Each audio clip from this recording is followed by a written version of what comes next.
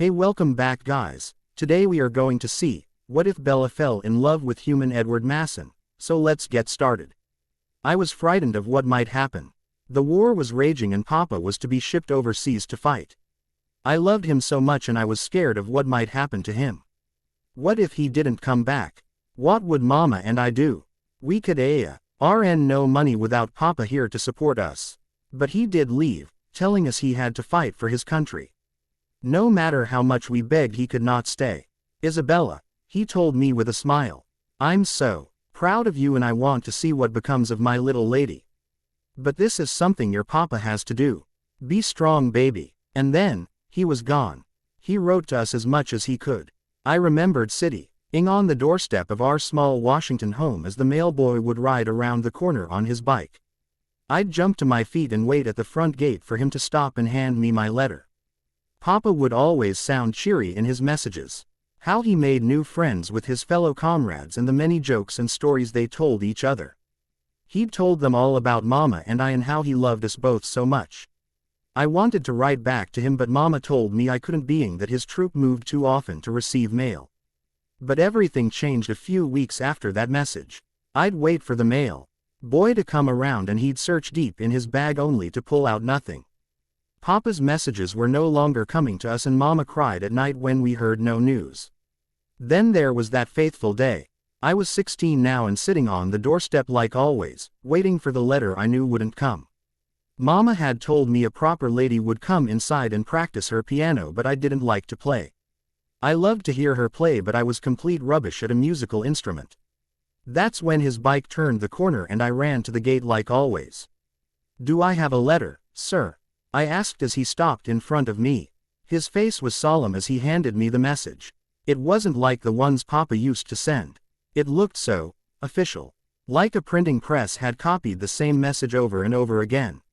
Mama, I called as I stared at the letter. She leaned out the window of the sitting room.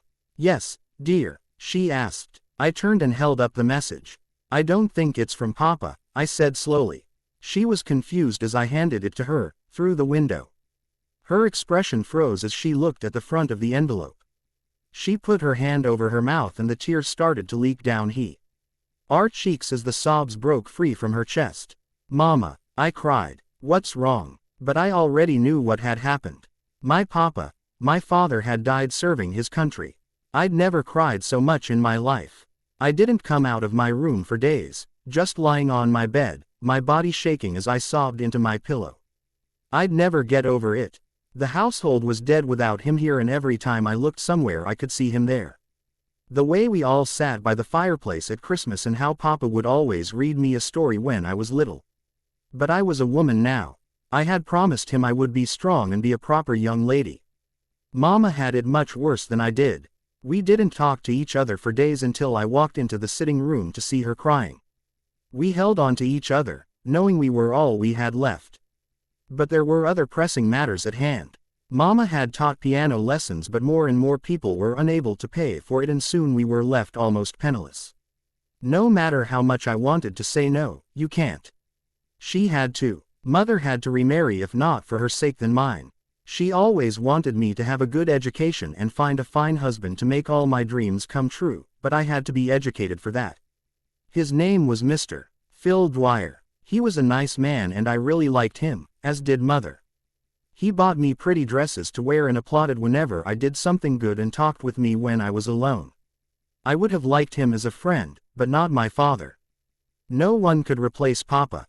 But whenever I talked about him Mama would be angry. She didn't like to talk about him anymore. She told me I had to move as she did. But I couldn't give it up. I still loved him too much. Forbidden to remember, terrified to forget. Mother was happy and whenever he came to the house she would smile widely and enjoy herself. I didn't want to ruin it so when Mr. Dwyer asked Mama to marry him I left. I ran away in the dark of the night, scared out of my wits at what trouble I Old get into out in the big world at 16. There was one place I always wanted to go. We'd gone there was I was little and I loved it.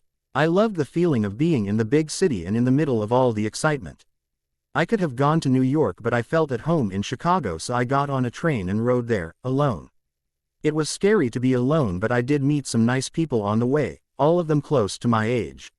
Some nice boys like Mike, Eric and Jacob helped me along the way since they took the trains a lot. They offered to accompany me all the way to Chicago, but I told them no, I had to do this on my own. They looked slightly offended but didn't argue any further as I said my goodbyes to them and headed into the city. It was just as I had remembered it. Busy, loud and full of life.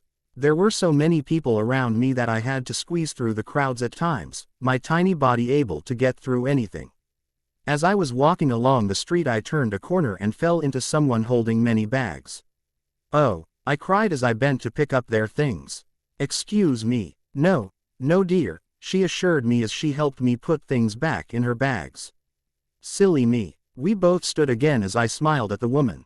She was a very beautiful woman with bronze-colored curls and deep green eyes on her heart-shaped face. She smiled warmly at me before picking up her heavy bags. "Would you like some help?" I asked kindly and she nodded, handing me one of the bags. "Thank you," she said as we started to walk again. Mondays are always too busy for shopping and yet I choose this day. She out and I giggled with her as we turned another corner. "Oh, where are my manners? I'm Elizabeth Masen, dear." She said the last name proudly and I could have guessed she was married. "Mrs. Masen?" I asked and she nodded with a grin. "My name is Isabella Swan." "Well, Isabella, please, call me Bella." She smiled again. "Bella, then. I can see you are too young a lady for a husband, am I correct?" "Yes ma'am," I said with a nod. "Well, no worries there," she said as we crossed the busy road, myself jogging to catch up to her. "You are sure to find a suitable husband here. What with the whole city crawling with nice young men." I blushed and she giggled again as we turned up another street, which wasn't as busy as the main road. The cobbled lane was deserted other than the young children, playing hopscotch and kicking a ball around. The sidewalks were covered with chalk as the kids drew pictures on them all day. The houses on either side were dark and old as well as squished together tightly. But with the iron gates in front of the tiny gardens made it somehow more dignified than my street ever was. "How old are you, dear?" she asked suddenly. "I'm 16 now," I said proudly as she turned and walked up the steps to the third house in on the left. "I'll be 17 in September." "Well, isn't that lovely?" she said as she opened the door and walked inside. The entrance hall was very nice. The ceilings were high with a small lamp hanging above the door. The large oak staircase curled around as it led up to the second level with beautifully polished wood. The red and gold carpet led up the staircase on top of the wooden floors. The plain cream walls were nothing like my old house, which was patterned everywhere you went. She walked in quickly, heading through a door straight ahead, which was the kitchen I presumed, as I slowly closed the door and gaped at the room around me. Mrs. Masen came back into the room, her arms now free as she smiled at me. "Thank you for your help," she said with sincerity in every word. "Oh, yes," I said realizing I'd have to leave now. "Before you go dear," she said as I turned, "would you like a cup of tea?" My face brightened at the thought of staying. "Yes, that would be lovely." She waved me to my right saying, "The parlor is just in there. Make yourself at home." When she left me I slowly walked into the room. It was just as beautiful as the last. The red and gold carpets in a repeated pattern as well as the large curtains hanging around the many windows, brightening up the whole room. The walls were still the same color as the hall as I walked to sit on the sofa by the large fireplace. The chandelier hung from the ceiling with sparkling beads making it glow. All of the design elements had been put into this room oh, make it beautiful enough to take your breath away. The fabric on the sofa was red and very soft as I brushed my hand on the seat. "Do you like it?" Mrs. Masen voice said, making me jump as she walked into the room holding the tray of tea. "Yes," I answered. "Your house is beautiful." "You are very kind," she said as she sat down across from me. "It's been in my husband's family for years." "Oh," I said as she poured the tea. "Where is he now, if I may ask?" "The law offices, of course," she said with a smile. "It's like he never leaves. There's always one new case after another to tend to. He's all about helping others, my husband." "Sugar." "Yes, thank you," I answered. "Is it just you and your husband living here?" She giggled and shook her head. "Oh no," she said, handing me my cup. "We have our son, Edward, also. He's just about your age. Oh, I asked. Yes, he's turning 18 in June. She sighed at this. Is there something wrong? I asked. She looked up at me with a small smile, her green eyes troubled. He's too much like his father for his own good.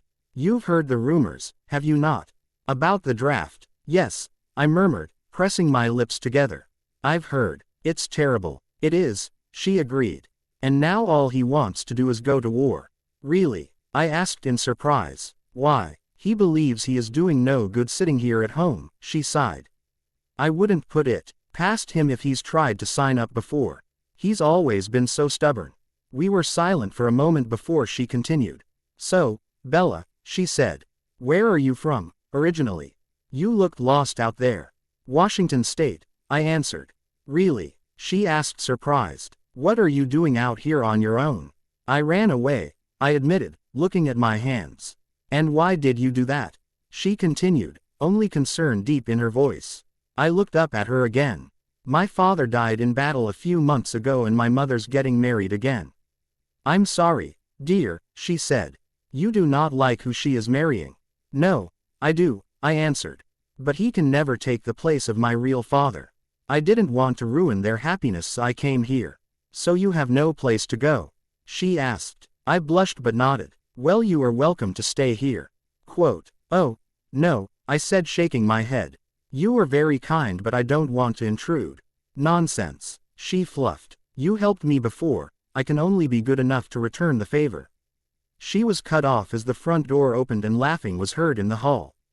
Mrs. Masen smiled and shook her head, rolling her eyes. Boys, she called, and the laughing stopped. I do hope you haven't brought any of that home with you. Suddenly a curly, black-haired, muscled boy popped his head through the door with an innocent smile. Good afternoon, Mrs. Masen, he said politely before his eyes shot over to look at me and then away again. Hello, Emmett, she sighed with a smile. Staying out of trouble? Of course, ma'am, he said with a nod. Why would we get into trouble? It's not like we shot anything, ow. As he was talking, someone from the hall had hit him over the head and the laughing erupted again. Emmett disappeared for a moment and there was scuffling as Mrs. Masen sighed again and stood. Jasper, she called, and the scuffling stopped. You and Emmett go home to your mothers before I have to ring them myself. Yes, ma'am, another voice, probably Jasper, came. Tomorrow, Edward. He most certainly will not be going out tomorrow, she said before walking to the door and leaving me alone. Many groans were heard. Edward will be doing errands for his mother. Now off you go. The boys said their goodbyes and the door closed again. Now, I heard her say again, I want you to meet someone. There was another groan as she walked into the room again, holding a boy to her arm. Or was he really the 17-year-old boy Mrs. Masen had been talking about? He was so tall and lanky he looked like a man. We both blinked quickly when our eyes met, his deep green like his mother's. The color of his eyes went perfectly with his auburn hair, which was either naturally messy or made to look that way. His prominent jaw, which had been clenched when he walked into the room, was now relaxed as he stared at me in surprise. I had to fight to keep my mouth closed. I couldn't admit it out loud, but he was the most handsome boy I had ever seen. Well, his mother said, breaking us both out of our staring contest as he looked at her. Greet the girl, for goodness sake. I nervously played with my hands as I stared at a smiling Mrs. Masen. She stood on her tiptoes to whisper in his ear. He pulled away, looking at her with narrowed eyes as she grinned. She pushed him slightly forward and he sighed before walking over to me. Miss Swan, he said in a velvet voice as I stared up at him. I lifted my hand up to shake his, but he surprised me. His eyes were gentle as he took my hand, his own coarse but careful as held my fingers. But instead of shaking, he brought it up to his face to kiss it. My face had never been so red and I could swear I saw Mrs. Masen's smile grow as she watched us. Please, I said, my heartbeat overreacting. Call me Bella, Edward. A thrill went through my body when I said his name and I was finding it hard to breathe. Bella, he said with a crooked smile that had me shaking. I was sad when he let go of my hand and straightened up to look like a perfect gentleman. I put my hand back on my lap and looked over his mother, who was still smiling. You see, she asked, How hard was that? Edward laughed, but I couldn't look at him due to the fact I could start hyperventilating at any moment. Bella will be staying with us for a few days, she continued as I looked at my hands again, although I could feel his gaze on me. Excuse me, ladies, he said before walking past his mother, her lips pursed, and out the doorway. Mrs. Masen giggled and walked over to sit next to me and put her hands on my shoulders. May I tell you something? She asked, excitement in her green eyes making her look years younger. Of course, I answered, turning to face her. I've never seen him look at any girl like that, she whispered in my ear. My heart thumped hyperactively in my chest at those words. You don't know how many have looked at him like that without him looking back. Do you like him? I thought for a moment, but already knowing the answer. He has charm, I said slowly, keeping my face clear. She frowned and shook her head. I saw a lot more than charm in your face, dear, she said with another smile. I pressed my lips together as my face burned. It had been days since I had a proper bath and a change of clothes, so when Mrs. Masen offered for me to clean up, I took to it immediately. The water was warm and comforting against my dirty skin, and it felt good to wash off all those bad memories of getting lost in between trains. I also marveled in the aloneness and quiet I had in the bathroom while I washed. It helped me sort out my thoughts. There wasn't much to sort out, only that my mind was on Edward the whole time. Did he truly act differently around me than he did to other girls, or was Mrs. Masen being nice? But the way he had looked at me made my heart thump hyperactively in my chest again. I was sure I would get lost in those emerald eyes of his. I sighed once, looking around myself to find something to take my mind off this mysterious boy. I caught sight of the dress Mrs. Masen had given me. This woman was far too kind for her own good. What if I was a thief and taken advantage of this woman's kindness? That would not end well for the Masens. But her dress she had given me was very pretty, and I wondered to myself what I would look like in it, since my old gray dress was torn and ragged. I looked down at my hands to see them wrinkling slightly, and I decided it was time to get out. I stepped out the bath, carefully pulling the soft towel and wrapping it around myself.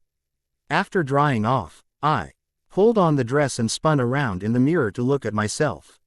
I didn't look so bad in the light blue, but there was something missing. I brushed through my tangled hair as I thought over how to change my look. As I put the hairbrush down, I noticed the bit of blue ribbon and decided to tie my hair up. I pursed my lips as I looked at myself again, but knew this was the best I could do. It took me a moment of staring at myself to sum up the courage to open the door and walk out. I must have been silent as a cat as I walked down the staircase to the dining room, because that's where I heard the voice of Mrs. Masen. Don't be so pessimistic, Edward, she said as if she was scolding someone. I am being nothing of the sort, his velvet voice replied, making me stop on the last stair. I knew it was wrong to eavesdrop, but this wasn't the right time to interfere with their conversation. Well, I think she's a lovely young girl, she answered with a slightly offended tone, and I could hear the clinking of plates and glass as she set up the table. I didn't say she wasn't, he sighed. But you can't expect me to adore every woman you pull off the street for me to meet, can you? That comment hit me hard. I saw your face, she whispered so low that I had to lean forward slightly to hear it. Don't lie to your mother. She left the dining room then, and walked through the other door to the kitchen. Edward following her as I backed up against the wall to avoid being caught. Why should I lie when there is not a thing to lie about? He asked, annoyed. You were completely mistaken, mother. Your imagination is getting the better of you. Ah, she crowed. Do not speak to your mother that way, or your father shall hear of your wrongdoings. Edward's annoyed grunt was heard, defeated. I knew the conversation was over, so I decided it was time to come in. I walked down the last step just as Edward walked out the kitchen door. His beautiful face was contorted in what could only be annoyance. He stopped dead when he noticed me, his eyes wide in surprise. His face was relaxed slightly as he nodded in my direction. Bella, he muttered before rushing past me and up the staircase. I watched him go in amazement as Mrs. Masen came to my side, smiling now. Hello, Bella, she said as I slowly turned to her. All cleaned up? Yes, I whispered, my eyes looking up the stairs again. Don't mind him, she said, shaking her head and taking my arm. Did something happen? I asked as she led me into the dining room. She sighed. Edward is just being himself, she said. Masochistic or stubborn would be words to describe my son at times. She giggled lightly as I smiled. Now, my husband is on his way home. Would you mind helping me set up? Not at all, I said. It's the least I can do. I motioned to the dress and she smiled again.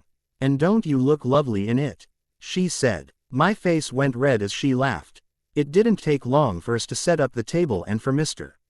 Masen to arrive home. We heard the door quite clearly open as I stood by her in the kitchen, watching her stir the pot of soup. Elizabeth, he called from the front room. In here, darling, she replied, and I smiled at the excitement gleaming in her eyes as she turned to face her husband. He was just as handsome as his son was.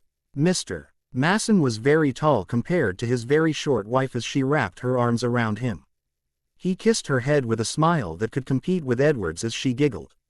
His dark brown hair, which was as messy as his son's although it looked like it tried to tame it but failed, went well with his matching eye color. I couldn't help but smile at the way the two were engrossed in each other's company, acting for a moment, as if I wasn't here. Now that was the real and true love. I didn't want to say it out loud, but it reminded me of Mama and Papa's hugs. I pressed my lips together to keep the tears back, and luckily she gave me enough time to prepare myself before turning to look at me. Dear, this is Bella Swan, she introduced me as he smiled at me. Pleasure to meet you, Miss Swan, he said in a very deep and husky voice, very unlike his son's velvet tone. He said his hand as we shook and I smiled at him. And you, Mr. Masen, sir, I said as we pulled our hands back. I was nearly being run over this morning, darling. Mrs. Masen cried. And then young Belle shows up and helps me bring my shopping home. I've invited her to stay with us since she is, at the moment, lost in Chicago. Of course, dear, he answered, smiling at his wife who was holding on to him. Bella is welcome in our home as long as she so desires. My heart lifted at this as I smiled at them both. Thank you, sir, I said gratefully. You and your wife are very kind. He chuckled and she grinned at the word, wife. You have learned your manners well, child, he said. Yes, sir, I answered. I was lucky. They both laughed at this before he kissed her head again. Dinner will be ready soon, she said, patting his cheek. You go clean up. You could use a shave sometime. He laughed again before nodding to me and leaving the room. She sighed dreamily and drifted back over to me to stir the soup again. I watched with a smile on my lips. She looked up at me, snapping out of her dream-like state with wide eyes. Yes, she asked. It's nothing, I said with a small shrug. You are just so in love. It's adorable to watch, if I may be so bold to say. She giggled and looked at the pot again, grinning. Yes, she answered. I truly am a lucky woman. But, she looked back at me, you will, one day, be just like me, you'll see. I was glad my thoughts were to myself. As soon as she said that I got the shivers up my spine as the mysterious Edward came into my mind again. Watch yourself, boy, I heard Mr. Masen's voice as he came down the stairs. My heart skipped a beat when I saw Edward beside him. Both of them were grinning as the father ruffled his son's hair.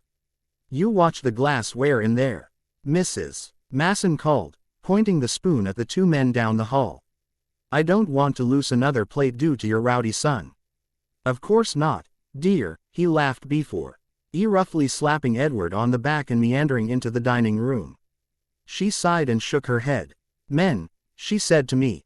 Can't live with them, can't live without them, we both said before laughing. At my house dinner used to be a quite event. It was after the meal where the talking began, but at the Masen's house it was different. I sat myself beside Mrs. Masen, Edward across from her and Mr. Masen at the head of the table. As soon as the soup was set in front of us, beef and noodle, not something I had a lot, the talking began. So, Bella, Mr. Masen said as I took a small sip of the soup, trying hard to keep my actions ladylike as well as my eyes off Edward. He wasn't looking at me when I turned to his father, thank goodness. Where did you live before coming to Chicago? Washington State, I answered again. That's a long way, he said with a frown. Are your parents not with you? You must be, what, 17? 16, sir, I said slowly. And no, my parents aren't with me. Parent, I mentally corrected. And where are they then? He pressed. Well, my mother is still in Washington and my father has passed on, I said, trying not to bring sympathy on myself. Edward's head shifted, turning towards me but averting his eyes. I'm terribly sorry to hear that, Bella, Mr. Masen said. The war gets to us all, Mrs. Masen added, staring at Edward who still had his head down, shoulders slouched. Yes, I answered in a whisper. So why is your mother not with you? Mr. Masen went on. I ran away, I said silently although everyone seemed to hear me. I saw Edward's eyes look up at me in a way when I caught him. She's getting married this summer. Ah, I see, he said with a nod. She's run since she can't give up her father's memory, Mrs. Masen answered for me as I looked down. Ah, he said again with a nod as I swallowed back my tears. I'm sorry, Bella, that wasn't a thing to ask such a young girl. No, sir, I answered, looking up at him with a half smile. My mother always told me it was good to get things off your chest. I feel much better now. He smiled apologetically back at me. But death is a hard thing to get over, he said. Especially premature. I nodded, pressing my lips together and looking away again as he went on to talk about his day at the office. My eyes lingered on my spoon, which showed the reflection of Edward gazing at me. But, when I looked up his eyes went to his father.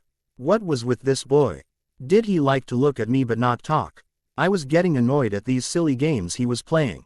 Edward, Mr. Masen finally said, catching both our attentions. You've been quiet. How has your day been? Not much has changed, he muttered playing with the last of his soup. Well, that's not a day, Mr. Masen laughed. Edward shrugged and continued to play with his food. He's pouting, Mrs. Masen said as he looked up to glare at his mother. About what? His father asked looking between the two of them as Edward sighed. Nothing, he said through his teeth looking down again. It wasn't nothing to me, she answered staring at him. He looked up again, his eyebrows furrowed before standing up. May I be excused? He asked in an annoyed tone. His father nodded and we watched as Edward left the room, but not before throwing a glance at me. Mr. Masen turned to his wife with a questionable look. I'll tell you soon, dear, she said quietly, patting his hand before turning to me. Bella, do you mind helping me clean up? Yes, ma'am, I said with a nod as I collected my bowl. As I helped Mrs. Masen, I thought over the conversation they had had. It was all about me, and was it I that put Edward in this bad mood? Or was he just a pessimist like she had said before? When we caught eyes at the dinner table, he was still gentle and somewhat shy, but when he left the room his eyes were hard as stone. Did he not like me just because I was one of those silly girls his mother had taken in? I couldn't believe that, not after the way he had looked at me that afternoon. We finished washing quickly and she told me how to get to the guest room, telling me good night. Good night, ma'am, I said, curtsying lightly before walking up the staircase. I could already see her walking over to her husband, but I passed the conversation, knowing I'd eavesdropped too much today. As I walked down the hallway I suddenly ran into Edward, who was just coming out his room. Oh, I cried, stepping back quickly. He shook his head. I'm terribly sorry, Bella, he said. I should watch where I'm going. Excuse me, he brushed past me and I couldn't stop myself from calling out, wait. He stopped and turned to look at me, one eyebrow raised. Yes, I stumbled, unable to think up something to say. I couldn't come right out and demand to know why he didn't like me. Which was rude. I had nothing to say and he was waiting.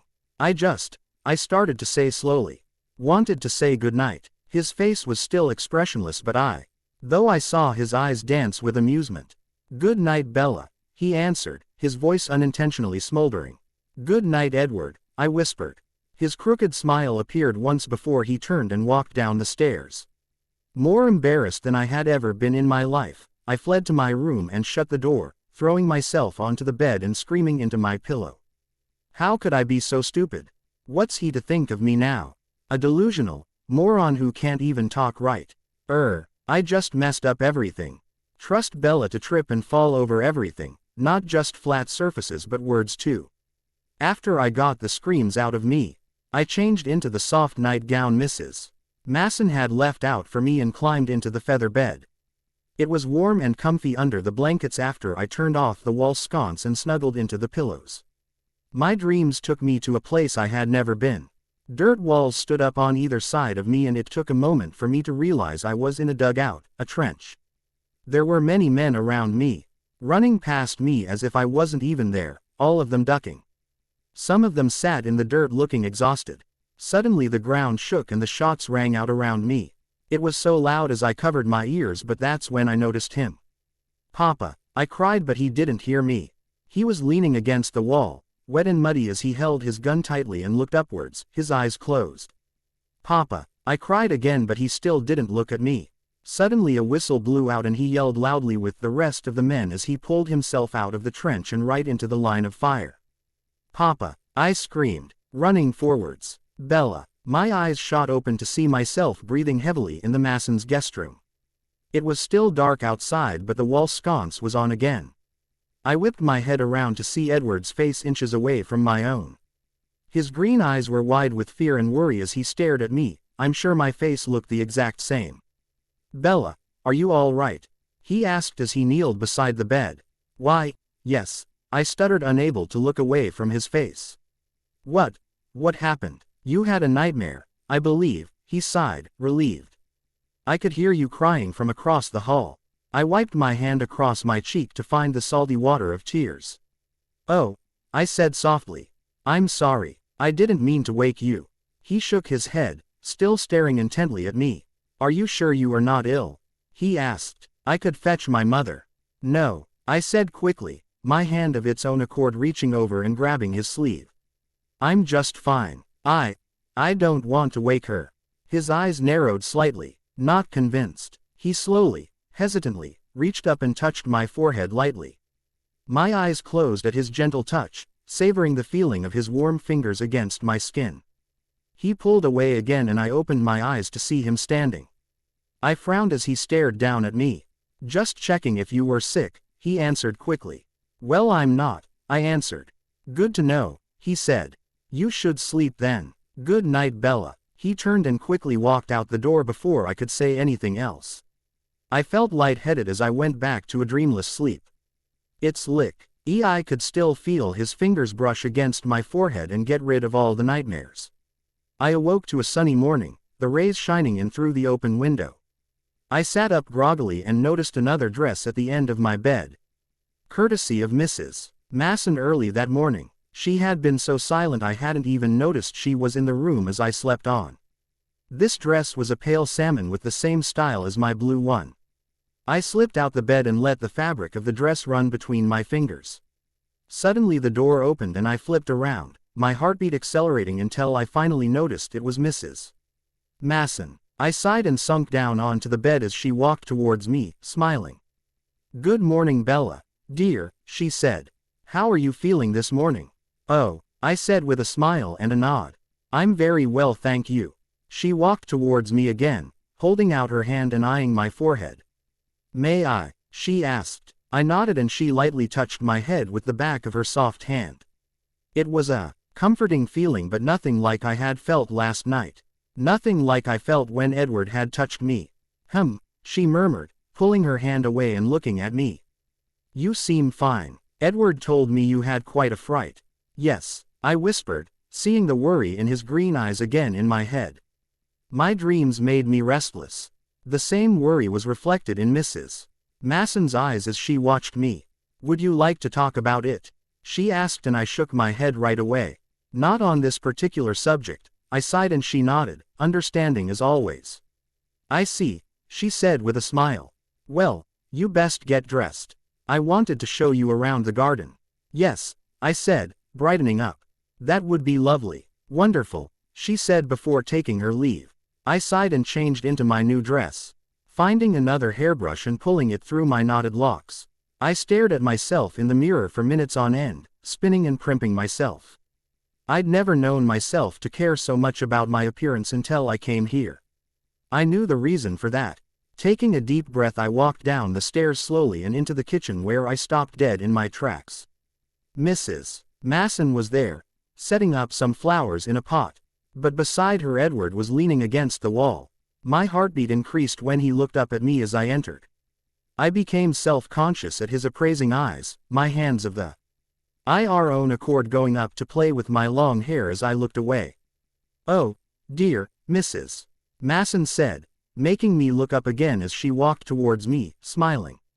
"Don't you look lovely?" From over her shoulder I still saw Edward still watching me, his green eyes somewhat softened and a faint trace of a smile on his lips. Embarrassed, I looked away again and smiled at Mrs. Masen, who was fixing my hair. "There," she finally said. "Would you like to see the garden now?" "Yes, ma'am," I said with a nod. She grinned and took my hand, leading me out the kitchen's back door and right past Edward, who hadn't moved since I walked in. The garden was truly beautiful even if it was tiny. In a city like Chicago it would be difficult to find any patch of green, but the Masens' garden was colorful beyond belief. She led me to the back of the garden where the flowers were. "Roses, tulips, are these freesia?" I asked in surprise. "Yes," she answered with a smile. "You like them?" "They're my favorite, I admit," Ted as I leaned down to sniff one of the flowers. "Here," she said before taking one of the freesias and setting it in my hair. "There, isn't that pretty?" I smiled timidly and she laughed, bending down to pick out some of the dead flowers. "Bad thing about living in Chicago," she sighed. "The cloudy days kill these beautiful things. It's sort of like Washington," I admitted, and she laughed again. "Hand me that watering can, dear," she said, busy pruning a few of the rose bushes. I did as I was told and turned to pick up the can behind me, but stopped when I noticed Edward's figure leaning against the doorframe, watching us. Or was it me he was watching? My face was warm as I turned away and handed the watering can to Mrs. Masen, who didn't seem to notice my shaking arm. I bit my lip before re-averting my eyes to see the house again. But he was gone, the doorway empty. I frowned and sadly looked back to Mrs. Masen, who had cut off some of the dead flowers and was burying them in the soil. "A proper burial," she said with a smile as she straightened up again. "They deserve it, don't you think?" "Yes," I whispered, my face still red. "Dear?" she asked in confusion. I just shook my head and she smiled again, patting my arm. "I have a much better plan for today anyway." She walked away from the beautiful gardens and back through the doorway. I quickly followed her, almost tripping but catching myself before I went sprawling. She walked into the dining room again and to the old desk in the corner, which I just noticed held a large phonograph record player.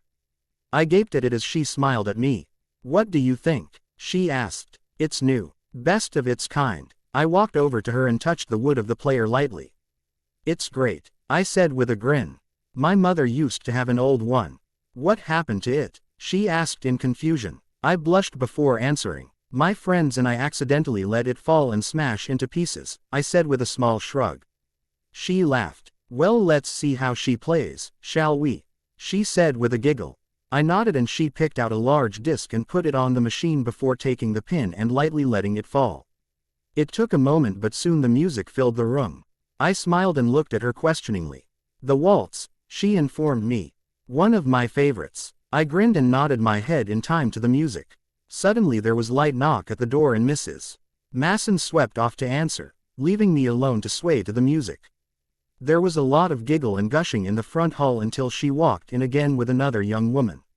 She was very different than the many young ladies I had seen around town. Her short, inky black hair only just past her ears and framed her pixie face perfectly. Her large sun hat matched her tight red dress, which had to be those designer originals I had seen in the shop windows. She grinned at me, her brown eyes sparkling as she walked forwards, taking off her white gloves in the process. Mrs. Masen walked beside her as the woman stuck out her hand to shake mine. "Bella, this is my niece Alice Cullen," she informed me as I shook her hand. "She's my sister's daughter. Alice, this is Bella Swan." "Bella," she said with another smile. "It's a pleasure to finally meet your acquaintance.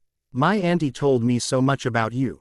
I blushed lightly as she began to walk around me, surveying. She murmured to herself as I watched her, puzzled. "She is very pretty." I blushed again. "You can't tell me it's a no again." Mrs. Masen smiled, raising her brows and shrugging lightly. "Not that I can see," she answered as they both giggled. I felt so left out, like I was missing some joke. Don't worry, dear Mrs. Masen said. You'll understand soon enough. I sighed and they both giggled again. I hope you don't mind that I invited Jasper over, Alice went on with another giggle. Of course not, Mrs. Masen said. Just if you were willing to help me. She winked at Alice and I huffed, being left out again. They laughed until another knock was heard at the door. Alice danced her way past me to get the door, glowing with excitement. She came back a few minutes later with a blond boy holding on to her arm. She leaned against his shoulder and he grinned. Good morning, Jasper, Mrs. Masen said with a smile. Mornin', Mrs. Masen, he said in a southern accent I hadn't noticed before. Well, she said, motioning to me. This is Bella Swan. He turned to me and smiled. Hello, Bella. I blushed once again and whispered, hello, Jasper. Jasp. Alice giggled, hitting him lightly. Don't use your charm on the poor girl. Everyone laughed except me, since I was beet red again. We're just missing, Mrs. Masen said, looking around the room. My cousin. Alice finished for her. Where's Edward? One moment, she said before walking back to the front hall to call up the stairs. Edward. Come down here. Your mother is in need of your help. It was a moment before she half dragged Edward through the doorway.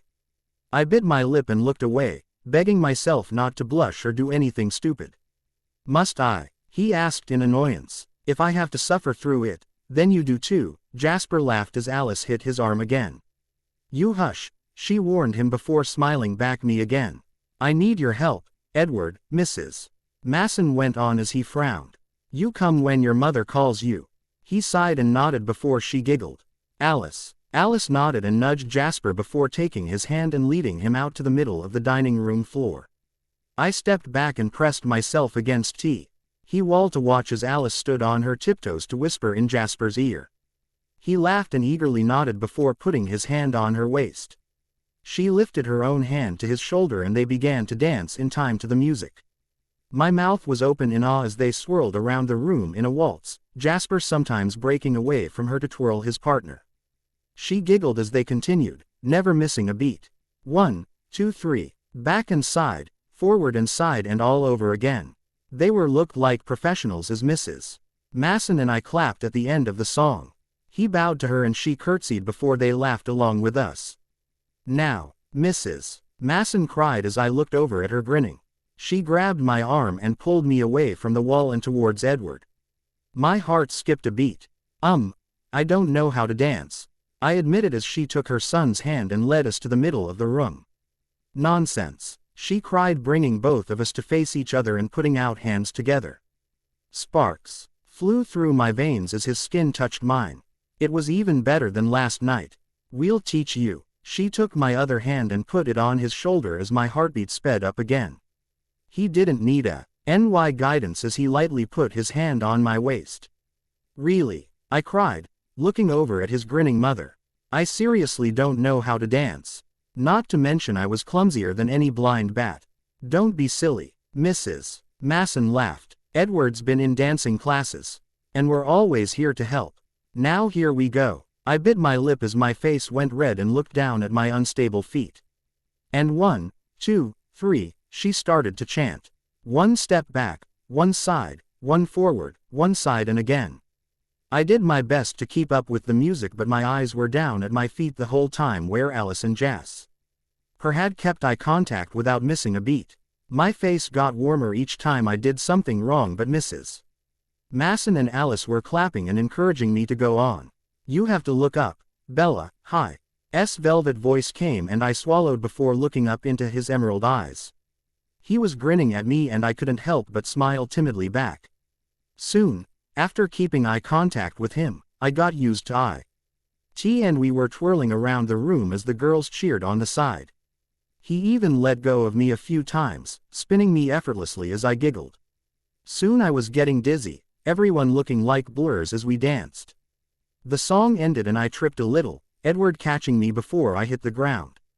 He held me as I stared up at him, an embarrassed smile on my lips as he laughed. His emerald eyes danced, playing havoc with my heart. Bravo, Mrs. Masen laughed, clapping. Encore. Alice giggled. We broke away from each other when we noticed they were there. I nervously played with my hair again as Mrs. Masen walked up to us. "You see?" she asked with another giggle and clapping her hands. "That wasn't difficult, was it?" I shook my head, my eyes looking over at Edward and away when I noticed him watching me again. "No," I muttered, smiling timidly again. "That was wonderful," Alice chirped. "You're a natural, Bella." "Oh," I said, blushing at the compliment. "Thank you." She hit Jasper on the chest. "Are you going to ask me again?" She giggled. He laughed and took her hand as they began dancing again. I sighed in relief, realizing my moment of embarrassment was over. But I couldn't say I didn't like dancing with Edward because that would be a lie. I actually liked it a lot, more than I should.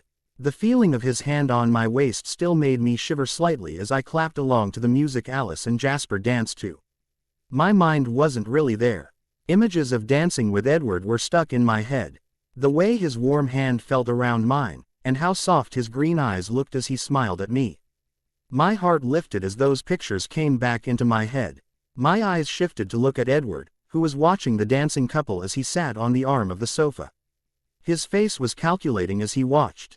His brows furrowed and his lips slightly pouted. I looked away before he could notice me staring. The song ended and Alice laughed, kissing Jasper on the cheek. I smiled at them both, lauding their obviously amazing performance. Mrs. Masen suddenly giggled beside me and I looked over to see what was so funny to see Edward standing there. I blinked in surprise as he held out his hand, a faint smile on his lips. "Would you like to dance again, Bella?" he asked me, his voice doing that unfair smoldering thing again. "Why, yes," I stuttered as I slipped my hand into his. Alice brushed past me, giggling as Edward led me out to the middle of the room again. My heart began to overreact again, but not because I was nervous about falling over. I was nervous about looking into his eyes again. I swallowed before putting my hand on his shoulder and the music began. We danced even closer than before and I could do nothing but smile.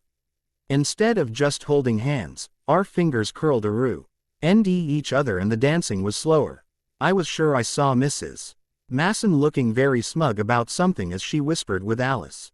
But I couldn't really notice anything else other than Edward's smile.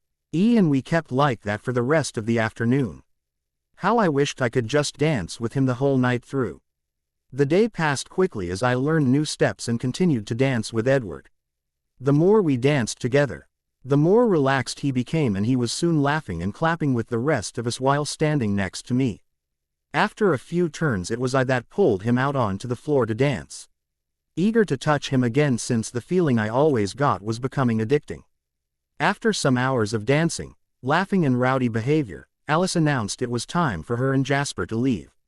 We said our goodbyes as Alice kissed me sweetly on the cheek and hugged her aunt and cousin. She took Jasper's arm as he led her out the door and out into the street, the weather overcast and dreary, promising rain. But before she stepped out she turned to me. "I'll see you soon, Bella," she said before winking quickly at Mrs. Masen. I huffed again, crossing my arms as she giggled and skipped out the door with Jasper holding her hand. "Well, wasn't that a nice visit?" Mrs. Masen said as she closed the door and turned to me. The house was silent again after the music had been turned off. But it wasn't like my home in Washington. There was still some sort of energy in the silence. I nodded and grinned at her, feeling Edward still standing behind me.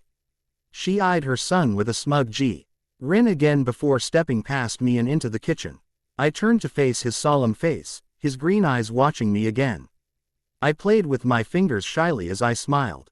"Thank you for dancing with me today," I whispered. "It was fun." His breathtaking crooked smile made its appearance as he looked down at me. "Not a problem," he said. "I'm glad you enjoyed it." We were locked in each other's gaze for a moment before he caught himself and shook his head. "Excuse me." He then turned and walked up the stairs. I watched him go, sighing slightly. It seemed I was breaking through that exterior shell and finding the true Edward inside, something people found difficult to do. I smiled to myself before skipping, without tripping, into the kitchen where Mrs.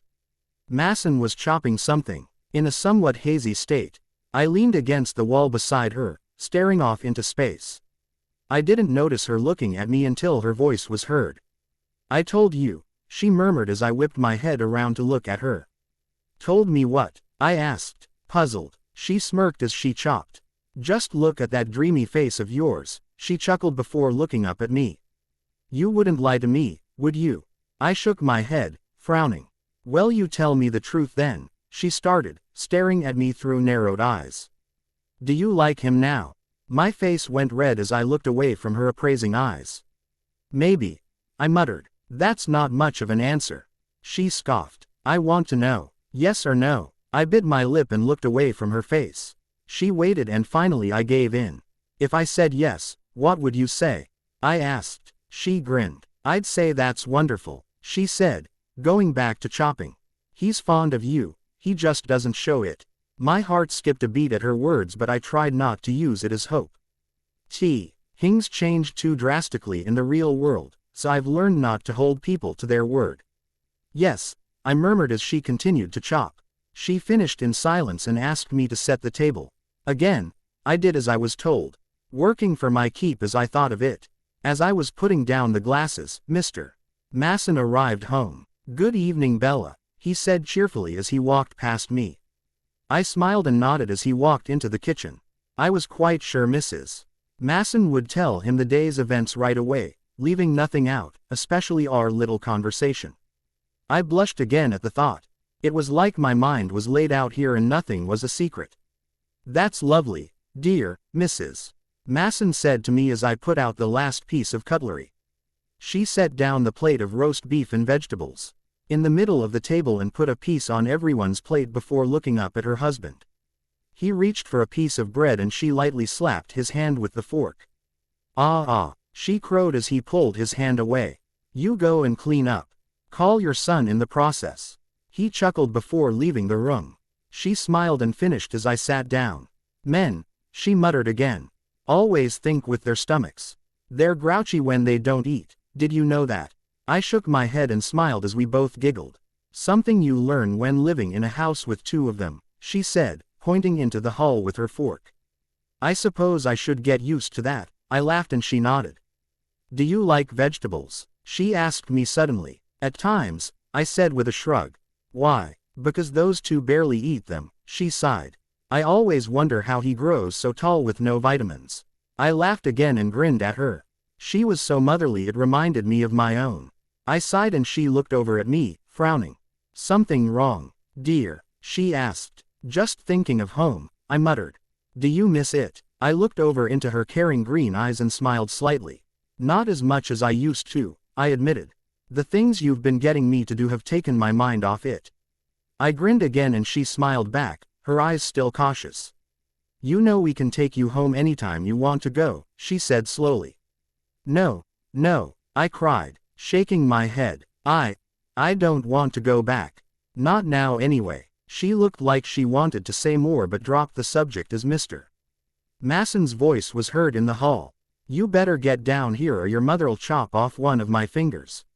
He yelled as he came into the room chuckling. He held his arms out as he grinned at his wife. All clean. That's a good boy, she giggled as he took his seat. As soon as he sat down, Edward came around the corner and took his own seat. I immediately looked down as soon as he came into view, becoming embarrassed again. I played with my food in silence, averting my eyes from anything that could have a reflection on it. Pretty dreary out, don't you think? Mr. Masen sighed. Yes, Mrs. Masen replied, looking out the window into the rain. The papers, weather report, wrong again. They always say they'll be able to know the weather in the future. Silly old buffoons. Yes, Mr. Masen said, reaching down for something. I've been meaning to show you something. The rustling of paper made me look up again to see Mr. Masen with the newspaper in his hands, staring at one of the pages. President says they're doing well overseas, he said skeptically, but they need more men. Mrs. Masen let out a low breath of annoyance. They say that all the time, telling lies will get them nowhere. What if they're not lies? Edward's voice was heard and we all turned to look at him. He was still looking at his food but his expression was annoyed. What's that? Mrs. Masen asked. What if those things in the paper are not lies? He said again, looking up now. What if they do need more men? And why should they? Mrs. Masen asked, her voice higher than usual. They've got plenty there already. They haven't got all willing men there, he said before looking down and muttering, not yet. Edward Anthony Masen, she said in a scolding tone. Don't you dare bring up that subject. And why shouldn't I? He asked through clenched teeth as he looked up at her again. Because this has been settled, she cried.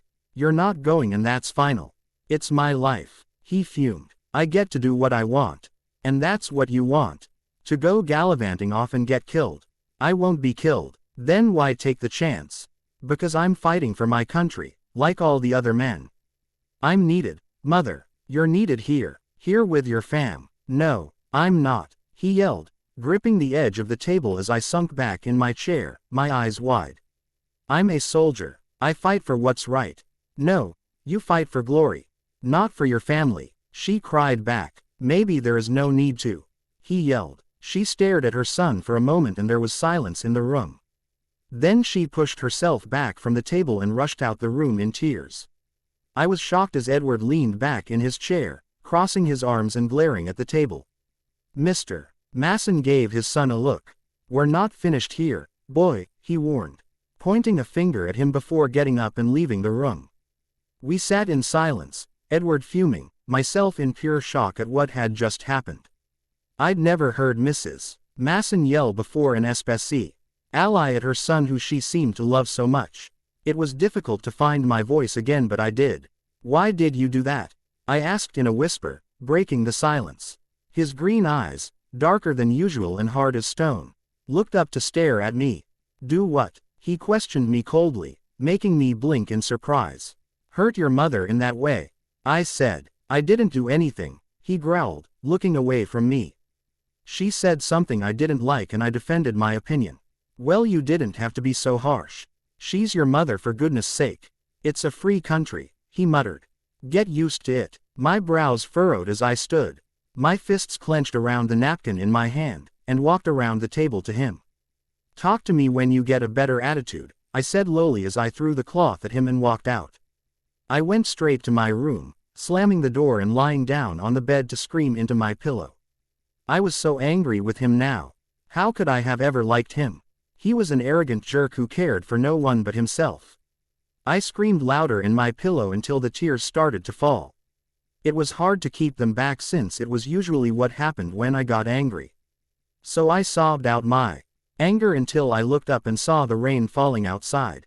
I pushed myself off the bed, sniffing slightly before pulling open the window and sticking my head out into the cold rain shower. The drops were refreezing against my skin, but it was some way to help me cool off. Soon it left me shivering, so I pulled my head back and closed the window, squeezing the extra water out of my hair. It was refreshing, but I was cold now as I changed into my nightgown and pulled myself under the covers, snuggling into my warmth of the bed. But it was still difficult to keep the tears back since my every thought was on him again. So I let them fall for a few moments before turning off the light. Before I could reach the light, there was a knock at the door. I knew who it was. Go away, I called, pulling my head under the pillow. He came in anyway and closed the door behind him before walking over to me. I said go away, I growled, my voice muffled under the pillow. I could hear his sigh. I've come to say I'm sorry, he said as I lifted my pillow to look at him. He watching me with an awkward look on his face. But the cold, dark eyes I had seen before had ceased to exist and were instead replaced by apologetic emerald. It was hard to glare at him when it would be natural to ogle. He stared at me for a moment, his eyes narrowed before a look of horror came across his features. Have you been crying? He asked in surprise. No, I said, putting the pillow back over my head. I'm sorry, he said, sincerity ringing in his voice. Really I am. I didn't answer him and I knew he wouldn't leave. I could feel him sitting on the end of my bed, but I still didn't look up. I just lose control of my temper at times, he went on. It was wrong to take it out on you, he paused and sighed, and my mother.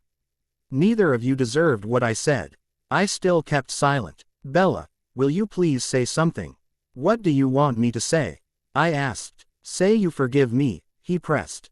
I pulled the pillow off and stared at him as he watched me. My eyes narrowed as I stared at his innocent facial features. You're forgiven, I sighed, sitting up to face him. Why is your hair wet? He asked suddenly, puzzled. I opened the window, I said, nodding towards to the glass. You shouldn't really be doing that, he said, shaking his head. You could catch something. I'm perfectly fine, thank you very much. He shrugged and looked away. Why? I finally asked, and he looked back up at me. Why what? He asked with a raised brow. Why do you want to go to war? He paused, looking away again before he answered. I've never felt so useless. He muttered. Here I do nothing to help anyone. But there I could do everything. But you're not useless, I answered, leaning forwards to try and catch his eye again. I feel like it, he sighed. Are you sure that's the only reason? I asked softly. He turned and looked at me again. What other reasons could there be? He asked in a defensive tone. What about what your mother said? I answered, as he looked away, annoyed. Was it not true? He was silent, and I sighed before summing up my courage to reach forward to touch his arm. He flinched but didn't pull away. I want to understand, Edward, I whispered. He took a breath before speaking again. Everyone is going, he started in a low voice. Jasper, Emmett, everyone but me. They're going to sign up on their birthdays. I want to go with them, but my mother tells me no. I just feel so left out. I finished for him. That's not all of it, he said as he looked up at me again. Jealousy. Why? I asked. Because they get to do what they want, he sighed. They have no parents holding them back. They're free to take on the glory and return war heroes. And that's what you want. He nodded silently, frowning and averting his eyes from mine. It sounded as if he was admitting a humiliating weakness rather than telling the truth. I wondered how much this cost him to talk to me like this.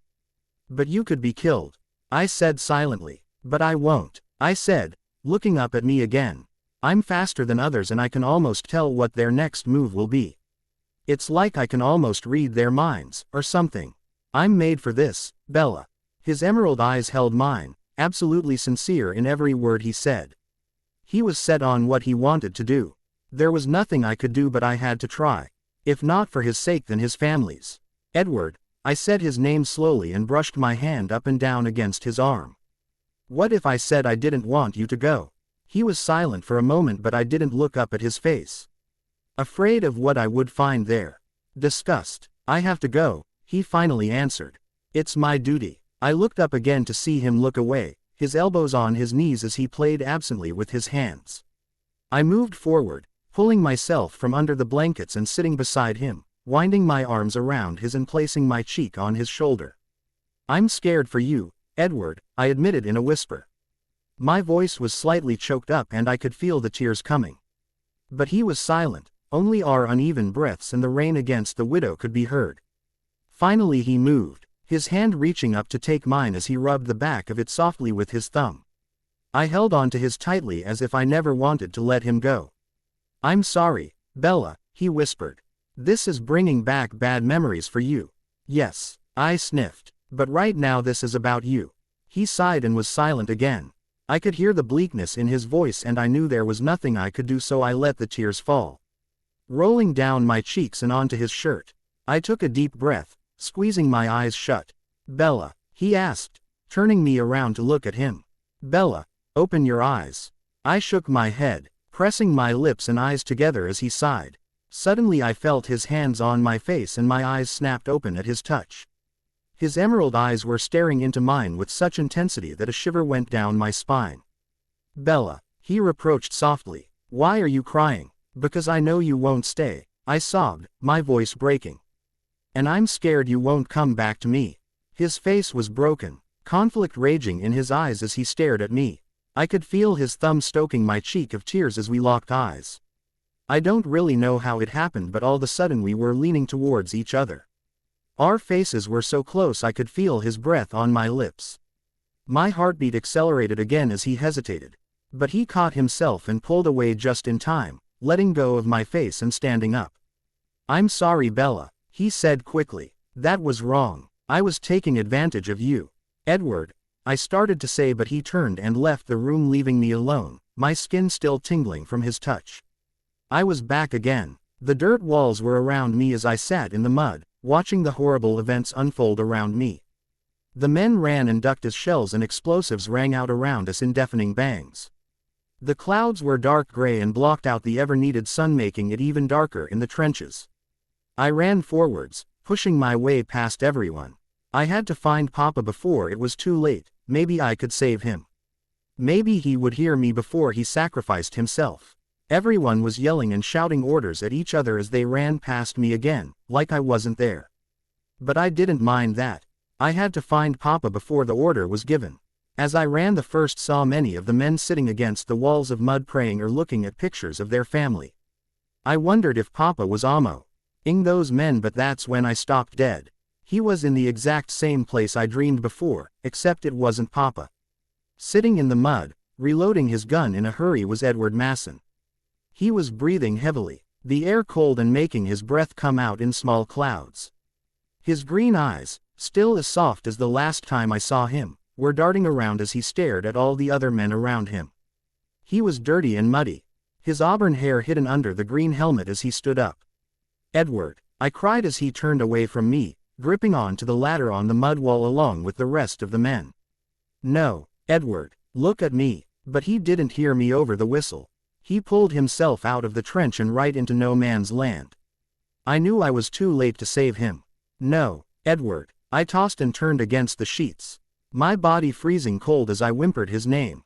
"Calm down, Bella, Mrs. Masen's voice told me from very far away. I started to breathe heavily as my eyes opened. The room was quiet, other than my gasping and the rain pattering outside. The warm glow of the lamp didn't calm me down, as it should have. I was in the Masen's guest room, Mrs. Masen sitting on the bed beside me and whipping my sweating forehead with a cool cloth. But I was so cold. I panicked when I saw it was just the two of us. Where's Edward?" I gasped, sitting up as my head spun. "Why is he not here? Where?" "Shish, Mrs. Masen crooned as she gently pushed me back down.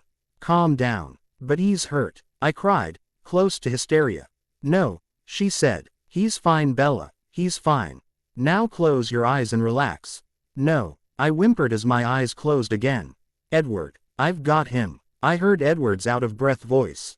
I opened my eyes again, but she had put the cloth over them, so all I saw was black. There air quick footsteps until I felt cool fingers against my head. "How long has she been like this?" a methodical voice asked. I cringed against the sheets. "A few minutes, Mrs. Masen answered, concern deep in her voice. "She was fine a few hours ago." There was silence where only my whimpering was heard as the doctor's hand touched my forehead. "Bella," I heard the doctor ask. "Bella, my name Drive. Cullen. Can you tell me how you're feeling right now?" "Cold," I managed to shiver out. "So cold." "Well, Mrs. Masen asked, and I heard the doctor stand out of the crouch he was in. "She's got the chills," he answered promptly. "And she pressed." "Just keep her cool," he answered. "What about the shouting she's been doing?" she asked. "Hallucinations, nightmares," he said. "Whatever you would like to call it. She's lost in her dreams. Just keep her like this. Call on me again when you need me." "Yes, Drive." "Cullen, thank you, Mrs. Masen said, and I heard him walk out the room. "Edward," I whimpered. "I'm right here, Bella." I heard his voice as he came closer. I reached out for him and felt his warm hand close around mine. I sighed contentedly before forcing my eyes open to look at him, the cloth gone. His face was just a few inches from mine, his emerald eyes painted in worry. He was kneeling beside the bed, holding my hand in both of his as he stared at me. I smiled and his mouth turned up the slightest in response. "Hi," I murmured with my smile. He laughed shortly as my eyes traced over his features again. His bronze hair was dripping wet from the rain, which was still pouring outside. And his forehead was creased anxiously. "You're all wet," I said in a husky voice as I raised my hand to brush back his wet hair. He laughed again and leaned slightly into my touch. "You didn't run for me, did you?" I asked with a smile. "I needed that run," he said with a grin. "It woke me up." "Well then, you're welcome," I said, and we both laughed as he brought my hand he was holding up to his face, placing against his cheek. "I told you sticking your head out in the rain was a bad idea," he joked. "I'm feeling much better," I answered, wiping the raindrops from his face. His green eyes said as I rubbed my thumb across his cheek. You don't know how glad I am to hear that, he answered, keeping his eyes shut. As I looked up I saw Mrs. Masen closing the door with one last smile at me. As soon as the door closed I turned my attention back to caressing Edward's cheek. Did I scare you? I asked in a whisper. He chuckled as his emerald eyes opened again, sparkling in the dim light. More than you'll ever know, he muttered with a smile. I sighed again and closed my own eyes slowly. Well, you don't have to worry anymore, I said. I'm all better. As I said the last word a shiver went through my body. Not quite, he contradicted. I frowned. Suddenly I felt his hand on my face, brushing my sweaty bangs back. He placed his palm against the side of my face, sighing in relief. I don't think I ever ran as fast as I did today, he laughed. I murmured, savoring the feeling of his warm hand on my face. I could feel the tingles coming again. Bella, he started in a hesitant voice. I managed to ask, what were you dreaming about? My eyes opened at this question and we locked eyes again. Behind the haze of emerald there was true worry followed by deep curiosity. He desperately wanted to know what I was thinking about. I sighed and looked away, finding it hard to think while I was drowning in the pools of green.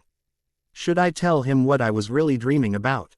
That I was dreaming about him going off to war and dying. That I tried to save him and failed. That I cared too much about him to let him go. Would that sound weird? I couldn't think of how he would react to those last words. But we were so close to kissing only hours before. I still remembered feeling his breath on my open lips and looking deep into his soft emerald eyes, his warm hands on my face. The way my heartbeat accelerated. As the picture came back into my mind I noticed a detail I hadn't thought about. Behind the softness of green I could have sworn I saw the spark of lust. Did he really want me the same way I wanted him? Could that even be possible? I wanted so much to believe that he did, but I couldn't say I was right. Bella, his voice snapped me out of my thoughts. You don't have to answer if you don't want to. No, I answered in a sigh as I turned my eyes back to his. I want to answer. He stared at me for a moment as I took a deep breath. I had to say it, but I was afraid of how he would react to it. I don't think I could bear seeing disgust in his eyes. It was about you, I said slowly, looking up at the ceiling. What about me? He asked, puzzled. It was like I was there, I whispered. I could see them all. Where? Overseas, I muttered. I was right there on the battlefield. It all looked so real, Edward. I squeezed his hand as the thoughts came back to me. The dream I had when I first came here, I started again after a moment of silence, was about my papa. I was there, in the dugouts when I saw him. I took a sharp breath, keeping the tears back. He rubbed my hand soothingly as I went on. I tried to yell at him. I tried to save him, but it was too late. I keep thinking that's how he actually died. We were never told how he died, we just knew he did. I don't know if my mind is playing tricks on me or I have some sort of power or something, I'm not sure. I knew this probably sounded insane to him. Go on, he answered in a low voice. I took another deep breath and continued on telling my crazy-minded story. Then, when I went to sleep today it changed. I was still in the battlefield, but instead of seeing my papa, I saw you. We were both silent again and I could feel myself cracking. The tears were soon to follow. I got so scared, I said, and I realized I was whispering again. I saw you there, fighting, and I was so afraid it was true. Like I was having a premonition and this was what would really happen. I shut my eyes as the tears welled over, rolling down the sides of my face. I turned my head towards him, but my eyes closed as I took a few deep breaths. I don't know what to think anymore, Edward. I whispered. We were both silent as I tried to catch my breath. I was unstable and uneven. Even he would realize that. My eyes flickered open to see him looking away, his brows furrowed as he thought. Edward, I murmured, and he looked up at me again. Tell me why you left. Left? He asked lowly. It too came me a bit to work up the courage to ask my question. Why didn't you kiss me? He stared into my eyes, which were probably glittering with tears. I'd done the worst thing possible. I shouldn't have asked him that. I'd ruined any chance I had now. It wasn't right, he whispered, and my breath caught. I let my eyes close as I pressed my lips together to hold in the sobs. I knew I was right. He didn't want me the same way I wanted him. I was stupid for even thinking that, for even bringing it up. I'd set myself up for disaster, which had just made its appearance in my life. Bella, he murmured, please don't cry. You haven't heard me out. I took a breath and waited for him to continue, keeping my eyes closed. It wasn't right for me to kiss you, he said slowly. You were broken inside. I couldn't take advantage of you like that. Quote, but you wouldn't have taken advantage of me, I replied. But it wasn't the time, Bella, he said. You were still grieving, you still are. It's not right for me to do what I was doing. I opened my eyes again to see him staring at me, his green eyes making my bones melt. You heard what people have said, he went on. More men are killed than those that return. I can't do that to you. I won't hurt you like that. I reached forward and touched his face lightly with my fingertips. But you don't have to go, I whispered. You could stay here with your family, and me. He sighed and shook his head, looking away. I took a deep breath and turned his face so he was looking at me again. I'll wait for you, I murmured. He smiled a small smile at me. You don't know that yet, he answered. But I do, I insisted. Edward, I will. He hushed me then, putting a finger to my lips to silence me. You've argued enough for tonight, I said, stretching up to turn off the light. Wait, I cried, holding on to his hand, desperately. Don't leave me. I won't, he promised as the room went dark. But I knew he was still there. I felt him lean in and kiss the top of my head before sitting back and stroking my hair softly. Sleep, Bella, he murmured, almost a part of the darkness. I'll be right here. I took the hand I was still holding and brought it up to my face, kissing the back of it lightly before closing my eyes and snuggling closer to the sheets. He kept his promise and stayed with me the whole night through, making sure I had no more nightmares. I awoke to find him still sitting by the bed, his head lying beside my arm as he slept. I watched him for a moment, the way his back rose and fell as he breathed and how he'd flinch in his dreams. I wanted to touch him again. I wanted to run my hand through his bronze hair and see if he'd wake up or not. But I resisted temptation and instead waited for him to wake up. I was still too sick to get out of bed the next day, so Mrs. Masen provided me with books to read for the time being. Edward offered to sit and talk with me, but I couldn't keep him cooped up inside all day. That was selfish. I sent him on his way after his mother stepped in, asking him to pick up a few ingredients for her. She sat with me for a moment when he was gone, talking. Did he apologize to you? I asked her as she sat down. For the other night? Yes, she said with a nod. I came to check on you too while you were sleeping, and he said his apologies. Thank you. Thank me for what? I asked in surprise. For buttering him up like that, she said with a chuckle. He wouldn't have done it unless you had prodded him to. Proud young fool. She shook her head. We were silent again as she pulled out something she was knitting, and I put my head back, staring at the ceiling. I was tracing the lines with my eyes until she spoke again in a causal manner. I told him. I asked, turning on to my side to look at her. I told Edward what you said last night, she continued. You were having a nightmare. She looked up at me, and all you said was his name. I watched her as she smiled. She looked away, back to knitting as she went on. He tried to hide it from me, but I could see that look in his eye. I've seen it too, I murmured, looking back at the ceiling. I knew you would, she answered, and we were silent again. I let what she had said flow through me. At first I was confused at what she had said. But then I understood. She really had seen what I had seen. I wanted to see it again, as soon as possible. I didn't have to wait long. It seemed I had fallen asleep because my eyes opened to a dark room, the curtains drawn and the light off. I turned my head slightly to the side, and there he was, sitting in the same place he had the night before. He smiled at me, and I couldn't help my lips form a smile. When did you get in? I asked as I reached out and found his hand. A few minutes ago, he said with a smile that made my heart stop beating for a moment. I took a breath and it restarted again as he chuckled. And you came up here? I irked. To spend time with bedridden Bella. He shrugged and smiled wickedly. It's a good way to spend an afternoon. He stayed with me for the rest of the evening until nightfall, when I pressed him to go to his bed. He would get to be so tired sitting here while I slept. Go, I ordered after a small argument. I can't have a nice day when you're moping around because of sleep deprivation. He sighed before shaking his head and standing up. Fine, I'll go, he said. But I expect you to feel better tomorrow. His face was serious but his eyes gleamed with amusement as I grinned at him. I'll try, I promised. Then, just like the night before, he leaned down and pressed his lips to my forehead. The room spun as he walked out, leaving me to my dreams. I awoke the next morning feeling a whole lot better. The shivers and aches I had had the day before had ceased and I was finally able to get out of bed, wobbling slightly but holding my balance. Mrs. Masen was glad to see me up and about as she helped me into my new dress. This one makes you look so pretty, she sighed as she tied a white ribbon around my waist, leaving a perfect bow on the back. She brushed my hair through for me and put in a matching hair band to finish the complete look. I looked at myself in the mirror as she grinned, looking pleased with her work. Thank you, I said with a smile.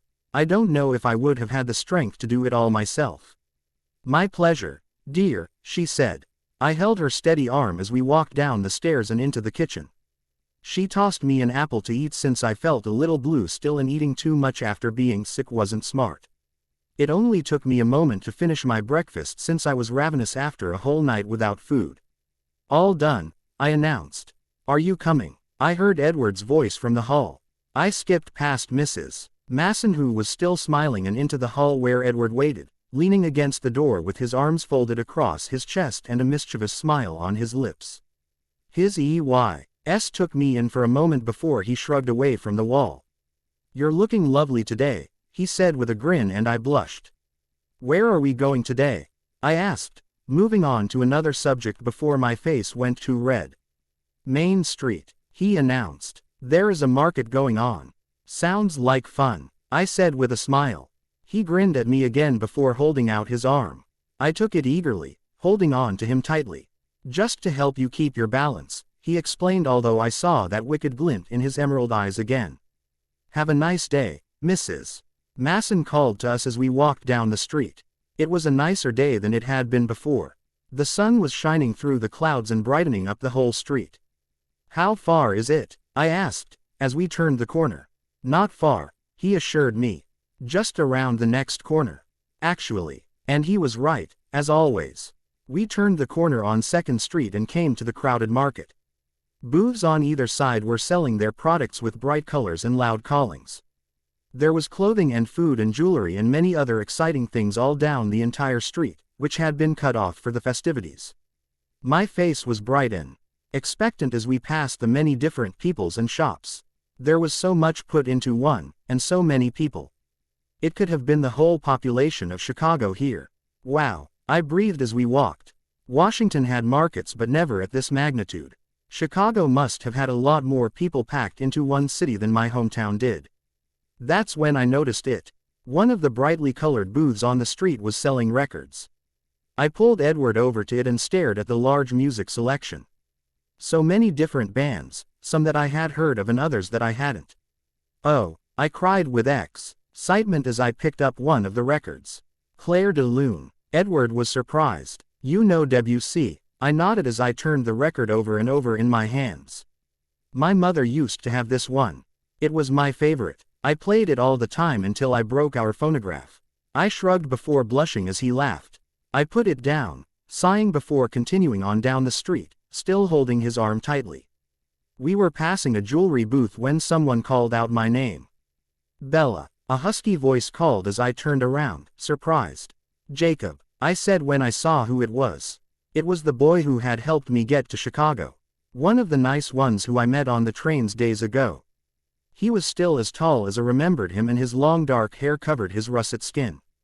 Some of the people around us winced away when they got near him, which I had no idea why.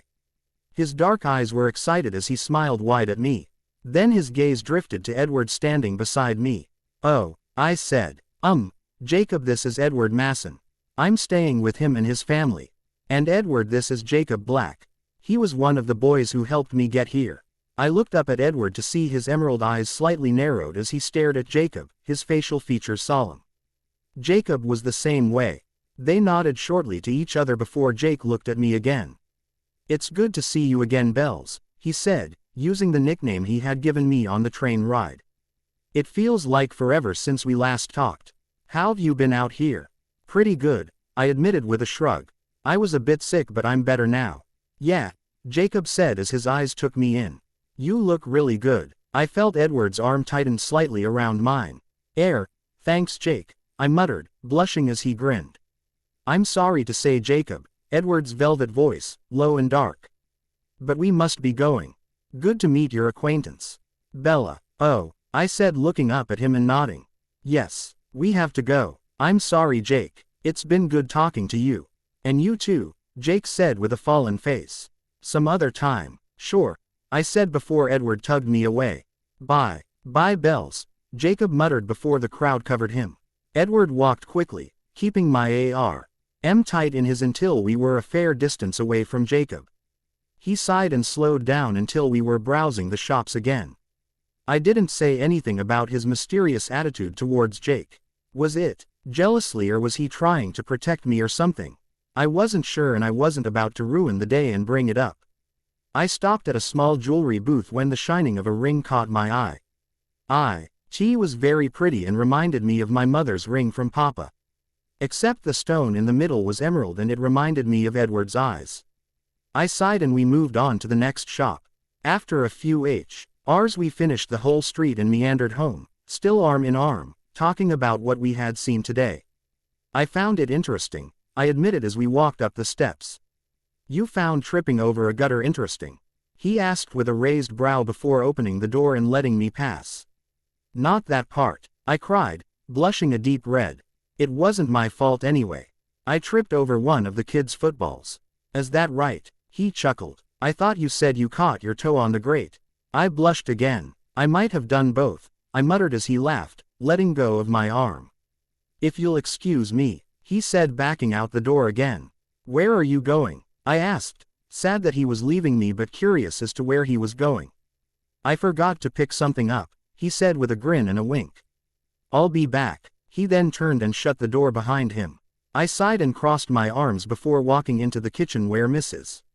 Masen was cleaning. Hello, dear, she said as I walked in and sat down in one of the chairs by the door.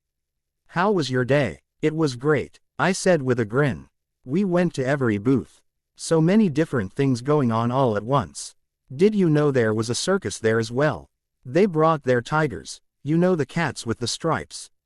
They were really beautiful although I was sad they had to be caged up like that. Well, it sounds like a banner day, she chuckled, turning around to face me. And then we met an old friend of mine, Jacob, I said. Jacob, she asked in surprise. Yes, I answered. He was one of the boys that helped me get here on the train. I haven't seen him in days. Is that so? She murmured. I said as I nodded.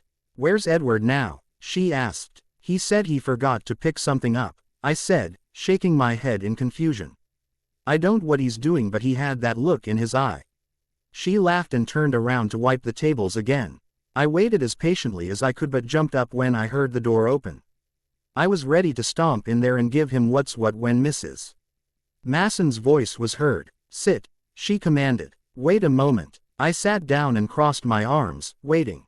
There was a moment of silence before he appeared in the kitchen door to the dining room. Bella, he said with that excited glint in his eye again. Would you come with me for a moment? Yes, I said, confused as Mrs. Masen nodded and I walked into the dining room. He walked towards the phonograph before lightly letting the needle drop onto the record. As soon as the first piano note started I knew what it was.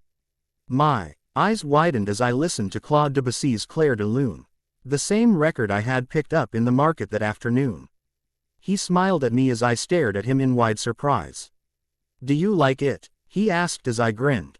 Yes, I cried. Before I knew what I was doing I ran over to him and threw my arms around his neck and into a hug. He laughed as he caught me, stumbling slightly as I fell into him. Thank you, I murmured on his shoulder. You're welcome, he chuckled. If I knew you'd like it this much I would have played it for you myself.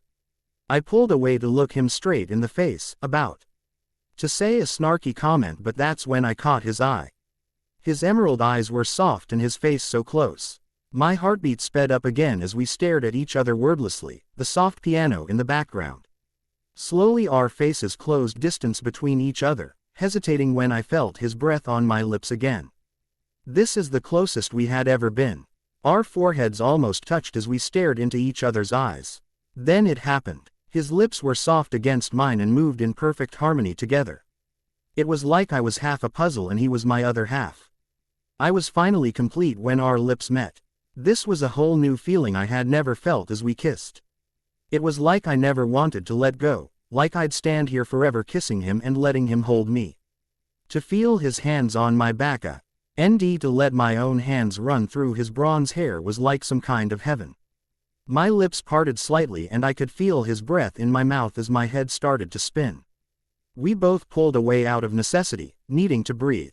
I still held on to him, laying my head hesitantly against his chest and closing my eyes as my lungs refueled with oxygen. His hands rubbed up and down my back, making my skin tingle as he placed his cheek against my hair, breathing just as heavily as I was. I still wanted to stand here forever, just to be in his arms. It was difficult to get sleep that night. I rolled around restlessly in my bed, craving to be held again. I wanted to have his arms around me just like we had been in that perfect moment only hours before. What I would give to have Edward right beside me, holding me in the encasing of his protective arms. I sighed and rolled over again, going over the last few hours in my head. All I could do was rest my head against his chest and listen as his heartbeat slowed, keeping the same rhythm as mine. I kept my eyes closed and tightened my grip around his neck as his lips pressed against my hair. The room spun as I took another deep breath. The piano continued softly in the background as we swayed slowly, his chin resting on my head. We both looked up when the front door opened and Mr. Masen's voice was heard. I didn't want to, but this was not the place to find a proper young woman in. Holding on to a man at that close a distance was not right. I stepped back from him, biting my lip and looking at my feet. I could still taste his lips on my knee and I savored the feeling until I heard him chuckle. I looked up under my lashes to see him grinning down at me. He put a finger under my chin. My skin tingled, and tilted my face up to stare into his green eyes again. They were still soft and I had the craving to reach up and touch his cheek. I crushed my fists to my sides as he smiled crookedly at me, my heartbeat spluttered in my chest. He leaned in and placed a small kiss on my lips once. I savored it again and had the feeling to wrap my arms around his neck, but I stopped myself. He pulled away quickly, brushing his fingers against my cheek once before leaving the room. I sighed before falling into the sofa, rolling my head back as I closed my eyes. That was like an addiction. Like I was in pain and it had ceased. Like I was broken and he had put me back together again. My heart still fluttered, uneven, in my chest as I tried to catch my breath. Edward had some sort of effect on a woman. Or was it just me that felt that way? I was sure I had never blushed as much as I had here than any other time in my life. My cheeks were literally painted pink. But that kiss just blew my mind, and not figuratively. I could feel my heart beat all the way down to my fingers. They were pumping alive with blood. Okay, good. So it wasn't only my brain that was jumbled, it was my whole body. My skin tingled as I thought of the feeling of his body pressed against mine. Our hearts tuned the exact same. Was he just as exhilarated about this experience as I was? He seemed so cool about it. I sighed again and lifted my head up just as the music ended. The last note ringing in the air. I could hear Mr. and Mrs. Masen in the kitchen together, although I was too flustered to figure out what they were talking about. I hoped Mrs. Masen hadn't seen what we were doing. Would she approve of it? Would her husband approve? I may as well start packing my bags now, because there was no way they would want Edward to be involved with a lowly girl like me. No money, no status, nothing at all. It seemed my fairy tale wouldn't come true, but what I wouldn't give just have him near me again. Was this what love really felt like? Bella, dear, Mrs. Moss. Anne's voice made me jump as she poked her head in from the kitchen. Dinner's ready. Why, yes, I stuttered, wondering if I'd ever get control of my shaking voice again. I stood, stumbling slightly before re-walking to the table that I just noticed was already set up. Mrs. Masen must have just worked while I sat dumbfounded on the sofa. I stumbled again but was caught by a pair of steady arms. Careful now, his velvet voice whispered in my ear and I shivered. We don't want you falling, do we? I laughed breathlessly as he held me for a moment. I could feel his breath on my neck and I swallowed nervously. He must have heard my flying heartbeat because he laughed before letting me stand on my own. I kept my balance as he pulled out the chair next to his for me. I smiled, playing along as I sat down, eyeing him with my nose in the air. Thank you, I said in a proper voice, unable to keep the smile off my face. I saw him grin before sitting down beside me. Mrs. Masen walked into the room, her husband right behind her, with a plate of meat and vegetables.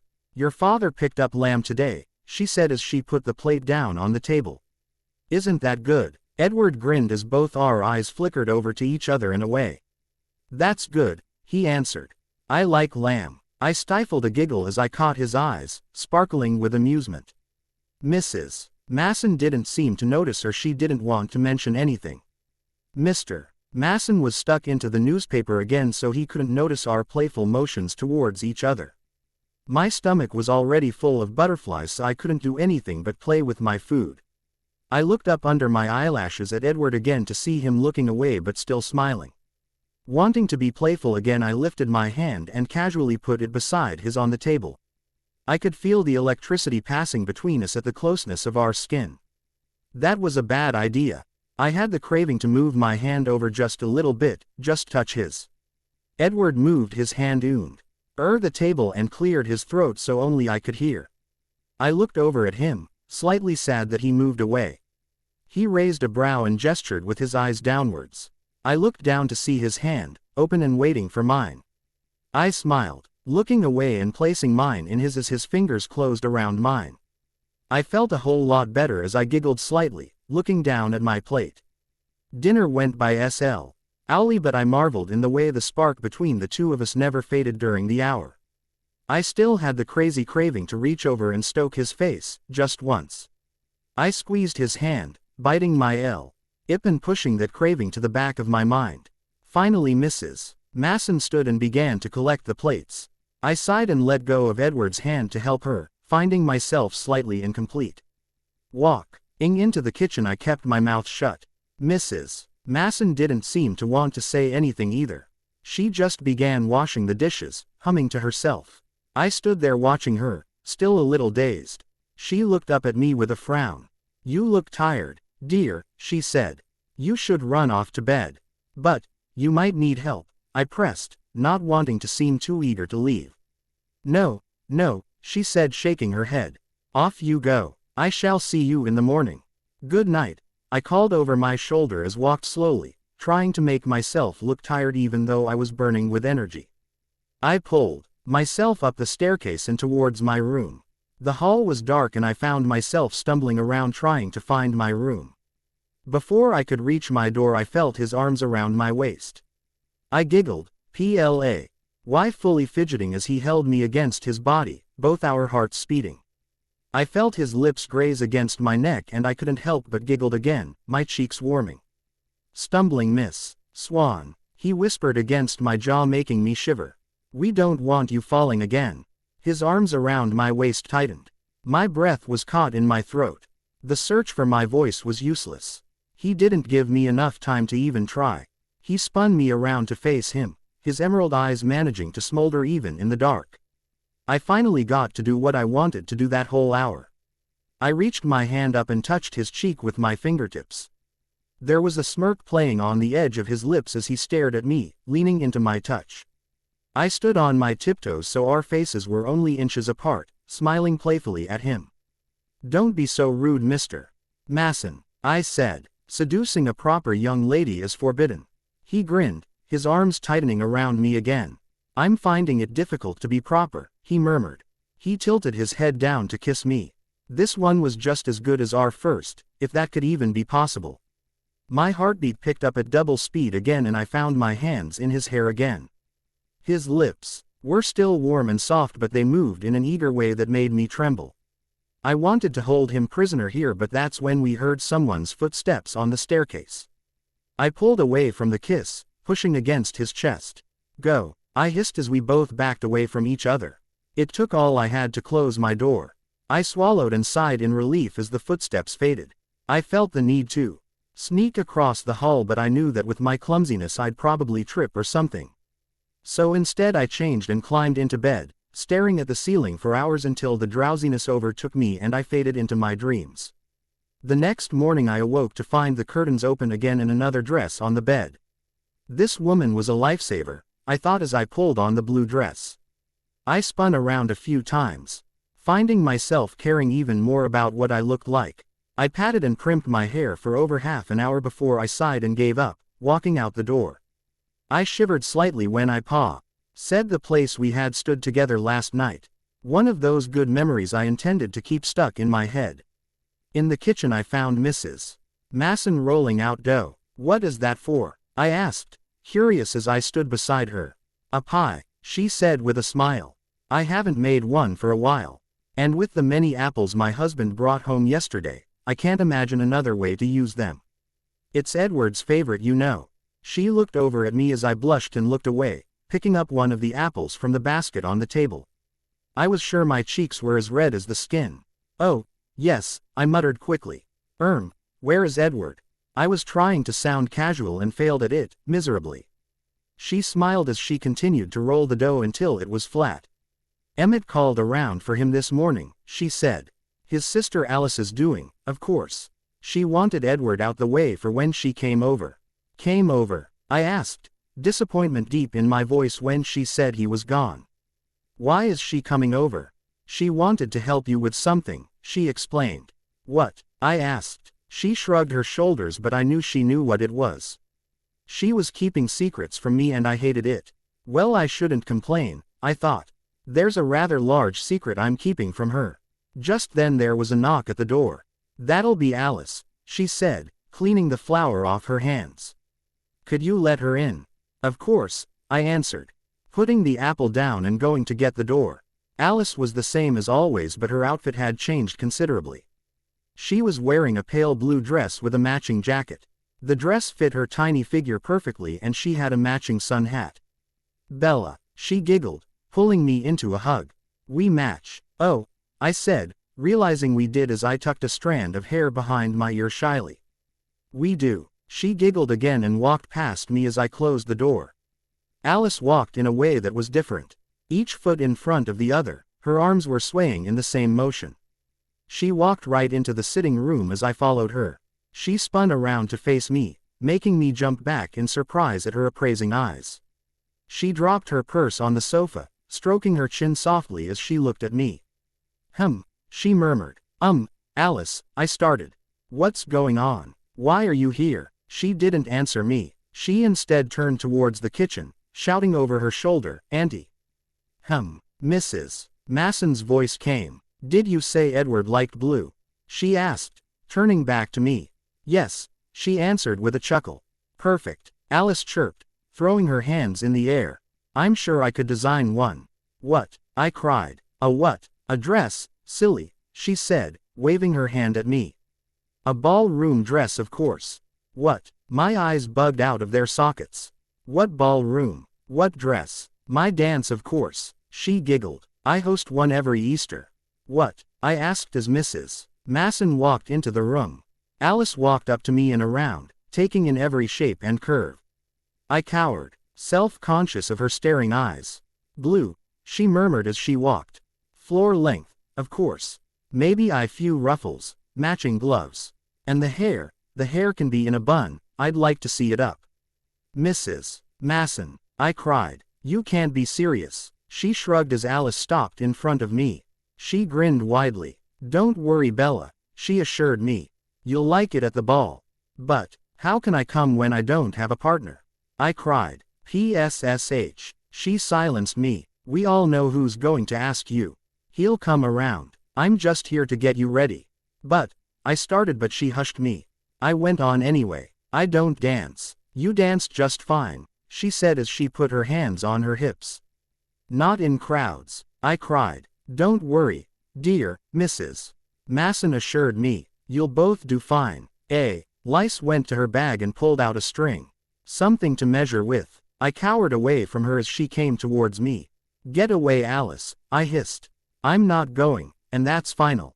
Stop being so silly, Bella, she said, grabbing my arms and holding them out.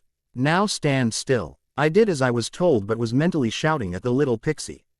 She took every measurement possible to take of a girl, Mrs. Masen, writing all down. I got overly embarrassed as she called out my bust. Alice, I growled. Do you have to be so loud? She giggled. Sorry, she said as she spun it around my waist, ducking under my arms. Why did you have get him to leave? I muttered. Because this is supposed to be a surprise, she said with a grin. Trust me, Bella, you'll be sparkling when I'm done with you. He'll be tripping over his feet. My heartbeat skipped at her words and I could already picture his smiling face. It felt like hours as she finished up. I believe it is complete, she said as she stood up. Thank you for letting me dress you, Bella. Letting you, I huffed. Mrs. Masen handed her the paper with the measurements. I'll have the dress done by the ball, she said. Which I may point out is in a few weeks. I gulped as she turned to leave, waving over her shoulder. I'll see you soon. I sighed as finally reached the door. But I sat up immediately when I heard her talking to someone. Don't wait too long, cousin. She giggled before skipping down the steps. The door closed and Edward came into the room looking confused at what she had said. What was that about? He asked and I shook my head as Mrs. Masen walked over to him. Edward, dear, she said, taking his arm. May I speak with you for a moment? He looked over at me, as if asking for permission, so I just nodded my head and they walked out the room. I put my head back and closed my eyes. What a mess I had got into. I could barely dance with them here. How was I supposed to dance with all those couples? I'd probably trip over my heels and make us both look like complete morons. I moaned at that thought. I'd ruin everything, like usual.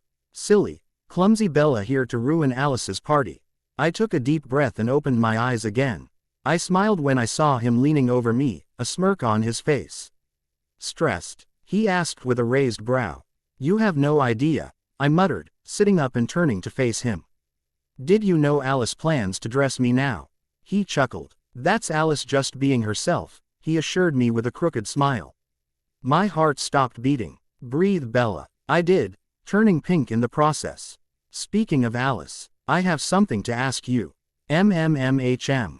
I asked, in an almost dreamy state as he kneeled down so our faces were at the same level. Will you allow me to escort you to the Easter ball? He asked, his eyes doing that unfair smoldering thing again. There was nothing else I could do but say, yes, I answered, and he grinned. He leaned in and kissed my forehead as my heart skipped a beat. We can suffer it together, he murmured against my skin. Easy for you to say. The next week passed without incident. Luckily Alice had decided not to bug me for that week. There had been no CALLS from her and she hadn't shown up at the house, so it gave me a lot more time to spend with Edward. We spent every waking moment together, and whenever I went out I held on to his arm tightly, like I was afraid I would lose him. It was like I had a feeling that something bad would happen and nothing would be the same again. Like I would lose him and never be able to live through it. My luck ran out after that 1 week. I was sitting on the steps outside the house, the sun shining brightly on the street as the children played together. I flipped to the last page of my book, sighing at the happy ending. It was just like all the other books Mrs. Masen had lent me to read. I think I'd read every book she had in the house and this was the last one. I closed the book and put it on my lap as I watched the games on the street.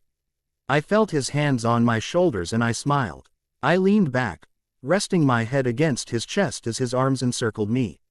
We were silent for a moment as he kissed up and down my neck. Myself rolling my head back, savoring the feeling of his lips against my skin. It was becoming difficult to keep anything about us a secret. Why must you tempt me so? He whispered against my jaw. It's a part of a woman's nature, I said with a smirk. You men are just too weak to resist. He murmured as he continued to kiss my neck. As that's so, MMHMM, I said, closing my eyes to savor the moment better.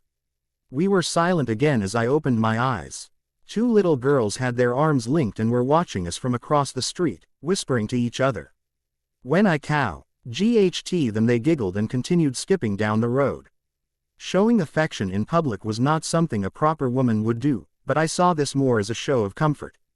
I was awfully bored and Edward was just here for my entertainment. I giggled at the thought as he kissed my shoulder, sending shivers down my spine. "What's this?" he asked in my ear with a chuckle. "One of your mother's last books." I sighed as he picked it up off my lap. "I think I've read your family out of house and home." He laughed again, his breath against my jaw. "Looks like you need new ones." "Yes," I answered. I'm too comfortable to move at the moment." He chuckled and continued kissing my neck. "Bella," I moaned when I heard my name, my eyes darting to see Alice hurrying as fast as her high-heeled feet could move down the street. We watched as she came to the gate, grinning at me. "Sorry cousin," she said, her grin changing to a smirk when she caught Edward behind me. "I'm in need of your partner's assistance." "Assistance in what?" I asked, instantly cautious as she opened the gate and walked up to me. "Shopping of course," she cried, throwing her hands up in the air dramatically then winking at me. In other words, it was time to try on the dress. I swallowed as she took my hand. "Come now, you need some woman time." I sighed, standing and breaking out of Edward's grasp. "Auntie," Alice cried as Mrs. Masen appeared in the doorway. I took in Edward's facial expression as he leaned against the wall, arms crossed and death stare eyes on his cousin. "Good afternoon, Alice," she said with a smile. "What brings you here?" "I will be taking Bella out," she said with a perfect, innocent smile. "I see," she answered, looking at her son before back at us. "Have a joyous time then." "Come along, Bella," Alice cried, pulling on my arm as I frowned. I pulled myself out of Alice's grip for a moment so I could smile up at a grumpy Edward. "I'll be back soon," I promised in a whisper as Mrs. Masen went back inside and Alice waited impatiently with a tapping heel. I reached up and stroked his cheek once as he smiled slightly. He sighed and leaned down to kiss my forehead, making my skin tingle again. "Come on, Bella," Alice cried. "We are wasting perfectly good daylight." I waved to him as Alice grabbed my wrist and pulled me down the street. I didn't take my eyes off him until we turned the corner. I sighed. "Alice, why must you take me on these silly outings?" "Because," she said with a grin. "My design is perfect." I groaned as we walked onto Main Street, now alive with people. We passed by the many clothing shops but she didn't stop until we reached one I'd never even noticed before. "Alice," I said as she pulled me through the door. "There are so many shops on this street." "Why this one?" "It's the best one on the street," she told me as if it was obvious. Clearly I was a mental case if I didn't know that.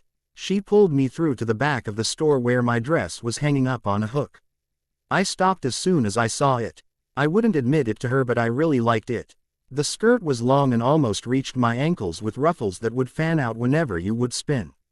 The color was a pale blue and the fabric a soft material as it ran through my fingers. The shoulders puffed out and I noticed how well the color went with my pale skin. Alice was ecstatic. When I walked out from behind the curtain, she clapped her hands together motioning with her hand for me to spin. I did and she squealed with delight. "Oh, just wait, Bella," she cried. "When we get your hair done, maybe I few flowers from Auntie's garden. You will be so beautiful." My cheeks went red as she giggled. For the next few hours we searched the street for shoes and handbags to match the dress. I never knew Alice could be so picky. Everything I picked up she took and put it back down. "Bella," she'd cry, "you can't possibly want to wear that." The sun was dipping behind the high chic Ago buildings when we were finally finished, or close to it. But the dark clouds were rolling in and I could almost hear them screaming rain. "I just need to do a few more bits," she told me as we stood outside the dress shop. I had an idea then. "Alice," I said, "might there be a bookstore close by?" She raised a brow at me as if I was insane. "Yes," she answered slowly. "Around the corner." "Why?" "Well, I just wanted to see what they might have," I said with a shrug. She pressed her lips together before nodding. She opened her purse and handed me a few coins. "Here," she said, "go pick up a book for yourself." "Alice," I said in surprise as I tried to hand the money back to her. "I cannot take this." "Yes you can," she said, curling my fingers over the coins and nodding. "Go and get something. You have suffered enough. It is time to treat yourself." We both giggled as I nodded. "Thank you." Not a problem, she said. You are like a sister to me now. I smiled and hugged her tightly before she shooed me away, telling me how to get to the store. I'll meet you there, she said before walking into the dress shop. I held the coins tightly in my hand as I walked down the street. I got many stares, as they all wondered why I had no man on my arm. It felt oddly empty without Edward holding it. I sighed and walked into the bookshop, knowing what I wanted. Mrs. Masen had told me a boo. She loving the story of Pride and Prejudice but not having a copy herself. I spotted the book and bought it so I could give her at least something for her kindness. I smiled at the thought of how ironic it was that we both loved the story. Walking out onto the street, the drops began to fall. I knew I had taken only a few minutes and Alice would still be at work, so I decided to walk back to the dress shop to catch her there. The street was darker now and the lamps above the street had just come on, setting an eerie glow on the road. The cars lazily drove by as everyone made their way home for the night. Suddenly I saw a few men come out of one of the bars I was passing, closing for the night. It was obvious they were nowhere near sober and they all stumbled around as I passed them, staying close to the curb of the road. They stopped laughing when they spotted me. "Evening, lady," one of them laughed. I didn't answer and they all went hysterical again. I turned the corner to see them all standing together in the circle. Heads together. Stupid men, I thought as I walked on, the wind brushing against my skin and making the goosebumps rise. I kept my head down as I walked and knew that soon Alice and I could go home and I'd be in Edward's arms again. That thought made me all giddy inside and I laughed quietly at myself. "Evening, lady," the familiar gruff voice came as I looked up. I stopped dead when I saw it was the same man, now leaning against the wall of one of the shops. I kept walking past him, wondering where all the other people were. Suddenly he grabbed my arm and spun me around to face him. My heartbeat went crazy but in complete fright. "You could smell the alcohol from here," I said. "Evening, lady," he growled as I tried to pull away. "You supposed to say something. Let me go, please," I whispered as I tried to pull my arm away again. His grip hardened. "That's not what I'm talking about," he said. "I had to get myself out of this situation. I remembered Mama had taught me a few things to do when in this situation. I didn't know the day would come when I needed to do this." I threw my hand back and let my palm smack him right across his dirty face. He instantly let go of me and I ran, throwing my high heels off. I didn't know where I was going but I knew I had to get away. The rain was starting to come down now and my clothes were getting soaked but I kept going. I was freezing by the time I rounded another corner, only to find it empty again. I stopped for a moment and that was the wrong thing to do. He came up from behind me and pressed my back against the side of the building.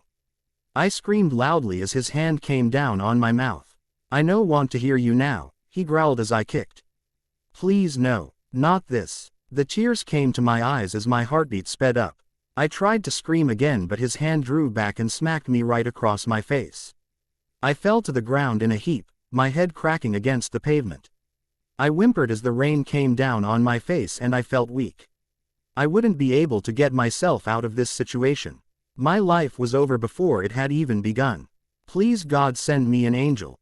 There was a scuffle behind me before the growls were heard. I couldn't even lift my head to see what was happening. There was a cry of pain and then silence. Before I knew it I felt a warm hand on my face, stroking my cheek.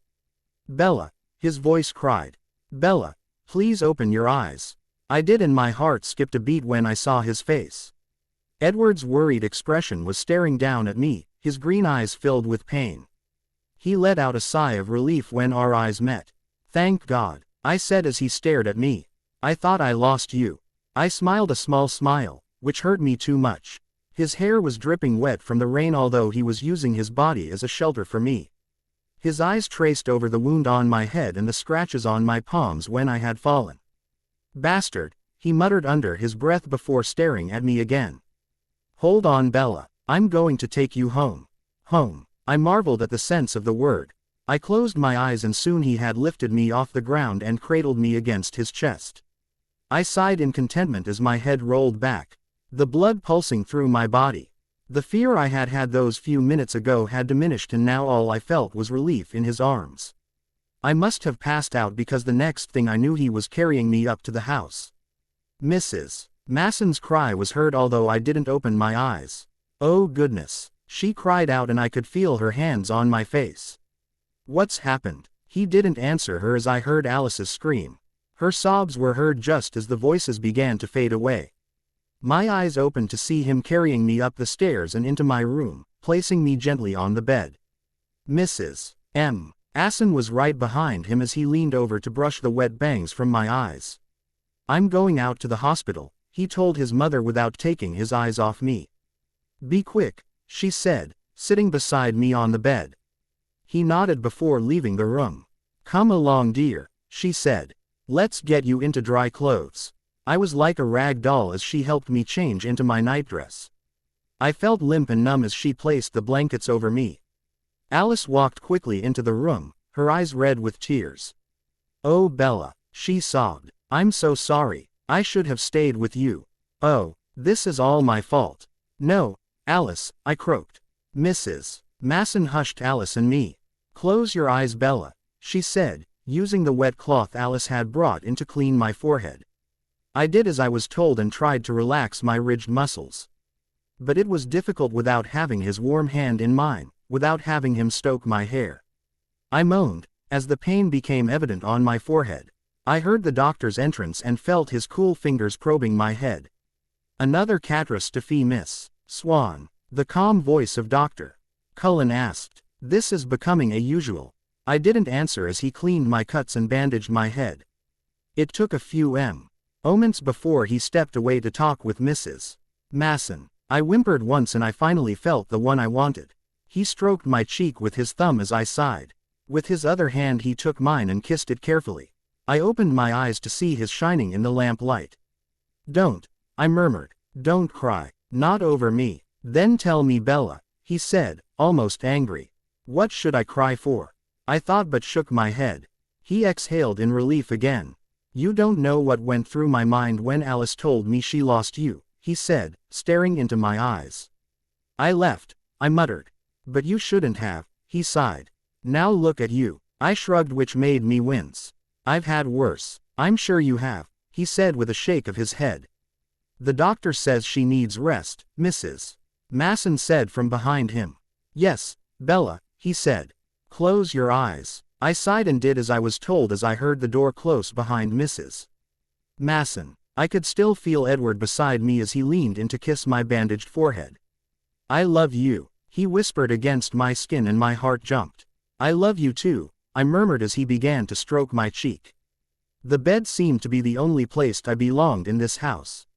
I was almost always found in it, either asleep or hurt. I exhaled in annoyance as Edward looked up, a questionable look on his face.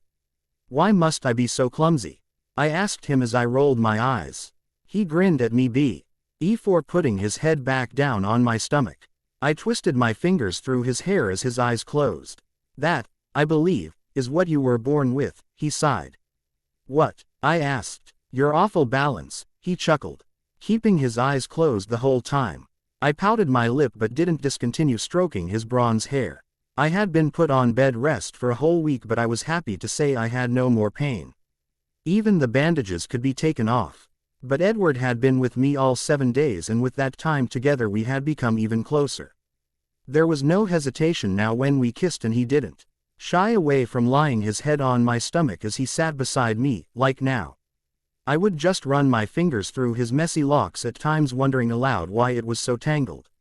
He'd just laugh. But as we spent these moments together we had our song, Clair de Lune, playing in the background from the newly transported phonograph. I smiled to myself as the piano played silently. Are you still intent on attending Alice's party? He asked me after a moment, his eyes open as he watched me. Only if I'm allowed to take you with me, I answered. He smiled. Good, he allowed. You do understand it is the week approaching. Is it? I asked in surprise, wondering where the week had gone. I was unaware of that detail. Well, now you are aware, he said. Are your plans due to change quickly? He smirked at me and I rolled my eyes. No, I answered with a sigh. I am dutifully obliged to go along with this silly game she is playing. He lifted his head and frowned. You were in no way forced to attend, Bella, he said silently. I shall take you elsewhere if you wish. My heart fluttered at his words, but I knew better. I sighed before I answered. I will attend, I said. Your cousin intends tea. Oh, see me there, and I will not be letting down such an eager spirit as Alice. He smiled. You are too kind, he murmured. I was born with it, I said with a grin. Will you cease your motion, Bella? I'm sorry. She fluffed up the rest of my dress's ruffles as she checked for anything else to do. I stared at myself in the mirror, biting my lip. With the hair, my dress looked even better on me. I turned so I could see it from the back as well. I wobbled slightly on the stool I was standing on. Keep your balance, woman. Alice cried as she tried to stitch something. I'm sorry, I muttered again, as I turned to the side. Surprisingly, the corset Alice had got me was not as uncomfortable, I heard. Maybe it was because Alice saw these things. She herself looked utterly beautiful. The light pink matched her black hair perfectly, which was complemented with a white hair band. Her dress showed off her tiny shoulders and upper arms, but the pink fabric, which went down to her hands, covered her forearms. Whenever she moved, the skirt fanned out around her ankles and the fabric hanging off her arms swayed. I went back to looking at myself. I had heard Edward liked blue, but would he like me like this? I swallowed and my heart fluttered as I saw his smiling face in my mind. I shall not ignore your daydreaming, Isabella. Alice cried as I looked down at her. Now hold these for me. She handed me 2 blue flowers as she went back to working on my hair, trying her best to make it stay in a bun. Alice, I said slowly. MMHMM. She asked, the pins in her mouth. I just wanted to thank you for helping me, I said as I played with the flowers in my hands. Not a problem, silly, she giggled, putting the pins in my hair. This is my forte, of course. Of course, I giggled with her, and then we were silent again. It was only a few moments before she shouted out she was finished, making me jump. Watch yourself, she warned me as I stepped down from the stool. Don't you dare mess anything up. I won't, I assured her as I spun around in the mirror. Admit it, she sighed. I am pure genius. You are that, I giggled. Well then, let's head off, shall we? She asked as she skipped towards the door. Alice, I whispered before she reached the door. Yes, she asked, spinning around to face me with a wide grin. Do you think he'll? I trailed off as I played with my dress again. She walked over to me and put a comforting hand on my shoulder. He'll love you, she swore. Now let's not keep them waiting. It is very unladylike. We giggled and she led the way out her bedroom. Alice's house was very large with many acres of land and over 7 bedrooms. Her room was as big as the Masen's sitting room. We walked out into the bright hall, the banisters overlooking the front hall. I leaned over them to see everyone already gathered at the bottom of the grand staircase. I fell behind as she walked down to meet them all, my nerves getting to me. Jasper, she cried as she ran over to wrap her arms around him. Where have you been? Sorry, he chuckled. I sighed and leaned against the banisters, afraid to walk down those steps. Afraid to see what he would think. Oop, then again I couldn't see him down there. I only saw Alice, Jasper, Emmett, the Masens and Mr. and Mrs. Cullen with a few people I was unsure of. Where is Bella? I heard Edward ask and my breath caught at his voice. I backed up so I couldn't be seen. Bella, Alice called. Come along. We have no time for doddering. I swallowed the very big lump in my throat before taking the first step. I slowly made my way down the staircase, my hand trailing down the banister as I took a deep breath. I was surprised I didn't even trip or stumble or anything, especially with this long dress on. My breath caught in my throat when I saw them all waiting for me at the foot of the stairs. Well, I really didn't notice anyone but him. His back was to me at first before Alice tapped him on the shoulder and pointed to me. He spun around. His eyes slightly widened when I came into view. I paused shyly on the first landing as I heard everyone's ahs. His emerald eyes sparkled in the light as my favorite crooked smile flashed across his face. My heart fluttered as I swallowed again. I walked down the last few steps and he stepped forward to meet me, his hand held out. I smiled timidly as I slid my own into his. He squeezed my fingers gently as he leaned in to whisper in my ear. You are a vision of beauty, he said, and I pressed my lips together to keep from blushing. Mrs. Masen walked over to me and took my other hand. "Oh Bella, dear," she cried. "You look so beautiful." "Thank you," I said with a small giggle. She kissed my cheek before leaving with her husband to walk into the main hall where I could hear the music playing. I gulped as we followed everyone else, my arm around Edward's. He chuckled when he heard my hesitation. "I will not let go of you, Bella," he whispered to me. "You must promise," I said, staring up at his amused expression. "I promise," he chuckled. I took a deep breath and exhaled before nodding. I would take that. The dancing hall was like nothing I had ever seen before. The marble floors shined in the bright lights and the ceiling rose higher than I had ever seen. The large fireplace to the left was alight with a crackling fire and the windows around the whole room rose from the floor to the ceiling in height. The mahogany walls glimmered, making the room even warmer along with the large chandelier above. There was even a grand piano in the corner, next to where the band was. I gulped again. I was sure to break something in here. Edward led me forward without any hesitation and Alice soon came to join us. "Bella," she gushed, holding on to Jasper's arm. "So very glad you decided to come. This party would be nothing without you. Would it not be better?" I asked. She laughed and shook her head just as she spotted Emmett. "Oh," she cried, waving to him. "I want you to meet Emmett's fiancée, Rosalie." Just then Emmett came walking over to us, a very bold and beautiful woman on his arm. I took a shot at my self-esteem, bringing me down a notch. She was tall and slender and walked like she was in the clouds, something I could never compare myself to unless I wanted disappointment. Edward must have noticed my cowering away from her because his arm tightened around mine in a soothing way. I couldn't help but wonder to myself why Edward would ever want a nothing girl like me when he could have a woman like Rosalie. "Rosalie," Alice said with a grin. "This is Bella Swan. Bella, this is Rose, Emmett's fiancée and Jasper's sister. It's good to meet you, Bella," she said. "And it is good to see you again, Edward." He just nodded to her before she smiled back at me. "So, Bella," she said, "tell me what brings you to Chicago. I heard you are from Washington. Such a far way from home." I gulped. How was I supposed to answer that question? I ran away from home. No, that would never do. But they were waiting for my answer. "I decided to get out into the world," I said in a small voice, biting my lip. "Oh," Rose said, "at such a young age. 15, 16. I answered right away. "Yes," she said with another smile. "As I said, you are quite young. What would your mother think of her daughter running off? Especially without even marrying first?" I froze before cowering into Edward's side again. He noticed. "I think that is enough questions," he said sharply. "Are we not to be dancing?" "Oh," Alice cried. "Yes, of course. Let us dance, Jasper." And she walked off to the dance floor. "Come along, Bella," Edward whispered in my ear before taking me away from the group. "Thank you," I said. "You were backed into a corner," he answered. "I could not just let you fend for yourself." I smiled and held on to his hand tighter. He began to lead me out to the dance floor, but I dragged my feet. "Edward," I moaned, my heartbeat jumping around. "I honestly cannot dance.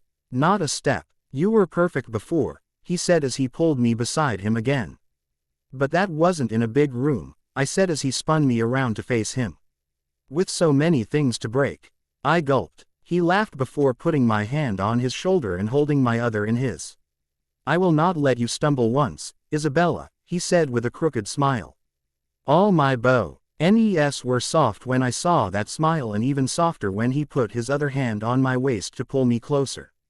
The music had already begun and everyone was spinning around us. I bit my lip and looked around until he moved my face to look back at him. "Just watch me," he said with a smile. "No one else matters." It was easier after that since I counted the steps in my head. And then I could just stare into his emerald eyes the whole night. We spun and swayed and danced past everyone. I caught Alice's giggles as she twirled past us. But I got caught up in all the excitement. I couldn't stop myself from laughing and smiling along with her.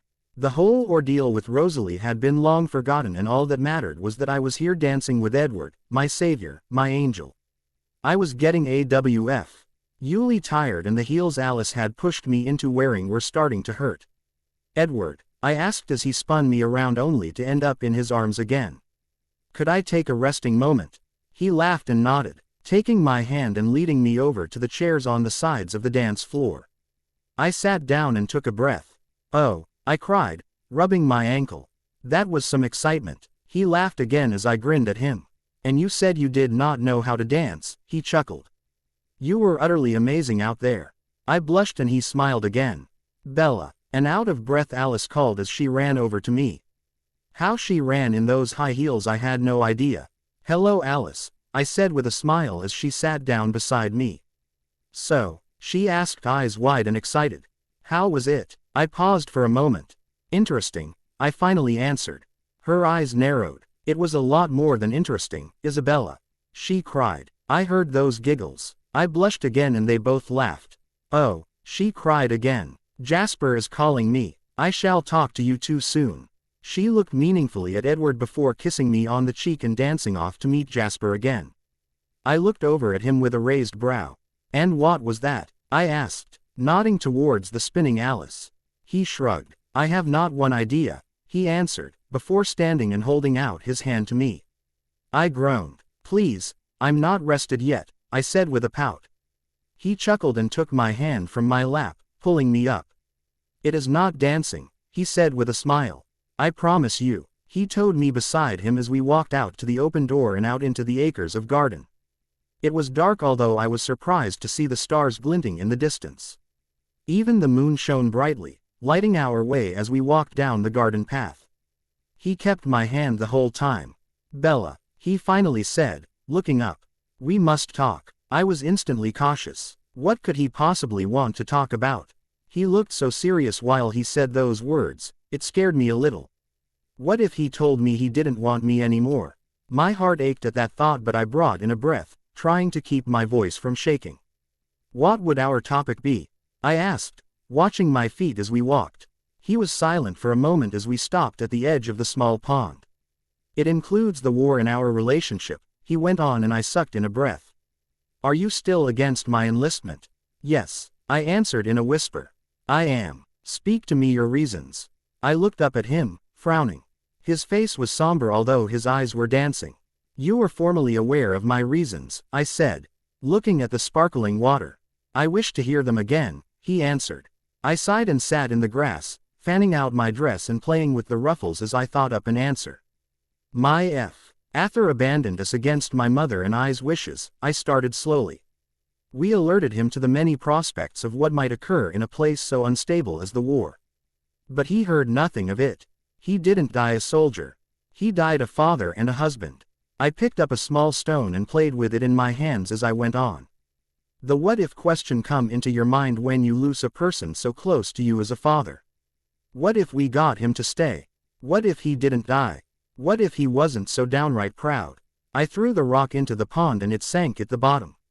I could feel the tears puddle in my eyes. I clenched my teeth angrily as I stared at the ripples in the water. And Edward, I looked up at him as he was still standing, watching me. I don't think my heart could stand losing someone else. I looked away again. There was a silence between the two of us. I pressed my lips together, but I could already feel the tears slipping down my cheeks. I rubbed them away hastily with my hand, taking a deep uneven breath. It has already been crushed once, I told him, my voice shaking thanks to the newfound tears. I am afraid it could not withstand another loss. I stopped talking as the tears flew steadily down my face. I felt his arms around me, holding me to his chest. I gasped for breath as the sobs came rolling out of my lungs. I buried my tear-stained face into his chest as he rocked me back and forth, whispering soothing words in my ear. Bella, he said as I looked up at him. He wiped the tears from my cheeks with his thumb as we stared at each other. You are afraid, terrified, I corrected, terrified of losing you. He sighed in frustration and looked away, across the pond. You do grasp that it is my duty, he said, still not looking at me. A duty that is essential, I countered. He frowned and looked down for a moment. Remind me of something, Bella, he murmured. Of what? I asked. If I do intend to enlist, he said, and I cringed in his arms. Will you remain true to me? I sighed. I wish it not, I started, looking away for a moment. I wish for you to stay, but yes, I looked back up at him, I will always wait for you. He was silent, his eyes slightly narrowing as he looked at the pond. Would you not want me to? I asked as he looked down at me quickly. How could you think up such a thing? He cried as his eyebrows furrowed in horror. Is this not what you wanted to tell me? I asked in surprise. That you were intent on leaving me? Of course not, he said, looking away again. That never crossed my mind. Then what is it? I asked, relieved but overly curious. He was silent again. I raised my hand and placed it against his cheek. His eyes closed at my touch. Bella, he said slowly. He stopped himself to let go of all of me but my hand, pulling me to my feet. He took a breath as I watched him with a puzzled expression before slipping down onto one knee. Isabella Swan, he started as my heart stopped. I promise to love you forever, every single day of forever.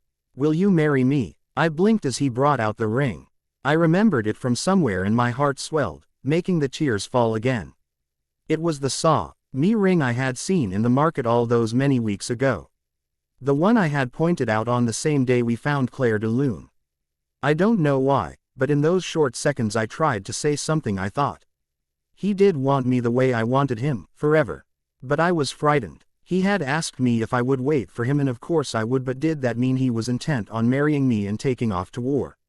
Had I convinced him not to go or have I just convinced him that he loved me? Yes, I managed to say. Yes, of course I will. He grinned and stood to place the ring on my finger, before pulling me close to kiss me. Both our lips were exuberant as I wrapped my arms around his neck. We pulled away and he chuckled, wiping my new-formed tears. Bella, he said, why are you crying? I am just so happy, I cried, laughing shortly. No one has asked me to marry them before. We both laughed as I wiped away the remainder of my tears. I looked down at my hand again to see the ring sparkle in the moonlight. He bent to kiss it and I smiled, pressing my lips together to stop crying. It was so silly. I shouldn't be crying. I was getting married to the love of my life. Tears should not be falling at such a happy time. But as we walked hand in hand back to the Cullens estate I couldn't help thinking over what he had said. I was still terrified. I was joyous that I was going to be married to Edward, but I wondered how long it would take him to leave. How long would it take him to bore? How long would it take him to abandon me? I shook my head at these thoughts. No, he promised to love me forever, my heart argued. Every single day of forever. But you are not that interesting, my head contradicted. Just wait, Bella. Jasper and Emmett will go and then there is no reason why Edward shouldn't too. By marrying him you are only setting your heart up for disaster. Do you want another broken heart? No. Then you should tell him that, my head said. I pressed my lips together at the choice I had to make. But that was the thing. There was no choice. I loved him and I wasn't about to throw it all away because of some silly assumption. I was wrong, anyway. He promised and Edward was one not to break those. If he did still intend on joining the war, one still had a few tricks up my sleeve. I would get him to stay no matter what. I loved him too much to let him go off and get himself killed. I winced at the word. I hated thinking about living without him. It seemed silly. Before I had lived quite fine with my family. But that was before Papa died. It was like I had been wounded when he died. And now Edward came along to patch me up. It wasn't like the wound had ever been there. It would always be there. But it was like my pain was erased and I was healed. He was my savior, my angel. I couldn't imagine the pain it would bring me if he died. I looked up again, coming out of my thoughts to see we were back at the house. Everyone was still dancing even through the late hour. Bella, Alice cried, spinning past us. I smiled timidly as she grinned. It was only a few seconds before she flew over to my side. I was amazed at how fast she was on her feet. Where did you two? She started before her eyes widened. She grabbed my left hand before I could hide it and held it up so my ring glittered in the light. I've not seen this before, she said, narrowing her eyes at me. I said with a shrug and an innocent smile. Her smile became more pronounced as she dropped my hand and jumped forwards, pulling me into a hug. She was stronger than she looked. I was gasping for breath as she squeezed me tightly.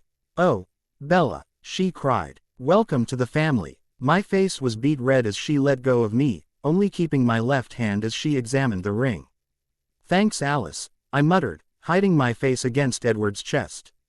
"It's so pretty," she replied, turning my hand this way and that to look at it. She turned and smacked Jasper in the arm, glaring at him. "Ow," he muttered, rubbing his arm as she turned back to me. "You are inviting me, aren't you, Bella?" she asked. "Inviting you where?" I asked. She rolled her eyes. "Your wedding, of course," she cried. Her eyes went wide before she clapped her hands together. "Oh, Bella," she giggled with a pouted lip. "You do love me, right?" "Yes," I said slowly, my eyes narrowing. "Why? Please, Bella." She grabbed my arm and stared at me. "If you really do love me, let me do your wedding."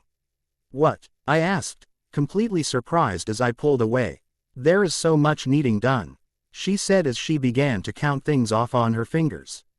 "The dress, the place, the food, oh." She turned to Jasper. "Do you think Mummy and Daddy will let us use the dancing hall?" He just shrugged, as clueless as I was. "But Alice," I cried. "Don't worry, Bella," she sang, grinning. "I'll make it beautiful, just for you." She looked up at Edward with a playful expression. "Not so much for you." "Well, thank you," Edward answered as they all laughed. "But Alice." "Shush, shush, Bella." She hushed me. "I've got work to do. Come along, Jasper. We must find my mother." Before I could say anything else, she grabbed Jasper's hand and danced off through the crowd. I stood there and watched her go with my mouth open. What had just happened? "Bella," Edward sighed anxiously. "What just happened?" I asked, blinking as he chuckled. "I believe Alice just gave herself a job," he said with a grin. I looked up at him to see his green eyes dancing. I smiled back, although couldn't add up to his beauty. "You understand she is going to go completely over the top, don't you?" I asked with a smirk. He chuckled and nodded. "But that's just Alice," he said with a shrug. I looked around at the couples around us. Just to think that I was getting married. That, among all these good-looking women, I was going to be Mrs. Masen. I smiled to myself at that thought. Edward, Bella, we both turned to see Mrs. Masen walking up to us, Mr. Masen behind her. She pulled me into a hug just like Alice had, although she was much gentler. "Alice just explained to us what has happened," she cried, small tears in her eyes. "Oh, congratulations to you both. I couldn't pick a better daughter-in-law." I blushed again, smiling timidly. "Thank you," I murmured as she grinned. She looked up at Edward and stood up on her tiptoes to kiss her son's cheek. "So proud," I heard her whisper to him as he smiled at her. "Alice has already told us she is planning the wedding." Mr. Masen chuckled. "Yes," I answered. "She gave herself the job, actually," Edward sighed. "I don't think it was ever offered." Mrs. Masen rolled her eyes. "She's too much like my sister," she scoffed. But I couldn't be happier. I smiled again as I looked at my family. They all accepted me for who I was, klutz and all. "Well, I must find Alice before she tells everyone," Mrs. Masen sighed. "I think there is no use," I answered as I looked around at the staring eyes. "She has already informed everyone." We laughed as she shook her head before she and her husband walked off. I looked up at him with another smirk. "Your family is too kind to me," I said. "Why shouldn't they be?" he asked innocently. "Because I am a klutzy nobody," I said. His mouth twitched at the corners, fighting a smile. "You don't see yourself properly," he said. "Not at all." I rolled my eyes before leaning my head against his chest. His arm went around my waist and I smiled to myself. No more secrets between family. That suddenly reminded me of something. "Edward," I asked. "Yes." "You remember Drive, Cullen?" "Yes." Is he not a part of Alice and Emmett's family?" I stated. "Yes," he answered. "He is their uncle. Their father is his brother." "Was he not invited?" I asked as I looked around for the blonde-haired doctor. "No, he was," he said. "But he never seems to come out of the hospital unless a patient needs him." "Like you." He chuckled and I scowled. "So he does not visit his brother's family?" I asked in confusion. "No, he does not." That puzzled me even more. "Does anyone know why?" "Dr. Cullen. He likes to keep to himself, I suppose. I've barely spoken to him myself considering all the times he has visited our house since you have arrived." I pressed my lips together. "I am just comical to you, aren't I?" He laughed before pressing his lips to my hair. "Not only that," he contradicted. You are also the most beautiful creature I have ever met. That made me smile as I snuggled closer to him and watched the other couples dance. The week that passed after the Easter ball was like a dream. I couldn't believe I was engaged to such a perfect man as Edward. That I, of all people, was to become Mrs. Masen. As I thought about the whole new family that I was being welcomed into, I couldn't help but remember my own mother. I had abandoned her and not even had contact in weeks. She must have been terrified for me. I could see how my mother got. But I had been so caught up here that I had completely forgot about her. How terrible was that? I decided that I had to go and see her, if not for a short time. Of course Edward offered to take me there himself, but I refused. I must go alone, I pressed. And why must you go alone? He asked, frustrated again. I smiled up at his set face. It is good to see you care for me, but I do not want you hurt, Bella. He cut me off, sighing. So many events could occur, foul in nature. To a young woman alone. I assure you, I said, touching his cheek lightly with my fingertips. My trip here was nothing lower than comfortable. He snorted at that comment. Well, your luck has not been high here, he said. I scowled. I believe I am fully capable of handling myself. He shook his head, but I spoke before he could. Please, Edward, just let me do this last venture by my lonesome. I promise you I shall never leave your side thereafter. His eyes narrowed as he stared at me for a moment. But eventually he gave in. I was amazed of the power I had over him. Like I could change his mind with a few words. It wasn't like I was looking forward to taking time away from Edward. It was killing me to get on the train without him. I wanted so much to bring him with me. To never leave his side. But this was something I knew I had to do on my own. One last fling by myself. I leaned out the train's window as the conductor called all aboard, the train's whistle calling out. I stroked his cheek once and smiled the best I could. You will stay, right? I asked him over the shouts of other people. I promise, he answered with a glum expression. I will be back, I said as I leaned closer to touch my lips to his. I could feel the tears coming to my eyes. Why was I crying? I would be back in a few days and I'd be in his arms again. We kept the kiss until the engine started. I held his hand until we slipped out of each other's grasp, and I waved until the train station disappeared. Sighing, I sat back into my seat, getting a few stares from many couples around me. I didn't care. I'd get these few days over with and then I'd come home. Home, I thought with a smile.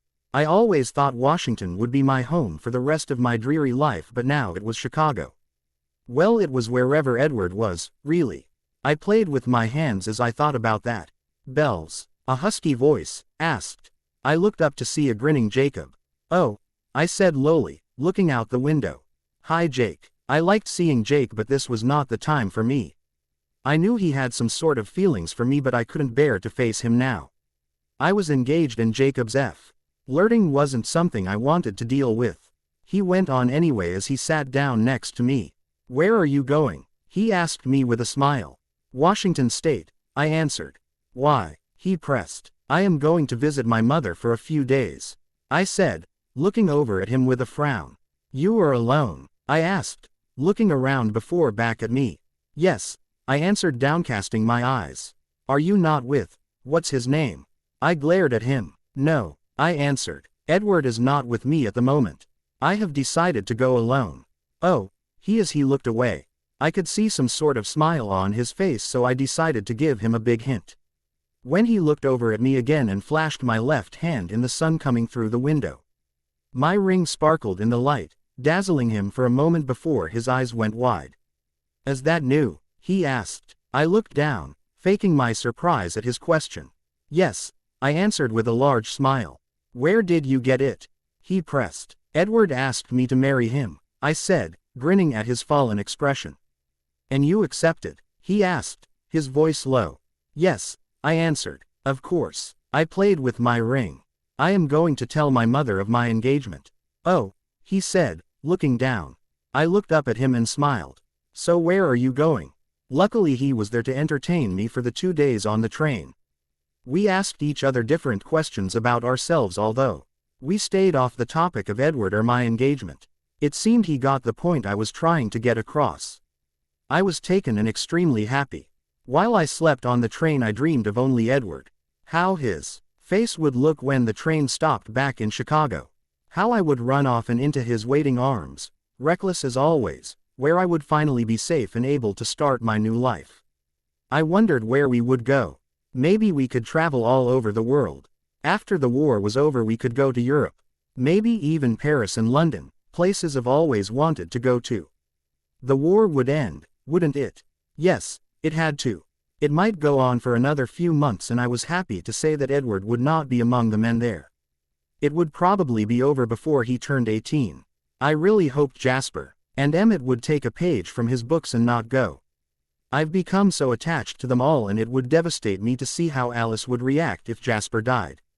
I winced, but I would be there to comfort her, as would Edward. We were family after all and she was like a sister to me. It took a shorter time than I thought it would to get to Seattle.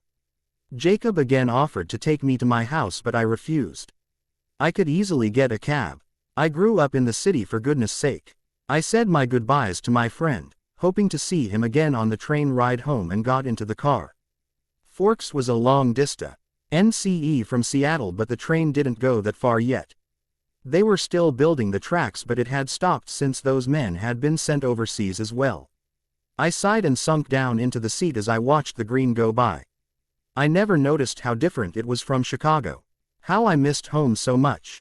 That's when I thought of what I would say to my mother. What could I possibly say to Mama? I had been gone for weeks without calling her or sending her any letters. I knew how she would react. Was I a terrible daughter? I sighed again and shook my head, clearing my thoughts. What would I say? I ran away because I wanted you to be happy. I knew how that would go over. AKA, not well. I rolled over the different explanations in my head as the car pulled up outside our tiny townhouse. It hadn't changed at all as I stepped out. The white bricks were the same as was the tiny garden. It seemed she hadn't been taking good care of the plants anymore. Was that my doing? I took a deep breath and walked up the front step to the door. Knocking on it lightly, the door opened to a man I remembered. Wasn't Phil taller before? His expression lighted into a grin when he saw it was I. I smiled timidly back. Renee, he called into the sitting room with a laugh. Look who's come home. Home, I thought with a shake of my head. I was merely visiting, then I would be going home. Mama came around the corner to stand next to him. Her eyes wide when she noticed whom it was. I smiled timidly at her again as she stared open-mouthed at me. Hi Mama, I whispered. She stood there for a few seconds before breaking down into tears and throwing her arms around me. I hugged her back, surprised at first but happy to finally be with her again. Isabella, where have you been? She cried, pulling back to glare at me. It's a long story, I admitted with a smile. Oh, she blubbered. I am just so glad you are home. I started. That is something I need to speak to you about. What about it? She asked, ushering me inside. Well, I am really only here to visit, I said as I walked inside. What is that supposed to mean? She asked as I turned to look at her puzzled expression. I sighed and got myself ready for the explosion of emotion I knew would happen. I held out my left hand for her to examine. What am I looking at? She started to ask but stopped when she noticed my ring. Her eyes widened as she took my hand in hers and stared at the sparkling rock. She looked up at me in awe. Surprise, I muttered. She practically screamed her head off. I was sure I saw the walls shake. The tears flew down her face and she pulled me into another bone-crunching hug. I cannot believe it. She yelled in my ear, making me cringe back. Speak, child. I sighed and started talking about my long journey. She luckily didn't ask me my reason of leaving, so I found it easier to tell my story. I told her about how Mrs. Masen had let me live with them. We both laughed as I explained her character. Mama telling me she intended to meet her as soon as possible. I told her she would love to meet her also. She had told me she wanted to meet my mother before I left, and of course I said yes. I want my families to come together, and that would make it a whole lot easier. Then I started on Edward. She watched me with her wide childlike eyes getting bigger every second. I found myself using my hands to explain everything. I told her every detail of how he looked and how he acted. She giggled when I told her about his pessimistic attitude. Then I went on to tell her about his dreams of becoming a war hero, and her smile turned down at the sides. But I explained I had calmed him down enough for him to agree to stay behind. She let out a breath as I went on. I told her about the argument with his mother and how he acted towards me. She crossed her arms and glared, about to say something, but I cut her off, telling her about he apologized to me. She relaxed and allowed me to continue. I left out the part where we almost kissed, worrying too much about how she would react. Instead I went on to dancing with him, and I told her every thought and feeling I had when we touched. She giggled and clapped her hands, reminding me of Alice. I was sure my face looked dreamy and far off as I recounted the events of dancing with him. She grinned as I went on. I told her about the market, leaving out Jacob, and how he came back with the record. She covered her mouth as she giggled again, leaning in to hear more. I was so happy, I said with a smile, that I just kissed him right there. Right there, she gasped, smiling. I said with a nod. And I explained the feeling I had when I kissed him, and her smile grew more pronounced. What? I asked her, raising my brow. It is just so amusing to see you like this. She giggled. That is true love, darling. I blushed and went on before she could laugh at me again. I told her about Alice and how she had made me go to her party. I described the dress, which was left at home right now. She smiled as I went on to talk about going to the city with her. But her expression turned to horrified when I explained the dark night when I went off alone. Oh darling, she cried, putting a tentative arm around me. Were you hurt? Of course not, Mama, I said. Edward found me just in time. He saved me. She grinned as I explained how he stayed with me for my bed rest and how I was forced to go to Alice's party. Then I told her how we danced the whole night away before he whisked me away to ask for my hand. I repeated his very words and her tears came again. Oh Bella, she cried. That is so wonderful. I know, I said with a grin. And so here I am now. When are you getting married? She started to ask. As soon as possible, I said. Once I get back, Alice is going to work out a date. Why is he not with you now? She asked with a frown. Why can I not see my son-in-law? I wanted to do this alone, I admitted.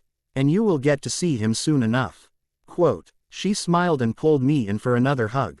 I grinned as his face came into my mind again. Soon, I stressed to myself.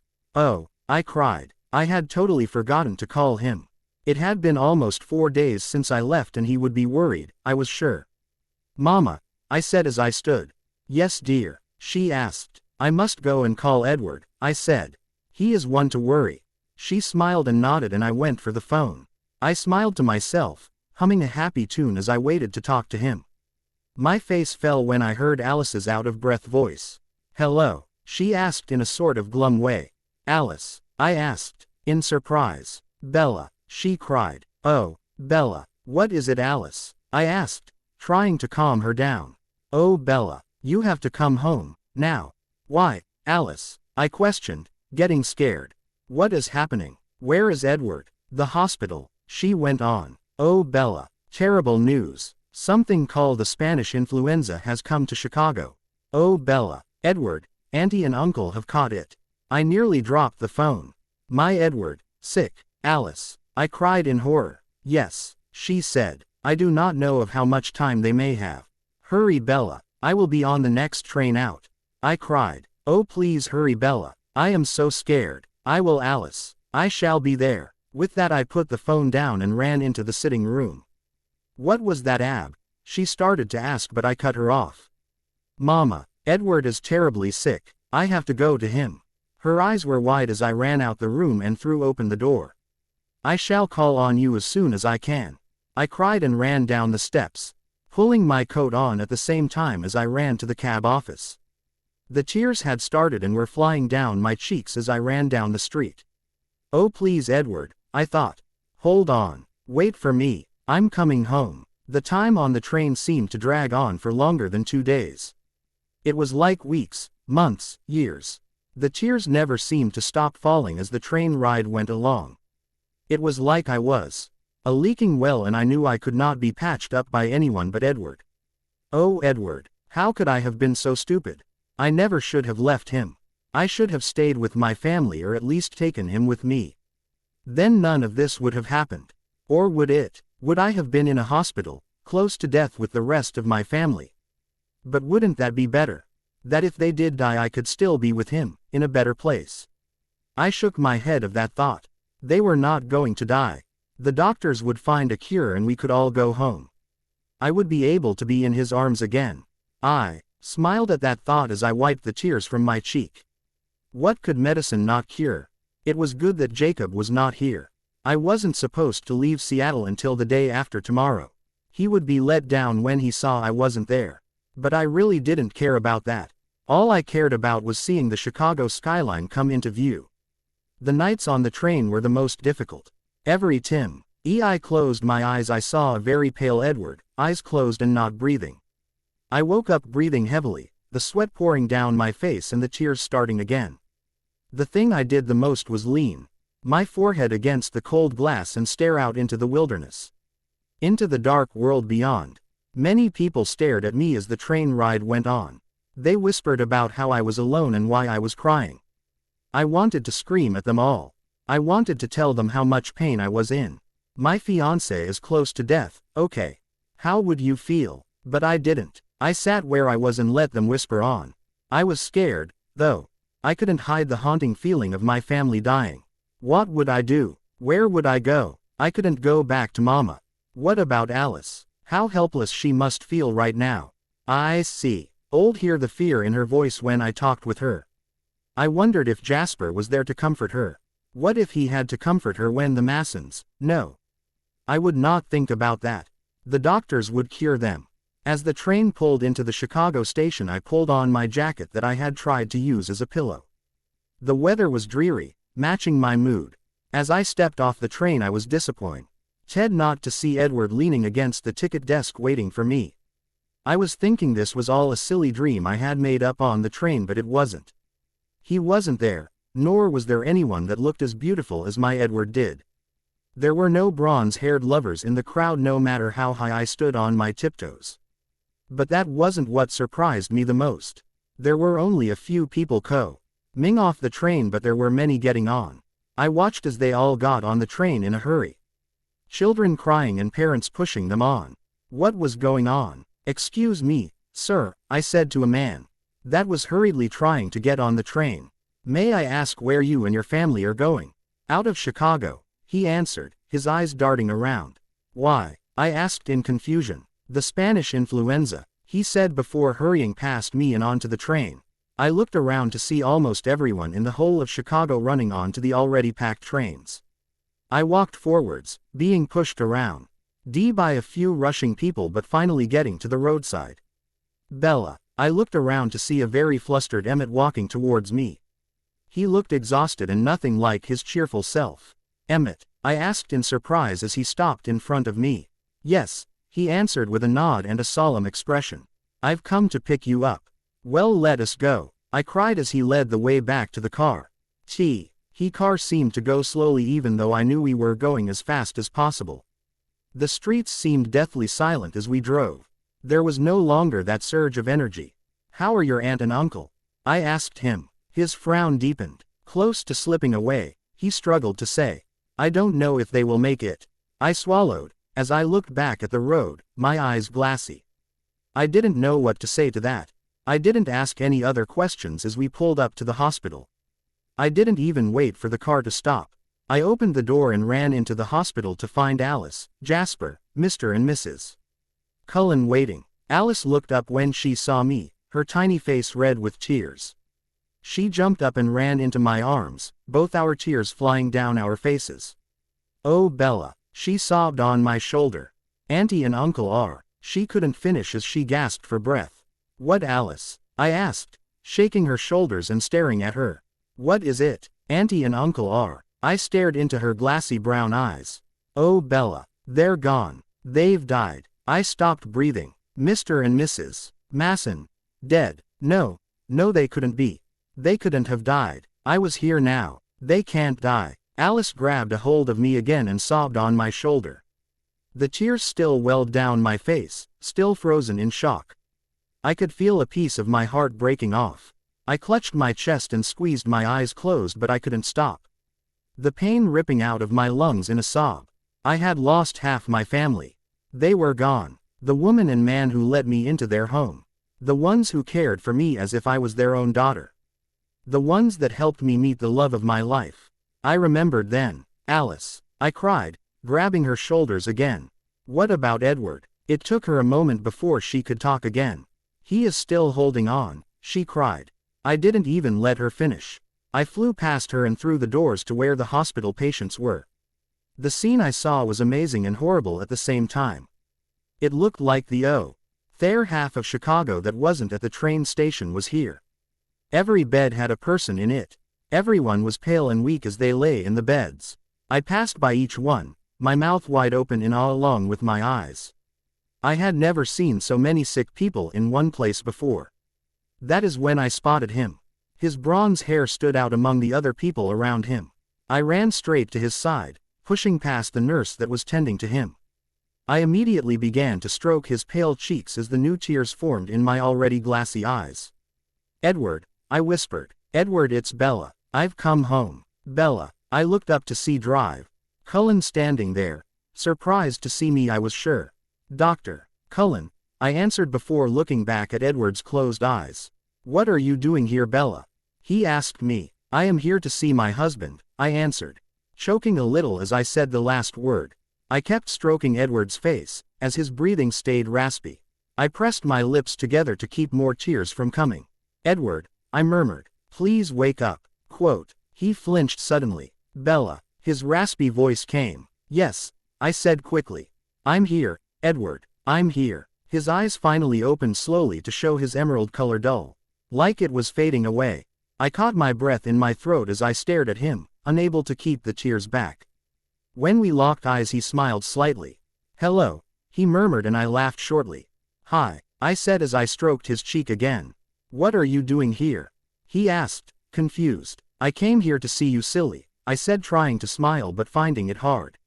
Why? I laughed and shook my head. Don't talk about that, I said. I just want to know how you are feeling. I could be better, he admitted, closing his eyes again as I ran my hand through his hair. Yes, I murmured. You could be, but you'll get better. I could see his brows furrow and him shaking his head slightly. What do you mean? I asked. I need to know something, Bella, he said, opening his eyes again and staring at me. Know what? I asked. Do you love me? He asked. Of course I do, I chuckled nervously. How could I not? Just tell me, he said. Why? Because I want to hear it one last time. The tears fell from my eyes again as I stared at him. This isn't going to be the last time, I said, shaking my head. You are going to get better and then we're going to be together. We're going to get married and travel all around the world. Just like we talked about. He shook his head again. No, Bella, he said with a frown. I'm not. Yes, yes you are. I cried. You are going to fight. I have, Bella, he sighed, his voice cracking. But I am used up. I shook my head as I gasped for breath. No, Edward, just tell me, he interrupted me. I need to hear it, Bella. Please. I took a deep breath as I looked into his dull green eyes. I do, Edward, I cried. I love you with all my heart and all my soul. But you're going to get better. He smiled up at me again and reached up to touch my cheek with his hand. I held it, took my face as my tears rolled down my cheeks. I love you, Bella, he murmured. Suddenly his eyes closed and his head rolled to one side. Edward, I cried. Edward, but he didn't answer me. Edward, I screamed, the sobs rolling out of my chest. Suddenly I felt someone's arms around my waist. Come on, Bella. Emmett's voice came in my ear as I pulled me away. No, I screamed as I lost my grip on Edward's hand. Edward, I kicked and punched at the strong arms that held me back. Edward, I yelled as my heart tore into pieces inside me. Love, life, meaning, over. The last thing I saw was Dr.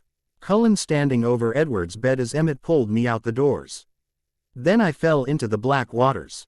I did not resurface. 3 years later, September 13, 1921. Happy birthday to me. Happy birthday to me. Happy birthday, dear Bella. Happy birthday to me. Well, it wasn't much of a happy birthday now, was it? 19 and not getting any younger. 19 years of been breathing. 19 years of been on this earth and only 3 years without him. It's surprising how fast the years seem to pass by. How I was 16 and in love only that short time ago, and now I was 19 and alone. I sighed as I looked up at the clock on the factory wall. 5:56 p.m. Only a few more minutes until I could leave for the day and walk back to Alice's to lie in my bed and cry. That was my daily schedule now. Alice had taken me in after he left. She and the rest of the Cullens had all agreed to allow me to stay with them in their mansion. It wasn't like they didn't have enough room for me. I picked the farthest room away from everyone else since I didn't want anyone to wake in the night to hear me crying. I missed my old bed, in my old room. I missed home. I miss Ed. When I was crying, he would hear me and come to hold me in his arms. I choked once as I accidentally pierced my skin with the needle. I inhaled sharply as I brought my finger up to examine it under the dull light from the dirty windows. One single drop of blood oozed out of the cut as I stared at it. It was like my pain was becoming physical. I hastily rubbed my finger on my old dress I was wearing as the manager came striding over. I got back to work, stitching up the last of the dress I was making. She stopped beside my machine as I worked on, ignoring her and trying to make it look like I was absorbed in my work. "Is there a problem, Miss Swan?" she hissed as I looked up at her. "No, ma'am," I muttered as her eyes narrowed. "I will not tolerate your daydreams, girl," she snarled, bending down to me so I had to lean away. "Keep working, Miss Swan, or you will have overtime." "Yes, ma'am," I swallowed as she walked away. I sighed and scowled at my work. "It is Mrs. Masen," I murmured to myself, looking down at my left hand. There, my ring glittered in the dim light. I had never taken it off, not once. It was like it was glued to my finger. I would never take it off. I had promised myself that. It was the last thing I had that would remind me of him. The way his emerald eyes sparkled in the sunlight. I pressed my lips together, tearing my eyes away from the ring and back to my work. This was insane. I shouted at myself. "He's gone. Give it up." I closed my eyes and shook my head. "No," I thought, "he's not. He is always here. He is always with me because he loves me." I choked myself up again but held my stone face. I had learned how to look normal for the past 3 years, even though I was broken inside. I could feel the pieces of my heart shifting around in my chest, like shards of glass, cutting at the inside of me. I winced as they shifted again, poking and pinching at me on the inside. I took a deep breath and kept going. The end of the day work bell rang and the women around me giggled, putting their finished dresses on the racks as they talked. "So, are you coming down to the dance hall?" Ruth asked her friend Grace as they put away the dresses. "I don't know," she replied with a smug smile.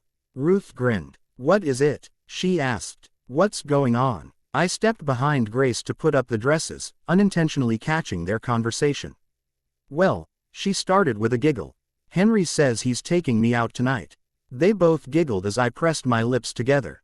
"Where are you going?" Ruth pressed. "His sister is having a ball for her birthday," she said. "His parents are hosting it at that big house. You know, down by the lake." "The Sherwood?" Ruth asked in awe as she gasped.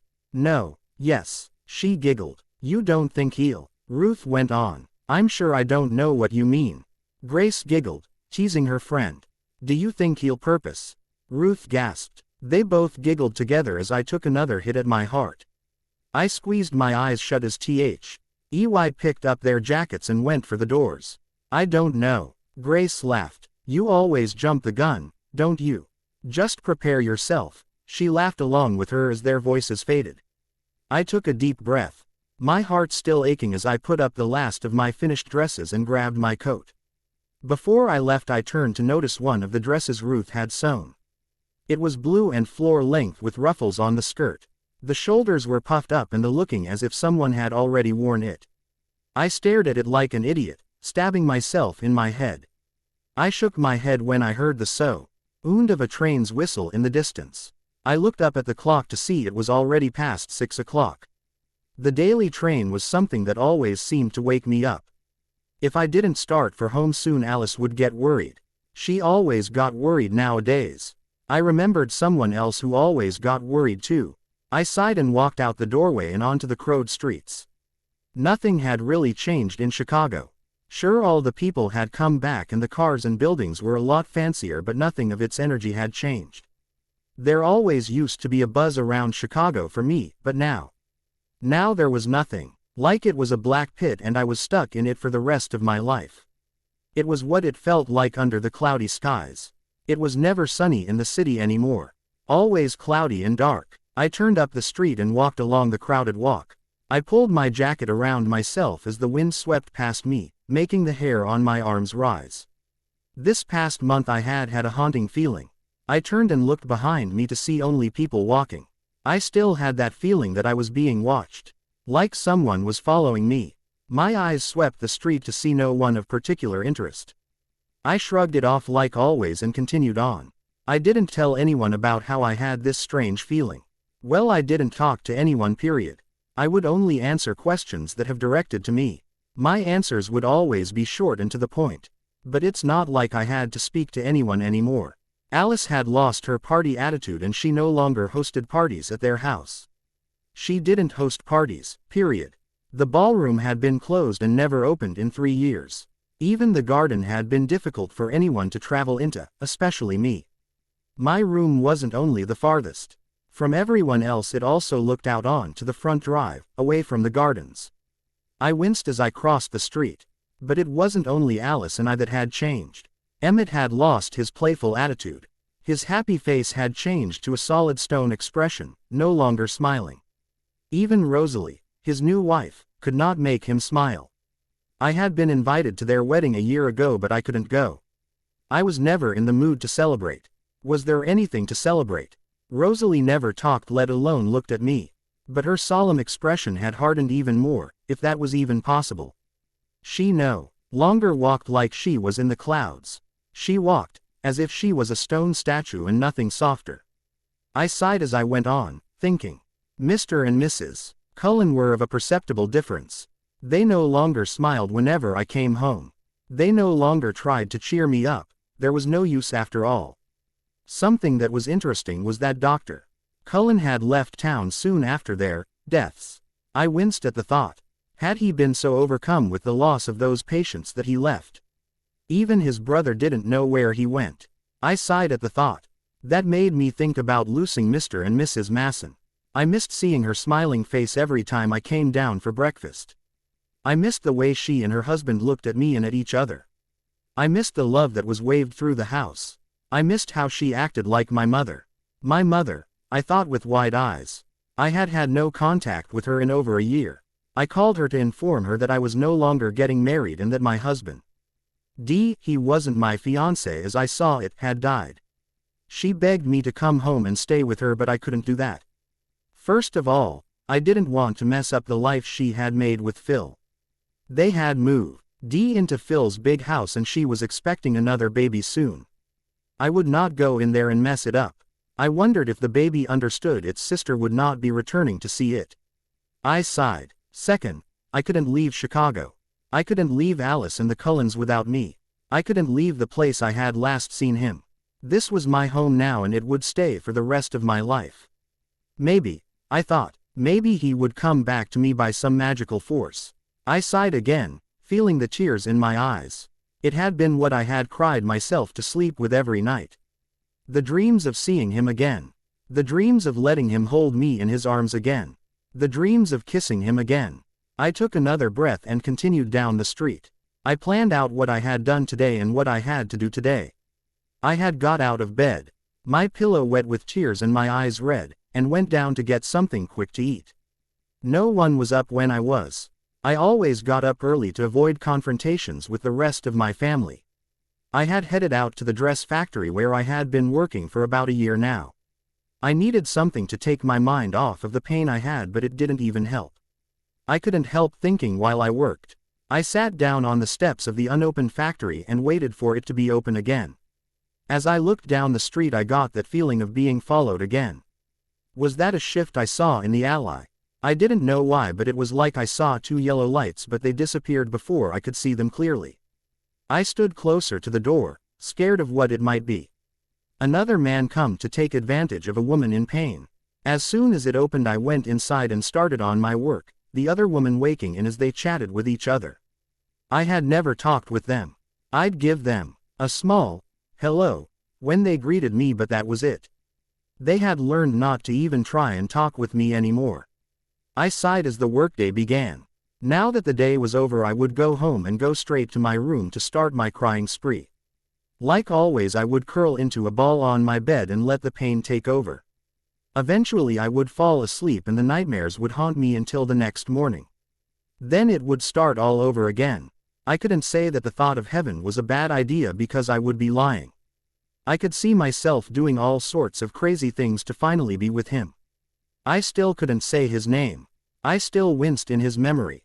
So wrapped up in my thoughts, I walked right out into the road without looking. I heard the screams of people yelling at me to get out of the way, but that's just when the car came barreling towards me, the horn honking and the tires squealing. I stared at it with wide eyes, unable to move. It was like there was no sound anywhere for those short seconds. Like I couldn't hear the people screaming in horror or see their terrorized faces. It all happened so fast, but I seemed to take in every detail. The car was coming, tires locked and flying towards me. I closed my eyes and waited for the impact. Maybe this was a gift. I would die and go to heaven, to be with him for eternity. His name burst through the walls I had built around. I was going home. I was going home to Edward. I'm coming, Edward, I thought. Suddenly something hit me and I fell to the ground, hitting my head off the pavement. It didn't hurt at first since I was too entranced by the sounds and feelings around me. Something was holding me down to the ground. It was cold and wondered if the car had actually got me and was slowly going to crush me to death. But this restraint wasn't crushing, it was gentle.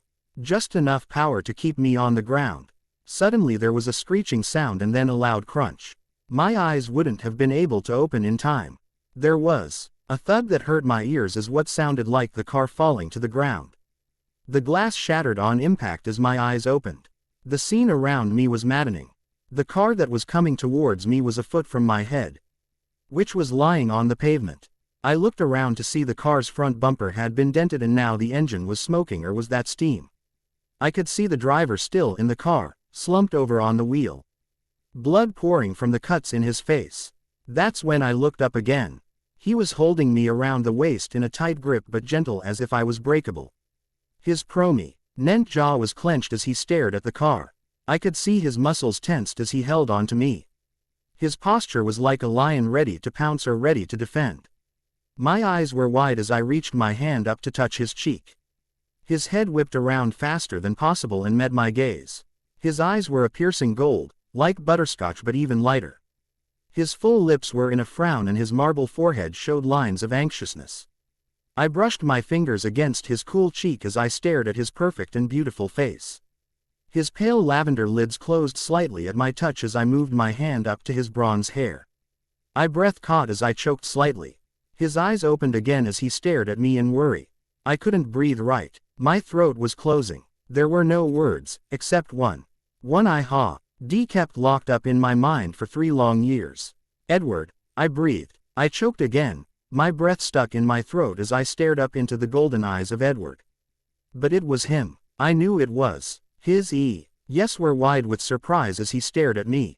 My mouth was open in awe as I tried to catch my breath. He cringed when we heard the yells of people around us. I tried to turn my head but I couldn't. Instead my eyelids drooped and I suddenly felt like I was flying before I finally blacked out. I moaned at the pain in my head as I rolled over, into a ball. That was when I realized I was too comfy to be on the pavement. My eyes opened slowly to see I was lying on a bed in a room I had never seen before. It looked like it was rarely used and even the window's curtains were drawn. I could see the sunlight trying to get through the fabric, or was that moonlight? I had no idea what time it was. I pushed myself up onto my elbows and looked around the empty room. There were dusty white sheets over all the furniture around me, like someone had moved out and left all their things behind. Like there was no one living here at all. But how did I get here? How are you feeling, Bella? An attractive voice asked as I jumped. I turned my head to see a dark figure coming towards me. I shuffled backwards, my breathing speeding up in fear as the shadow stopped. He held up his hands like he was surrendering to the police. It's okay, Bella, he said as he came into the small amount of light coming through the window. It is Dr. Cullen. I could finally see who it was and my mouth dropped open in awe again. In front of me was the blonde-haired doctor I had not seen in over 3 years. He looked terribly tired with black circles under his eyes like he had been punched in the nose. How come I never noticed his black eyes before? He smiled softly as he knelt down beside the bed I was lying in. Carlyle Cullen, I asked in surprise as he nodded. Yes, he answered. It is I. Where have you been? I asked, shifting closer to stare at him. He leaned away and I stopped my advances. What? He shook his head and I closed my mouth. Bella, he murmured, if I tell you something that could not possibly be true. Would you believe me? I stared at him in confusion. Yes, I answered slowly. I suppose it would depend on what it was. Bella, he started with a sigh. Tell me what you know about vampires. I frowned. Not much, I started. I read the book Dracula when I was little, but that is all. Mama told me that it was just a silly story, but I found it kind of scary. I almost thought they were real. He smiled slightly. What if I told you they are real? My eyes widened as I stared at him. Was he messing with my head? What was he trying to pull? My eyes narrowed as I glared at his perfect face. I must go, I said as I stood, wobbling slightly and heading for the door. He's alive, Bella, Carlyle said slowly as I paused, my hand on the knob. I squeezed my eyes shut. As the pain hit my shattered heart again. I took a deep breath and it came out in a sob. I found myself slipping down the door and onto the floor, where I curled into a ball as the sobs rocked through my chest. I felt Carlyle's comforting hand on my shoulder as the tears poured down my face. I was dreaming, again. But this one felt so real. It was like I really was with Carlyle now. It was like I really had been in Edward's arms. Another sob rocked through me as I thought his name. Dr. Cullen sighed once before patting my arm.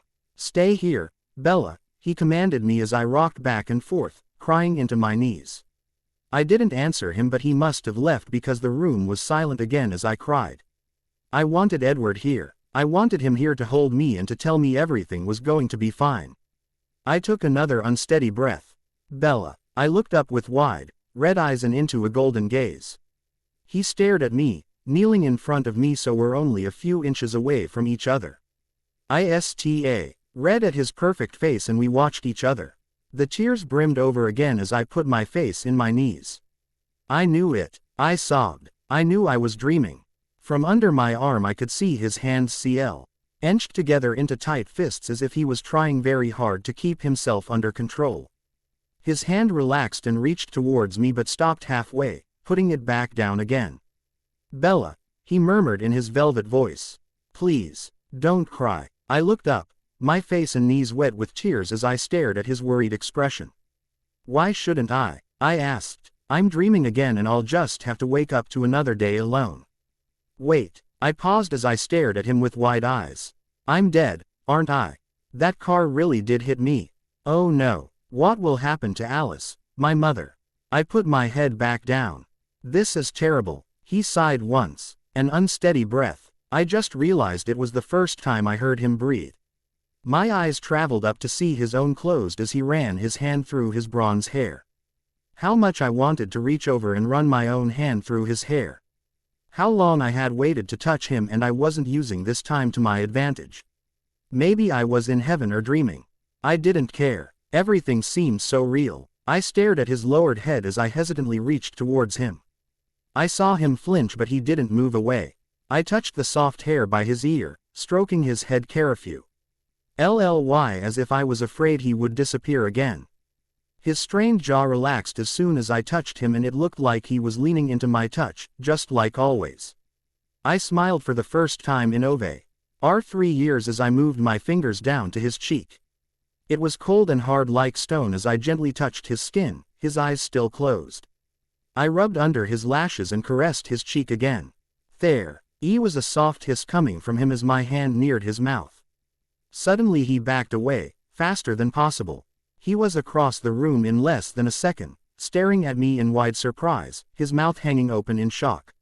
He was breathing heavily as he stared at me, as if he had ran a very long way. His fists were clenched again, along with his teeth, his golden eyes somewhat darker.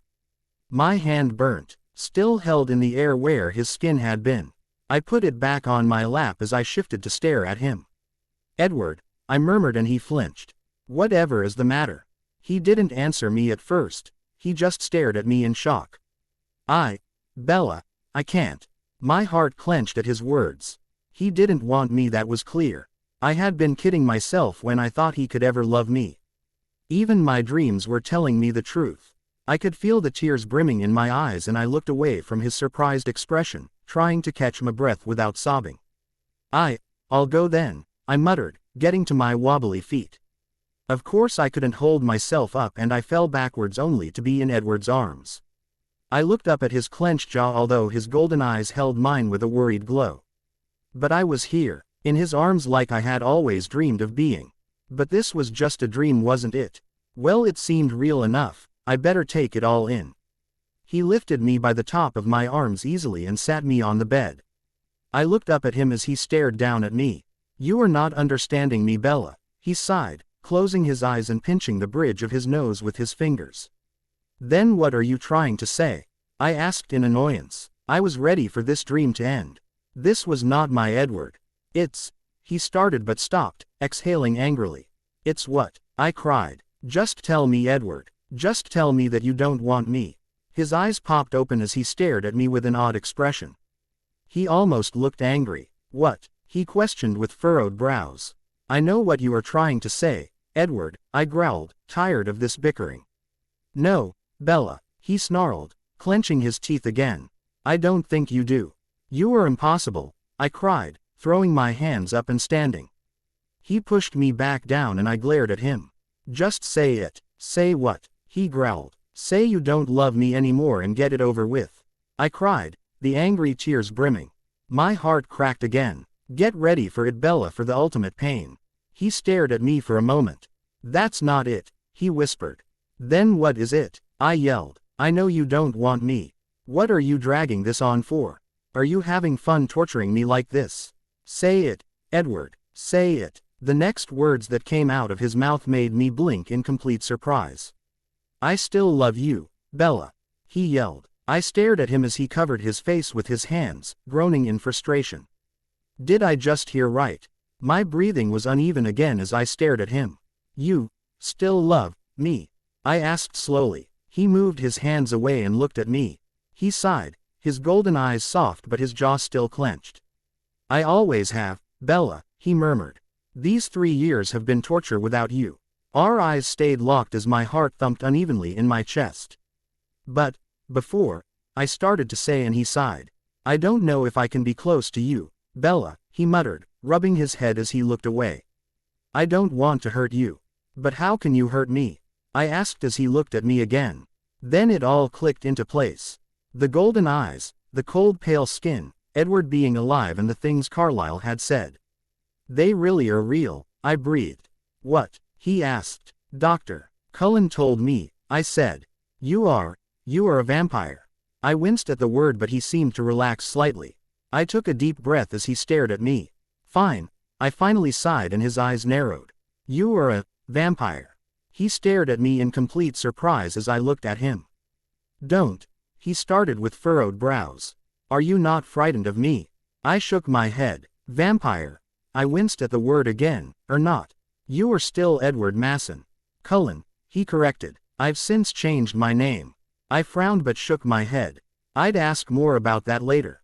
"Well, you are still my Edward," I said with a small smile. I stood up again and he backed away from me. "Bella," he warned as I stepped towards him. "Please, Edward," I murmured, raising my hand hesitantly. "I've missed you." I could feel the tears coming to my eyes again as we stared at each other, my voice cracking. I wanted so much to have him hold me again. I wanted so much to touch him again. I swallowed back my sobs that threatened to show themselves. He sighed, but I rejoiced when I felt his cold fingers curl around mine. Emotion poured from me as he raised our intertwined hands to brush my cheek with the back of his hands. My heart spluttered around in my chest, but it didn't feel like shards of glass. No, now it felt like a full and complete heart again. "I missed you so much, Edward," I repeated in a whisper as my eyes closed at his touch. He sighed unsteadily and suddenly I felt his stone arms wrap around me. I placed my head against his chest and let the tears run freely down my cheeks. I could hear nothing. His heartbeat no longer existed. He hushed me soothingly, pressing his cold cheek to my hair as his hands gently rubbed my back. He held me tenderly as if I was especially fragile, like I was breakable and I was sure I was to him. I still had that picture of the car scene in my head. I gripped onto him and kissed his shoulder. I was just so happy to be in his arms at last, dream or not. Even if I was dead I knew I had gone to heaven. We were together and that was a gift to me. He still loved me and that was a gift. Even if it was still a dream. The tears kept falling down my cheeks. I felt his lips against my hair as he held me tighter, my head spinning. Was he having the same thoughts I was? Was he as glad as I was to be back in each other's arms? I could feel his hands balled into fists again and I knew his jaw would be clenched again. I wondered to myself if it was what I was doing that was making him tense or was it the way I tantalized his senses. Was my blood that potent to him? No, it couldn't be. He was holding me, wasn't he? Suddenly I felt my eyes beginning to droop. No, I couldn't be tired. That would mean I would have to wake up from this wonderful dream. That I would wake up alive again. That I would wake up without him. I could feel the floor disappear from beneath my feet as Edward carried me back to the bed. My eyes closed as soon as my head hit the pillow. Edward, I mumbled. Yes, love, he breathed. Stay, I said, the word slurring in my sleep. I will, he promised. I could feel him beside me, his arm draped over my body. He kissed my hair once. Sleep, Bella, he purred. I'm right here. That made me feel a whole lot better and soon his musical voice filled the room. He began humming a song I knew I remembered. I had heard him playing it on the piano 3 years before. When I had asked him what the song was called, he replied, Bella's Lullaby. I groaned and squeezed my eyes shut tightly, fighting against the small amount of light trying to penetrate my eyelids. I didn't want to wake up. I wanted to stay in my dream that I had had last night. I knew when I opened my eyes I would have to start that terrible day that I called my life over again. It all seemed so real. It was like I really was in his arms, like I really was looking at him. But it was a dream, I knew that. I've never been one creative enough to come up with a dream like that. How did I possibly come up with a dream about vampires? What brought that even into my mind? It was utterly absurd for me even to come up with it. Mama had told me that those haunting stories were ludicrous and that I knew better than to believe in them. It was just like when I used to believe in fairy tales. I used to believe that every girl had a knight in shining armor who would come one day and rescue her. Then they would fall in love and live happily ever after. But after what I had gone through, well, there really wasn't any happy ending for me, was there? How could there be a happily ever after while I was dreaming of my dead fiancé? I winced at the thought. But then again, I thought, if I opened my eyes would I find myself in the clouds? Did I actually die and that sleep was transporting me to heaven? I pondered that silently. Everything seemed to fit with that. I had seen Edward again, but did that mean drive? Cullen had died too. How could that possibly happen? But then again, why would he be talking about vampires when I was dead? All these questions floating around my head and none of them could be answered unless I opened my eyes. I took a deep breath, frightened of what I was about to do. But I had to be brave. I was far too curious not to at least try and see what was happening. My eyes opened very slowly as I took in my surroundings. My breath caught when I nodded. I was in the exact same room I had seen previously. It wasn't as dark as before, the window's curtains unable to hide the bright light from the outside. You could even see the floating dust in the air. I sat up on my elbows to get a better look at the brighter room. Nothing had changed. There were still white linens on the furniture, the little amount that was there. There was the bed, which I was still lying on. A small dresser and one short sofa, both covered by dusty sheets. It must have been a bedroom at one point even though it was very dark and sullen now. This couldn't be heaven and this definitely was not Alice's house. So where was I? I pushed myself off the bed and slipped over to the window. I pulled the curtains back, the dust flying everywhere, and stared out into the dark street below. The sky was a surprising cloudless blue, the shining sun in the middle of the heavens, blinding me for a short moment. It was overly bright compared to the street below. The cobbled road was missing blocks and it looked like it had never been fixed in who knows how long. The squished houses on either side matched the darkness and the decrepit state of the road. Missing window shutters and even some broken glass. The shards lying on the cement below. There was no one on the street, not even any pets or children. It was deserted. I looked up when I noticed a woman opening one of her windows across the street. She leaned out and shook a dirty white sheet of dust, all the while muttering angrily to herself. Her hair was dark and looked like it was covered in soot, pulled up into a messy bun under an old hair band. Alice would be devastated if she saw this woman. I meant the old Alice. Before everything ended, I didn't catch myself staring at her until she looked at me. She glared, her mouth turning down at the sides into a grimace before quickly pulling herself back inside and slamming the window shutters closed. I blinked as I stared at the place she had disappeared. What was that about? She didn't look kind at all. I was sure that if I had saw someone at Alice's house they would at least smile at me if not wave. I shook my head and pulled my own head back inside, into the shade of the room. My head turned suddenly when I heard the soft music coming from another room. I slowly made my way to the door, opening it as silently as I could manage and slipping out. I was now in a dark hallway. Only one dim lamp lighting the passage. But I could still hear the beautiful music. I used it as my guide while I hesitantly walked towards the sound, careful of every step I took. Okay, in case I slipped on a wet spot or tripped over a loose nail. I stopped at an old staircase. Uh-oh, this was bound to be creaky and announce my tiptoeing presence. I took a deep breath and went one stair at a time. Careful, Bella, I reminded myself, holding on to the banister with both hands. It was a relief to reach the bottom. I was in a front hall, it looked like. The door was in front of me, and I could see the sunlight shining through the stained glass. I frowned, promising never to go out there until I had to. I turned to the left instead, following the music still. The room I turned into was as dirty and dark as the rest of the house. The curtains were drawn again, but the dim light of the lamp was able to illuminate the corner of the room. In the corner was where the music was coming from. It was a large piano, old but tuned. Sitting and silently playing was a figure that had his back to me. But I recognized the song playing right away. I was surprised when I heard the soft notes of Claire de Lune drifting up the staircase. I had not heard it in years, but it had remained ingrained in my head, never to be forgotten. I swayed my head in time to the plinking of the piano, smiling to myself as I leaned against the doorjamb. Although the song brought back bad memories, it also uncovered the good ones. The song came to an end, the last note ringing in the dry air as the pianist sighed. I was wondering when you would awaken, his velvet voice came. I blinked as he turned to face me, his perfect face complemented with that crooked smile. I choked slightly on the air I was breathing but hid it as well as I could. I'd forgotten how that smile made me feel weak. I don't think I fooled him. His smile faltered slightly until I smiled timidly back. That was beautiful, I complimented as he broke away from my gaze. Playing with the piano keys. It is something to perfect in 3 years, he murmured as he made small tunes with one hand. Something to help one try and forget, no matter how hard that may be. He looked back up at me, his golden eyes smoldering even in the dim light.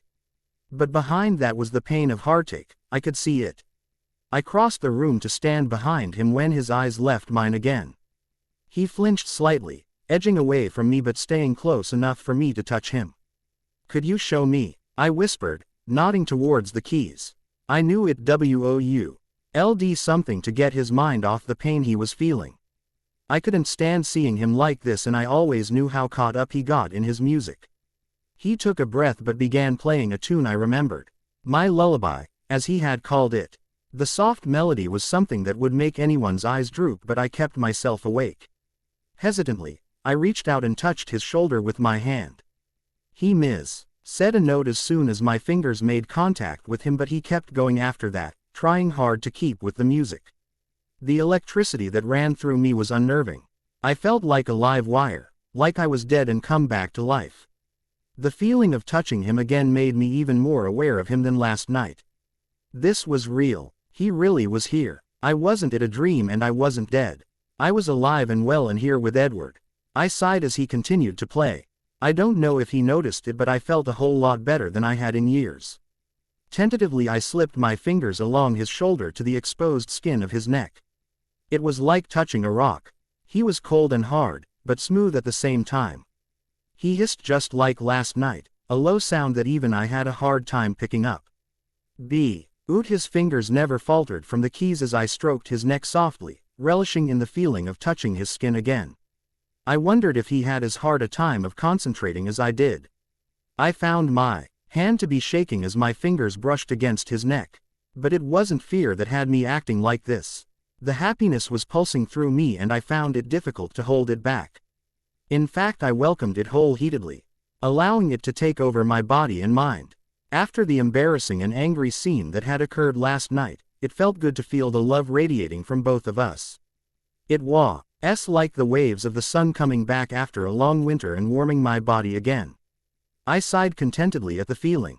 My lullaby came to an end and the silence dragged on as I stroked his skin absent-mindedly now. I had reached just where his bronze hair had started on the back of his neck and I could feel the soft feeling against my fingertips. The memories of tangling my hands in it came to me, making my heartbeat increase. Along with that memory came the memory of kissing him. My breathing was becoming uneven as I saw the way we were together. The hungry way our lips pressed against each other and the way he would smile at me afterwards, smug as always. Those were the good memories. Bella, he murmured, bringing me out of my daydreams. I blinked and looked down at him to become locked in his golden gaze. He was holding my hand now in both of his and staring up at me with a frown. I sighed and sat down beside him on the bench, letting him keep my hand. Sorry, I muttered. I get carried away sometimes. I looked at my feet and there was silence again. My head shot up again when I heard him inhaling. He had placed my hand against his cheek, my wrist under his nose and closed his eyes. His face made him look like he was on cloud nine. His whole expression was soft. A smile turned up on the corners of his flawless lips as he inhaled again. I knew I was happy about being able to touch his perfect face, so I let him keep my hand there for some time, the silence somewhat comforting. When he finally opened his eyes again, they were darker than usual but still had that softness in them.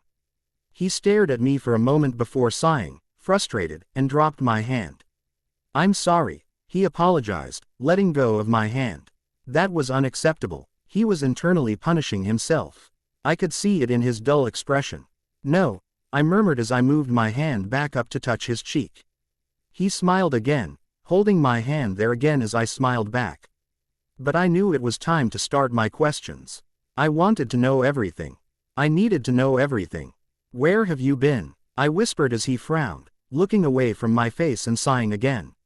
Wisconsin, he finally answered in a low voice. He looked up again and I was sure he saw the curiosity burning behind my eyes, so he continued with another beaten sigh. It was torture leaving you here alone to defend yourself. I wanted so much just to find you again and start our life together, just like I had promised you. I broke that promise. I'm so sorry, Bella. His golden eyes turned agonized as he held my gaze, begging for forgiveness. You have already been forgiven, Edward, I said with a small smile, rubbing his cheek softly. He smiled shortly back at me before continuing. But Carlyle warned me of what might become of me staying, he said. Chaos. You understand what would happen if someone saw a dead man walking. So he suggested we move away unless temptation got to me. He shook his head with a disgusted look on his face. So we left Chicago and moved north. It was easier for me to control myself when I could be out of harm's way. Away from people. He now looked deep in thought, his eyes trained on the closed window. It was the time to get myself under what little control I could obtain. It is something that happens to all of us once we change. I shivered at the word change, and knew what he meant by the word us. He looked over at me with a worried expression. I am fine, I assured him. Please continue. He stared at me for a moment, a watchful and anxious expression crossing his face. He took my hand from his cheek and instead held it in both his hands. He played absent-mindedly with my ring, but I could see the sparkle in his eyes as he looked at it. He was happy I still wore it, although he said nothing. I would never take it off, I whispered to him, and I saw the flash of a smile across his face. He again didn't say anything but continued on with his story. Everything changes, he muttered as if talking to himself. Your senses become even more dominant along with your animalistic tendencies. You are not a person anymore. He looked up at me with a dark expression. You are a creature, one of the night and cursed to the darkness for the rest of eternity. He looked away from me again, back at our hands where he continued to play with my ring. It is close to impossible. To keep yourself under your human power. The animal inside always seems to win over everything. He paused, thinking. It took me 2 years to gain control of myself. In Wisconsin? I asked. Yes, he answered. We stayed in the northern part of the state. It wasn't as populated as the rest of it. We meaning you and Dr. Cullen. I probed. Yes, he said with a nod. And one other. He smiled slightly. Carlyle came back from the hospital one night bringing someone with him. He told me that she had fallen off a cliff, but remarkably her heart was still beating. I gasped and he looked up at me again, his worried eyes changing to relief. She's fine now. Carlyle changed her before she could die. He looked away again with a small smile. Esme is someone that I could find easy to live with. It was difficult for me at first when she still had a lot of blood around her, but Carlyle seemed at ease. It is amazing the amount of control he has. A look crossed his face that could only be described as admiration. But she survived. Where are they then? I asked, looking around and wondering why they weren't with us. They are here, he assured me. Just away from you. Esme was Chan. G'd just this year, so it is difficult for her to be near you, the way your scent allures us. Myself especially. I looked at him with a frown. What do you mean? I asked. There is something about your scent that attracts me the most. He said, running his hand through his hair. It is complex to explain. It is like the choice of wine or water to an alcoholic. It is a temptation. That is the reason I couldn't be so close to you. I'm sorry. That was understandable. I finished for him as he frowned. You can't be master of everything, Edward. He sighed and nodded. But I have been getting better, he said. Especially this last month. I raised my brow at him and he smirked. Have you had the feeling of being watched? My mouth dropped open as I watched him smiling. That was you. Haven't you been watching over you since the beginning of September, he admitted with a shrug. I convinced Carlyle to let me come back just to check on you, to see that you were safe. Your face had been haunting me for years. I knew I wanted to see you smiling again. He agreed under 2 conditions. That he stay inside to tend to Esme's every need and for me to have no communication with you. So I searched the whole of Chicago for you, hoping you were still here. I checked our home first. We both frowned at the thought. It had been boarded up. I muttered, guilty. They had offered the house to the Cullens, being the closest family members who had in turn offered the house to me. I had immediately refused it. No matter how much I wanted to sleep in my old bed, I could not take the pain of having the house empty. The house was just a house without my family there. It wasn't a home, but after they couldn't sell it, they boarded it up, leaving it untended to for years. I was sure Mrs. Masen's our dens were already dead, and I bit my lip at that thought. Yes, he murmured. So I thought that you must have gone back to Washington to be with your mother, but I checked on Alice and Emmett first. And there you were. He smiled. The feeling I got from seeing you again was something that could knock someone off their feet. I was so close I could reach out and touch you. He paused to rub my hands lightly. But the way you looked. It tore me to shreds to see you rolling around in your nightmares. He sighed. So you were there every day? I asked. Every night, he corrected. Even though it was cloudy. I stayed inside in the daytime. I only started coming out in the daytime a few days ago. I didn't know what could happen to you once I realized you had got yourself a job. He frowned. What happens to you in the sun? I asked, overly curious. He paused for a moment, looking around before standing quickly and pulling me to my feet. Come along, he said with a smirk. I'll show you. It was some kind of amazing feeling that overwhelmed me when he held my hand. His grip was gentle, like I was a porcelain doll so easily broken. But even though he was overly gentle and very cold, I didn't say I didn't enjoy holding his hand. It was still my Edward, just a little different. I shook my head as he led me out the room. Why would I be thinking that? He was my Edward in every way, and I shouldn't doubt that. I sighed and he looked at me curiously. I plastered a smile on my face as he frowned and looked away. He pulled me through the way I had just come and back up the staircase. D already realized that Edward moved at a faster pace, but I found it hard to follow along after him without tripping or at least stumbling. He knew how much of a klutz I was. He noticed and smiled at me apologetically. "It's something I'm trying to become accustomed to as well," he told me, slowing down for my benefit. "The speed is exhilarating when you can use it to your advantage, but troublesome. When you are trying to stay." He paused and frowned. "Normal, I suppose." "Meaning you haven't been able to control it yet?" I asked as we walked up the staircase, his cold hand never leaving mine. "No," he sighed, seeming to be forlorn by this. "I haven't been able to harness it yet. Although keeping pace with you should do some good." He smiled down at me, his golden eyes twinkling in the dim light of the hall. My breath caught in my throat again as we reached the landing. His eyes and smile still seemed to have the same effect on me, vampire or not. I shuddered away from the bleak word. But I wondered to myself if Edward had ever used the word to describe himself. He seemed so sullen when he explained his life up to yesterday. Did he regret being saved from death only to damn to an existence of darkness? I shook my head. I was beginning to sound like him. I wouldn't be sorry that he had been changed. I winced again at that, but recollected myself as Edward looked at me. I smiled timidly, urging him to continue on. I was wondering, I started as he kept walking down the hall. "Why move into a place like this?" I motioned to the grimy walls around us. He shrugged, smirking at me. "Well, it's not like we could go ahead and buy a house in the busiest part of Chicago." He chuckled and I ducked my head, finding that to be an easy answer I should have realized. But then again, Esme loves to redecorate houses. I'm sure Carlyle bought this house to give her something to do while she learned to control her urges. "Oh," I answered quietly. "She hasn't got to much of the house," he admitted. "Not that we'll be here that long." My heart dropped at his words. Not that we'll be here that long, I thought, and I could feel the dark cloud coming to rain over me again. They weren't planning to stay. He wasn't planning to stay. But he would, wouldn't he? We'd just found each other again and we would be separated.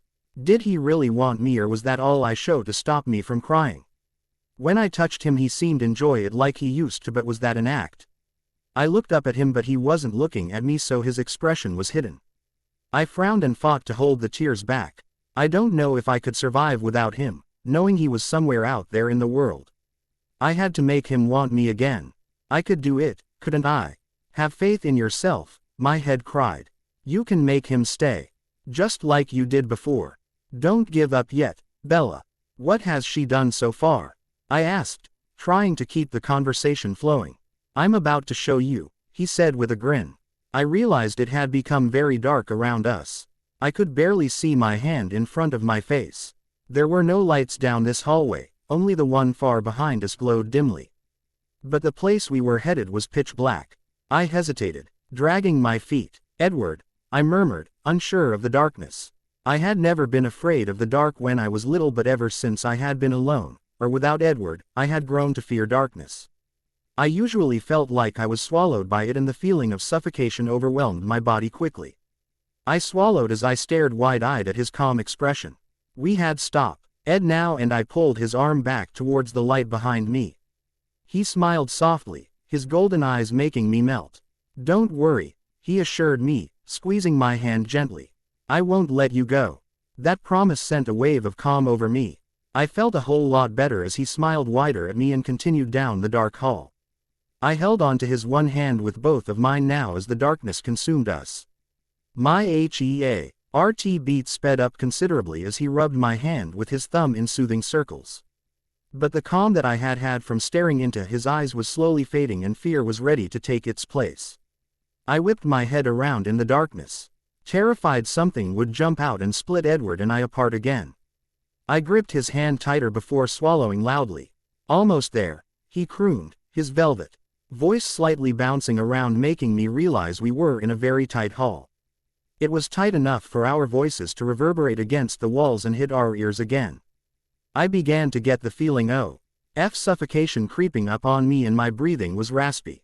The oxygen was leaving my lungs and I would soon be gasping for air. I wondered if this was how people felt when they were drowning. My heartbeat increased in tempo again. Suddenly there was a light at the end of the tunnel, or a small window to be exact. The window was a part of a door outside. I could see the sunlight coming through the cracks around the door.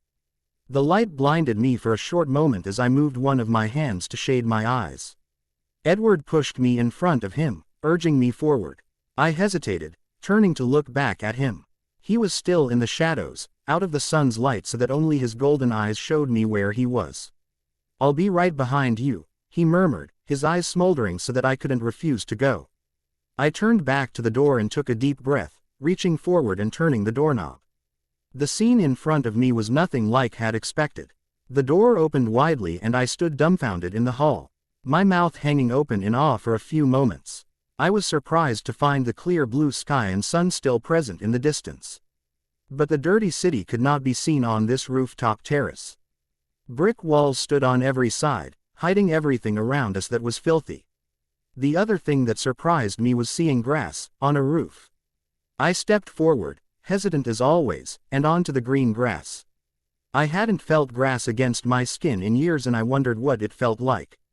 Would it still be the same as I remembered when I was little?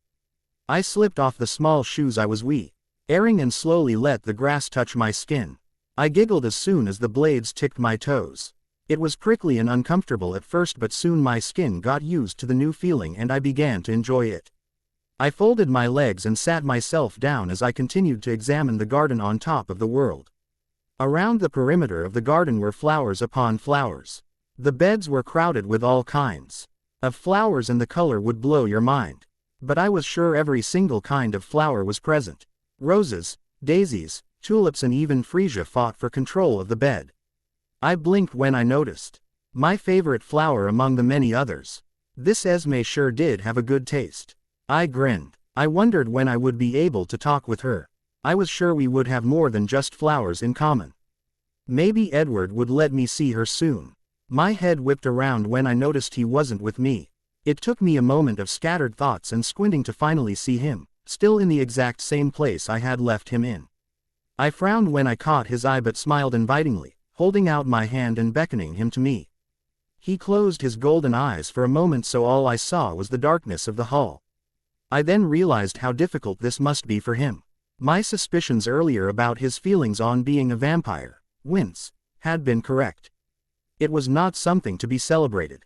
It was obvious. This was something that he believed would send me running. I gulped as his eyes opened again and he stepped forwards. I was shocked, at first, at what I saw. As soon as the sunlight hit Edward's skin it danced. It looked as if a million tiny jewels were embedded in his pale skin, sending rainbows of colored light around him. The light sparkled on my own dull skin which looked bare compared to his glowing magnificence. I stared at him with wide eyes as he strode over to me. He sighed and sat down in front of me, his skin still sparkling. I could help myself and before my brain had even registered it. I reached over and stroked his sparkling face. It was still smooth and cold as a stone, as if there wasn't anything different about his skin. I ran my fingers down his jaw, still in awe of the beauty in front of me. His eyes were watching me, worry crossing his face. I frowned at his anxious expression, my fingers still tracing patterns on his cheek. "I don't scare you, do I?" he asked, worry deep in his wavering tone. I jutted my bottom lip out and shook my head slowly.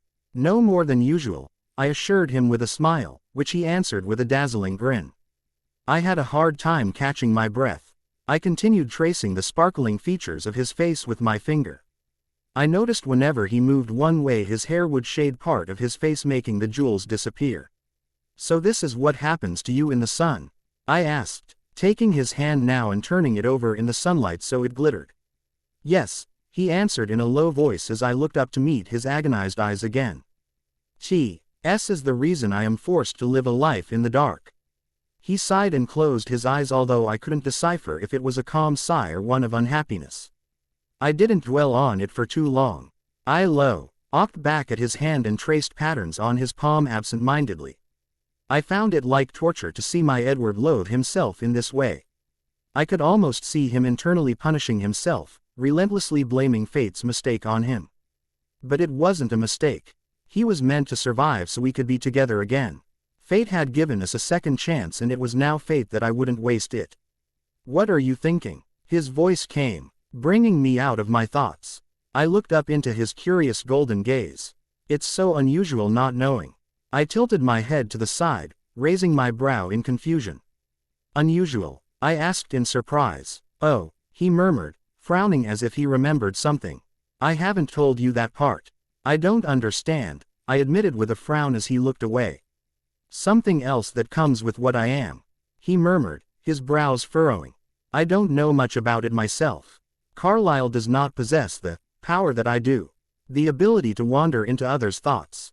It's difficult to control and it becomes very annoying at times. He looked up at me with a smile. The silence is something to marvel in. It is what I hear when I'm with you. My thoughts are hidden, then. I asked, intrigued. Yes. He chuckled at my enthusiasm. It is silent whenever I am around you. Oh, I answered with a timid smile, looking away. I didn't want to admit it but I was sort of glad my thoughts were hidden to him. What with all the things I had been thinking, I sighed. He wouldn't want to hear it. Bella, he asked in an anxious tone. I looked back up to see him gazing at me. His forehead creased in worry and his golden eyes sparkling along with his skin. I had to look away again to collect my thoughts. Then I knew I had to try my luck at getting him to stay again. It was time to use my skills I had hidden away for 3 years. It was time to persuade him. I don't think I could have survived, Edward, I started in a whisper. I felt his hand stiffen in mine, still like a statue. I looked up to see his eyes looking down at our hands, pain evident in his expression. I hated hurting him like this but was guilt really a way to get him to stay? It was hard to get through every hour, let alone 3 years. There was a long pause before his pain-filled voice was heard. I thought you would heal, he muttered. I hoped you would heal. You can't cure a broken heart, Edward, I murmured. He winced and I instantly felt terrible for hurting him this way. Why should I be so evil to bring up this subject? I knew he felt guilty for not returning right away but it wasn't his fault. It wasn't something he couldn't control. He might have called me, looked me up, told me he was alive at least. I hoped you would heal, he repeated. No matter how much I wanted to return to you. I hoped deep down you would move on. No matter how much I wanted to be with you I could not bring you into this world of, well it's not a place where a person like you belongs. He looked up at me with anguished eyes. You don't deserve to be cursed, Bella. You deserve a life. Do not tell me you do not deserve a life as well, I argued, holding his hand tightly. You are as much a person as I am. He grimaced and looked away. Stubborn as always, I thought with a shake of my head. I reached forward and pulled his face over so we locked eyes again. Why are you so pessimistic? I asked as fiercely as I could. Why can you not look at the good things life has given us? Because the bad things override them, Bella, he said through clenched teeth. No, I said, glaring at his perfect face. They don't. I'm sure the fact that we are together again overrides the fact of you being a vampire. I winced at the word but he didn't seem to notice it. He was busy staring in my eyes, babbly trying to pick my real thoughts out of my head. But these were my real thoughts, plain and simple. I clenched my teeth together as I felt the wetness in my eyes. I was not going to cry, not now. I needed to stay strong and fierce. But it was difficult not to break down as I stared into the eyes of the man who would most likely be leaving me again. I whimpered, my heart aching inside my chest. I just missed you so much. I broke down then, the tears falling steadily down my face. I took deep breaths as I squeezed my eyes closed. The feeling of drowning was coming over me again. I was falling into the black waters. Just like before, and I was afraid. Afraid I wouldn't able to surface again. I was scared I would just sink to the bottom and never be able to find my way back to my body. It was what it had felt like when he was gone. Like I was locked inside my body, unable to claim it back from the zombie that had taken my place. I didn't want to go back to that. I didn't and to be locked back inside the cage in my head and I knew it was where I would be if he left me again. Suddenly I felt the cold of Edward's hands on my face, wiping the tears from my cheeks. I kept my eyes shut, breathing in large amounts of air. In the process my head filled with the sweet scent coming off his skin making it swim. I suddenly felt woozy if not drowsy. It was like his voice humming me the lullaby. It was like a drug. "Please, Bella," he murmured, his breath fanning across my face. "Open your eyes." I shook my head, still squeezing my eyes closed and pressing my lips together. I couldn't. I knew that if I did then I would never be able to keep my mind from swimming. The way his eyes glimmered in the sunlight offered me little chance to think straight. "I can't," I cried. "Yes, you can," he answered calmly. "Please, Bella. I waited too many years not to see your eyes. Please." I took a deep breath, his scent making me slightly woozy again, before I opened my eyes slowly. And he was right there. His face inches away from my own. My heartbeat accelerated as I stared into his melting ochre eyes. He searched my eyes for a moment, my breathing becoming uneven quickly. It was just like that night in my room. It felt like more than 3 years ago. It felt like 100 years from the time that we had been so close. His cool breath was on my lips, his scent making my mind spin. It was like nothing I had ever smelt before. Frisia held nothing on the sweet scent of his breath. He smiled at me, stroking my hair softly. "Why are you crying?" he asked. "Because," I sobbed pitifully. "You were leaving me again." My heart ached again and I could feel it slowly shattering into pieces. I knew that the first time he had left was not something he could prevent, but I felt like this was something that could be prevented. I wanted him to stay with me so much. He stared at me as I looked away, unable to look into his eyes again. "Bella," he whispered, pulling my face back up to look at him. "I promise you, I'm never leaving you, never again." We stared into each other's eyes again and I could see the truth there. He really meant it when he said he would stay with me. My heart lifted at this and I wiped my hand across my cheek to rid it of the new tears. He was staying, he made that promise and I knew he wouldn't break it. Thinking of Alice in a perfect moment such as this was not a thing I would have wanted. But as I explained what I had been doing for 3 years she creeped into my mind making me gasp in surprise. I had totally forgotten about her and I felt terrible for it. She had only cared about me and I hadn't even thought of contacting her and letting her know where I had been for the past few days. She would be freaking right now. I could already. Why picture her out on the streets with the police? No doubt she'd called them already. I informed Edward on my sudden thought and he agreed that I should go home. "But," I started, holding on to his cold hand tightly. "You said." "I understand what I said," he interrupted me with a slight smile. "I'm not going to leave you." "But," he put a cool finger against my lips making me shiver in my speech end. "A gentleman would never leave a young lady unattended. I will escort you home." "You will?" I asked, surprised as his smile grew. He nodded and my heart lifted, extremely happy he would be with me. I felt a lot safer when I had him around. "Well, I feel a whole lot better." He laughed before shaking his head. "I will be there, as near as I can be," he said with a frown. I was silent as I thought over his words. "Oh," I said after a moment, realizing what he meant. "You can't be seen." He nodded. "Well, I believe it is better than not having you at all." So we left the beautiful rooftop Edo and made our way back through the dark hallway. I wasn't scared of it anymore now that I knew Edward was staying with me. I held his hand tightly although he didn't seem to notice my using all of my strength in that one gesture. It was better when we got to where the dim lights were and down the staircase. He left me in the front hall, explaining that he had to inform Carlyle where he was going. He was hesitant to leave me alone but he soon left me to myself in the hall. As soon as he was out of sight I turned and looked out the dirty windows on the door. They were murky and dirty so you could barely see what was out there. It made me want to stay where I was even more. Who knew what was lurking in the shadows out there? I shivered and turned back to face the place Edward disappeared. It was still creepy and I stared into the darkness, waiting for Edward to reappear. I found myself swaying from side to side. It was something I had picked up somewhere. It might have come from my mother who had swayed with me on her hip when I was little. I liked the soft motion and it helped me sleep. I smiled at the thought of how close Mama and I had been. My best friend as I saw it. Of course she was my mother and it was silly to see her as a friend but Renee was not one to be parental. It was usually me and my father that helped her along. I knew she didn't want to settle down or have a baby as young as she was. But it was evident she loved Papa and it killed her to be apart from him. I could see that pain in her tears. I pressed my lips together to keep my own tears from falling. These memories were painful to remember. It was unnerving that the happy thought of my swaying turned into the hurtful memories of my parents. The sudden feeling of being watched made me spin around. Standing in the archway was a young woman. She couldn't be more than 30. Her long caramel-colored curls fell past her shoulders, perfectly framing her heart-shaped face. Her lips were turned up into a kind smile, making her cheeks look higher on her face.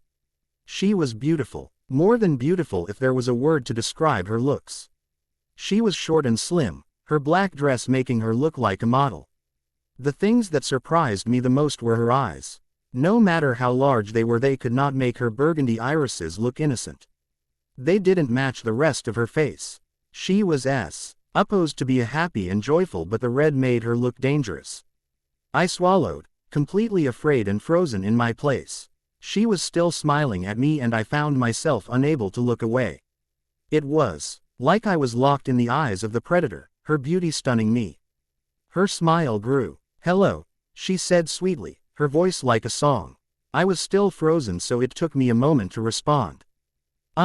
Hello ma'am," I curtsied, ducking my head. She giggled, a bell tingling, as I looked back up at her. "No need for the proper terms, dear. My name is Esme." Of course, I mentally hit myself in the head. This was the woman they had picked up along the way. "Oh," I said, shaking my head. "I'm Bella." I stepped forward to shake her hand and she in turn took a step back, holding up her hands and straining her neck away from me. I was confused for a moment before I finally figured it out. I quickly stepped back with a small, "Oh." She smiled kindly again but kept her stance. Esme was one of them too, and young. Didn't Edward say she was turned not long ago? I swallowed again, my throat suddenly dry. Did she have control of her instincts like Edward and Carlisle had? Should I be running? Should I scream? My heartbeat was speeding up as the choices flowed through my head. What should I do? Esme must have noticed because she frowned. "Is there something wrong, Bella, dear?" she asked, concerned. "Yes," I squeaked, biting my lip. "Careful," she warned, stepping back again. "Don't bite too hard." I let my lip out from between my teeth. "Sorry," I muttered. "It is perfectly fine," she said. "I can see I've embarrassed you." I hadn't noticed the blush creep up onto my cheeks. I was making this harder on her. "Stop it, Bella. Do you want to be drained of blood?" My heart stepped up its pace again and my face drained of color. "Bella." Edward's cold arms were around my waist before I could even turn my head. He spun me around to look at his worried expression. After scrutinizing my face for a moment, he left me to put my head against his chest. "Oh dear." Esme's voice was heard as I closed my eyes, content in his strong arms. "I've frightened her." I lifted my head to look at her sad expression. "Not at all," I insisted. "I'm perfectly dandy. No need to try and make me feel better," she said with a smug smile. "I suppose I should get used to it." She sighed. "But," she held up her hand and I silenced myself. "It is fine, Bella," she said. "It's just wonderful to meet you." "You too," I murmured, my cheeks burning again. She smiled at me before looking up to lock eyes with Edward. There was a moment of silence before he chuckled. "Thank you, Esme," he said. "You are quite welcome." "Bella," he asked, turning to look down at me. "Are you ready to leave?" "Yes," I answered quietly. He smiled and turned back to Esme.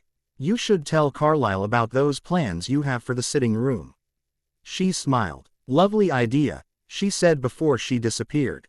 She had left the hall so fast that I didn't even see her exit. There was an uncomfortable silence for a moment, but I couldn't stand it anymore. "Well, she seemed innocent enough," I said. He gave no answer and I could feel my cheeks burning. I looked up at him to see his eyes were trained on my face. "What? You know that you are meeting a house full of vampires, right?"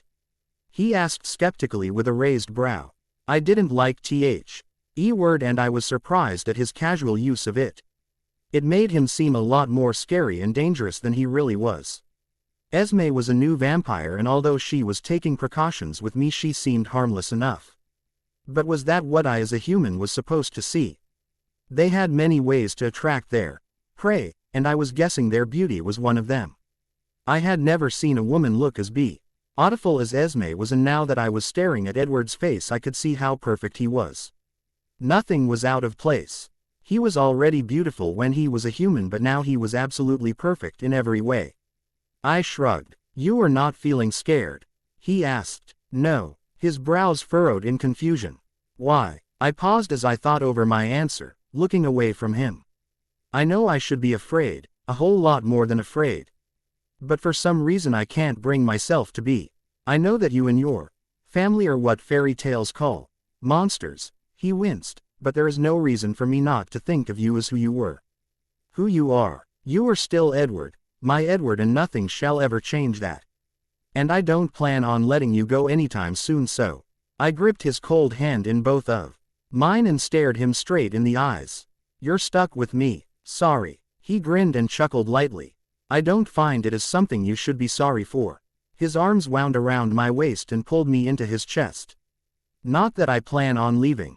"Good," I answered, and he laughed again. I felt so complete in these arms. Although I still remembered the warmth of my Edward, his arms were still the exact same. They were locked around my waist like he didn't want to ever let me free. I wouldn't mind that. I could stay in his arms forever if I were able to. "Well," he started, his chin resting on my head, "I would much rather stay here with you, but I know that Alice will be going insane right now." "Oh," I cried, looking up. "I almost forgot about her." "That sounds terrible to say." I frowned. "We should go." He let go of all of me but my hat and pulled me to the door I had been afraid of since I got here. I gulped as he unlocked the door and opened it. Outside was just as I imagined it to be. Dark and cold. The cobbled streets were uneven under my already clumsy feet, and I held on to Edward's side for dear life. He chuckled as I stumbled along, and I glared at his innocent expression. But I gripped his arm tightly, not only for stability but because I was afraid of this dark street. There were some pretty creepy characters hanging around the small alleys, watching us. At least he wasn't going to leave me here, but I knew I would be alone when we got to the main streets. Well, without anyone beside me, he'd be watching, I knew that. I'd feel empty without him holding me. He led me down an empty alley, and I could see the main street ahead, people, cars and horse buggies on the road minding their business and not even knowing the fictional things that were going on around them. He stopped in the shadows and turned me around to look at me. "Try not to get hit by a car," he murmured with a wicked smile. I pursed my lips and glared at him. "I'll try my best," I snapped, and he grinned. He looked around us for a moment before leaning down to kiss my forehead. He lingered there and I smiled, my eyes closed. "I'll be watching," he promised as he pulled away. "You don't have to do that," I said with a pout. "I can walk home on my own." My safety really didn't matter. I was only sad about him leaving me. He shook his head and grinned before stepping back into the shadows and disappearing. I sighed before turning on my heel and walking out onto the sidewalk. It was a busy day as people pushed and shoved their way around, trying to get home after work. I kept to the sidewalks, taking his advice and not getting hit by a car again. I'd rather not go through that again. I stumbled a few times but regained my balance and continued forward, bumping into people. I didn't know where he was, but I could feel his eyes on me. Whenever someone shoved me out the way, I could hear his hiss of annoyance as I stumbled. I fought with myself not to jump out into the street to have him rescue me again. That was stupid. I instead kept my eyes on the cement at my feet, trying hard to remember how to get home. Alice would be going ballistic by now. I was surprised she hadn't got all of Chicago to search for me. I shook my head, turning the corner. I saw the house before I got to the large gates. I walked up the gravel, looking around myself to see if he was still with me. He was nowhere in sight, and I was beginning to feel scared that he wasn't following me. Did he leave me? I pressed my lips together so I wouldn't cry. Of course he would leave. Why stay with me? I had nothing that would hold him. Keep him with me. I was plain and boring, and I had nothing that he would ever want. I was so stupid for thinking otherwise. I took deep breaths, both because I was nervous of seeing Alice again and I was terrified that he left me. I put my hand on the doorknob, but my eyes wandered to the glass on the door. My heart almost jumped out of my chest when I saw Edward's reflection behind me. I sighed in relief as he frowned at my expression. He was with me and there was nothing to worry about. He hadn't left me. I rejoiced inside my head as I smiled at his reflection, my eyes still a little glassy. I turned to look at him, a huge smile plastered on my face, and he was gone. I frowned, confused. Was I dreaming he was there? But it seemed so real. I could even feel the small wind of his departure. The door opened behind me and before I could turn I was being pulled into a huge sobbing hug. It was defiantly Alice. "Bella," she cried, large tears falling down her tiny face. I could barely breathe with the stranglehold she had on me. "Where have you been, Alice?" I choked as she kept a strong hold around my waist, still not tall enough to look me straight in the eye. It was amazing how someone so little could have so much strength. She didn't let go of me no matter how much I spluttered in protest. She looked up at me, glaring. I'd never seen that fire in her brown eyes before. Her little eyebrows were scrunched together and her lips in full pout. "Where have you been?" she cried, squeezing me again. I bit my lip as she stared at me, concern evident on her tiny face. I couldn't tell Alice. I couldn't bring her into this. I wanted so much to tell her. I wanted to scream to the world that Edward was alive again, but my head wouldn't let me. "Don't be stupid," it told me. "You know she shouldn't be told. What did Edward just tell you?" I nodded to myself as she pursed her lips, the fire returning. She hated being left out of the loop, so to say. I wanted to tell her. No one would ever understand how much I wanted to. But I couldn't. Hopefully I'd polished my lying technique since I told everyone I felt fine after Edward left. They actually bought it. I stared at her furious pixie face. "You're not going to tell me, are you?" She seethed through her teeth. I untangled myself from Alice's arms and her face turned pleading. Those puppy dog eyes were out again, but I refused to look into them. I'd cave. I knew it, and so did she. Instead I rushed past her to the entryway, my eyes scanning the familiar sights. My heart clenched like it always had when I saw the staircase. But it didn't break like it used to. He was alive and here with me. I sighed as Alice caught me by the elbow. She swung me around to face her demanding features. I bit my lip again. And she could see the anxiety in my eyes. "You can tell me, Bella," she soothed, rubbing my arm with a concerned frown. I shook my head before staring into her eyes. "Well, better put on my mask. I got overtime at work," I lied. Keeping my face calm, she seemed to fall for it. My acting skills must have been a lot better than they used to be. For a whole day, I froze. I'd forgotten how long I'd been gone. "Don't lose it, Bella. Your mask is crumbling." I straightened my features and shrugged nonchalantly. "You know how she gets," I said. "Always wants her work done." She narrowed her eyes at me. "Time to bring out the big guns. It keeps my mind busy," I muttered, not even trying to make my voice sad. Those memories of being alone and in physical and emotional pain were flooding back into my mind. My eyes were glistening and I took a deep breath to keep the tears back. "Not the time to cry. I'll use those when I have to." "Oh," she murmured, seeing the sadness in my face. "Do you need me for anything?" I sighed and looked away from her kind face. I couldn't bear looking into it when I knew I had just lied to her, my best friend, for goodness sake. I felt terrible for what I had done. I'd have to make it up to her sometime. "I'm fine," I said quietly before turning and walking up the staircase. I felt her eyes on me as I lifted one foot at a time, chanting, don't trip," over and over again in my head. Then I stopped, blinking as the thought came to my head. The way I could thank Alice. It was the perfect plan. "Alice," I started, turning around to see her look up from the floor. "Yes?" she asked, frowning. It made it even more difficult to look into her eyes. "Can you do something for me?"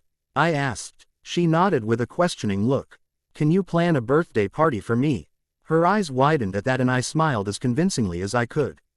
She looked shocked at my request and she stared at me with her mouth open in awe. It was difficult to catch her off guard and I even surprised myself. Party," she struggled to say. "You want a party?" I nodded. Her eyes narrowed again. "What's wrong with you?" she questioned. "Where have you taken our Bella?" I shrugged with a smile I didn't have to force. This new Bella had her life back. Or was the old Bella back again? Either way, I knew who was waiting for me upstairs. I shook my head. Too many things to think about. "You're in the middle of a conversation, Bella. Concentrate." "I don't know," I said with a grin. She's gone someplace new. And then Alice smiled for the first time in 3 years. Her pixie face lit up and her brown eyes twinkled in the light. Was it just me or did it seem brighter in here all of a sudden? I felt so good. What's going on, Bella? She asked. Nothing. I grinned again. She hesitated before asking me. Did you meet someone? I frowned and her smile disappeared. But my smile returned and I laughed.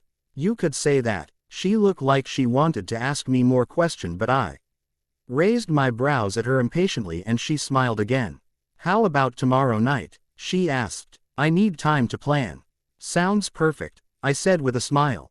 She grinned before curtsying. Your wish is my command. She giggled before winking at me and skipping down the hall calling her mother's name. I sighed in contentment and all but ran up the stairs, my smile still in place. I'd made Alice happy again. Maybe if she were happy it would rub off on everyone else my depression had hurt. I hoped so. I couldn't help but skip to my room, closing the door silently after me and turning around. Edward was standing by my open window, his eyes on me as soon as I turned around. I felt as though he was looking straight through me and I couldn't help but blush.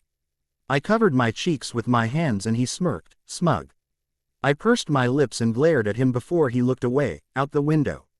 I shouldn't be annoyed with him. I'd spent years without him, so it was time to make up for what we missed. I smiled and skipped over to him, my arms swinging at my side. He looked at me and chuckled. I thought only Alice had the privilege to dance. I rolled my eyes playfully and shook my head. I can do whatever I want. He shrugged, taking my hand in one of those extremely fast movements of his. I flinched but didn't move away as his thumb rubbed soothing circles in the back of my hand. We were silent for a moment as I stared at our hands joined together. His skin was still cold and hard like stone, but I suddenly felt warm. What's that you were talking with Alice about? He questioned as I looked up to see him staring at me. My thoughts became jumbled. It was a party, I stuttered. I shook my head, squeezing my eyes shut and breathing in through my nose and out my mouth. Bella, he asked, concern evident in his voice as his cold hands held my shoulders. I'm fine, I insisted. Just a little dizzy. I wasn't lying there. Here, he said, and before I knew it he had scooped me up in his arms like I was a rag doll and set me on my bed. I took a deep breath of his sweet scent and sighed. That was the one way to calm me down. I rolled over onto my side, my eyes still closed, as I snuggled up to the covers. His cold fingers probed my forehead, lingering against my skin as I smiled. Why do you want a party, Bella? He asked suddenly, making my eyes open. His face was only a few inches from mine as he knelt by the bed, his chin resting on his propped-up arms. I smiled and closed my eyes again, inhaling. It felt good to have him here. I want to make Alice happy, I mumbled. I didn't notice before how tired I was. My body was practically begging for sleep. Make Alice happy, he said practically to himself. But why? 'Cause she's going to miss me. Miss you. MMHMM. When we go away. He was silent and only the sounds from outside and the faint rumble of distant thunder was heard. I opened one eye hesitantly to see him looking at his hands, his brows furrowed and his perfect face in indecision. I frowned and reached over to touch his face lightly with my fingertips. He blinked when my skin touched his but didn't look up, now glaring at his hands. What is it, Edward? What's wrong? I asked, stroking his cheek. I shouldn't have come back, he murmured just loud enough for me to hear. I froze and the shards of glass began picking at my insides, especially my heart. I breathed quicker than usual as I stared at his lowered eyes, now showing deep pain. He wasn't going to stay. I wasn't going to go away with him. He regretted coming back. He probably had a much better life somewhere out there. I took a breath and I found myself gasping for the air I couldn't get. He looked up, his eyes wide with alarm as he saw the pain in mine. Bella, he cried, putting both his hands on my face. I could feel myself twitching as I tried to keep the tears back. Bella, time to sum up my courage I had been growing these long years. You love him enough to let him go. You love him enough to let him have the life he wants. You don't have to stay, I cried, unable to keep the tears back as they rolled down my cheeks. What? He asked in surprise, wiping my tears away with his cold fingers. Why shouldn't I stay? I know you don't want me, I said, squeezing my eyes shut as the sobs took over me. There was silence and I wondered if he'd left. Good. I'd get on with his life and I could try and get on with whatever I had left. I had set him free from the burden that was myself. But I felt his cold fingers rubbing my cheeks again and I knew he wasn't gone. What was he waiting for? He should get back to Carlisle and Esme as soon as possible. Isabella Marie Swan, he said. It was almost a growl. I opened my eyes to see his expression contoured into what could only be anger. But his golden eyes were different. They burned with determination as the only emotion I could sum up. How could you ever possibly think that I do not want you? How cool. Did there ever be one point in the rest of eternity that I wouldn't want you? It should be the other way around. I should be letting you go. But I can't. He trailed off, looking away from me. Then why do you regret it? I whispered, feeling better than I was but not healed. I looked up at me, staring into my eyes and making my breathing hitch. There's nothing I want more than to be with you, Bella, never question that, he sighed. But I'm a danger to you. His hands clenched into tight fists as he inhaled deeply. He let out a shaky breath. Your scent is intoxicating, he admitted, leaning away from me. My throat burns whenever I'm near you and sometimes I fear I won't be able to control my thirst. I could not live with myself if I hurt you, Bella. You mean everything to me. His eyes closed and he looked like he was in severe pain. I ached to comfort him but I hesitated. I didn't want to make this harder for him. Is it difficult for you now? I whispered as he hung his head. Yes, he replied. Very. I bit my lip before extending my shaking hand. I ran my fingers through his bronze hair softly. It was silent as the approaching storm neared. I could hear the thunder growing loud. And see flashes of light out the window in the dark night sky. I hadn't realized how much time we had. I talked for, first with Alice and then with Edward. Oh, Edward. I hated to see him in such pain. I wanted to comfort him but I didn't know how.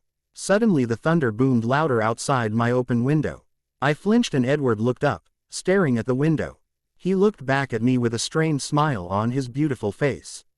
It didn't take any effort for him to lift me with one arm and put me back down again, pulling the covers up to my chin. He brushed the hair off my face softly. Sleep, Bella, he murmured as I closed my eyes. Letting out a yawn. Edward, I called. Yes, my love, he asked from a fair distance away, maybe at the window. The rain was now pattering against the glass. Stay, I slurred. Don't go, stay. He made no answer and there were no sounds except of nature. The rain was growing louder by the second, the thunder rumbling and the lightning making flashes so bright I could see red through my eyelids. My heart sped up when I heard no answer from him. He's gone. He left. I whimpered as my heart tore in two. Suddenly a very loud bang of thunder rolled through the house and I jumped a few good feet in the air.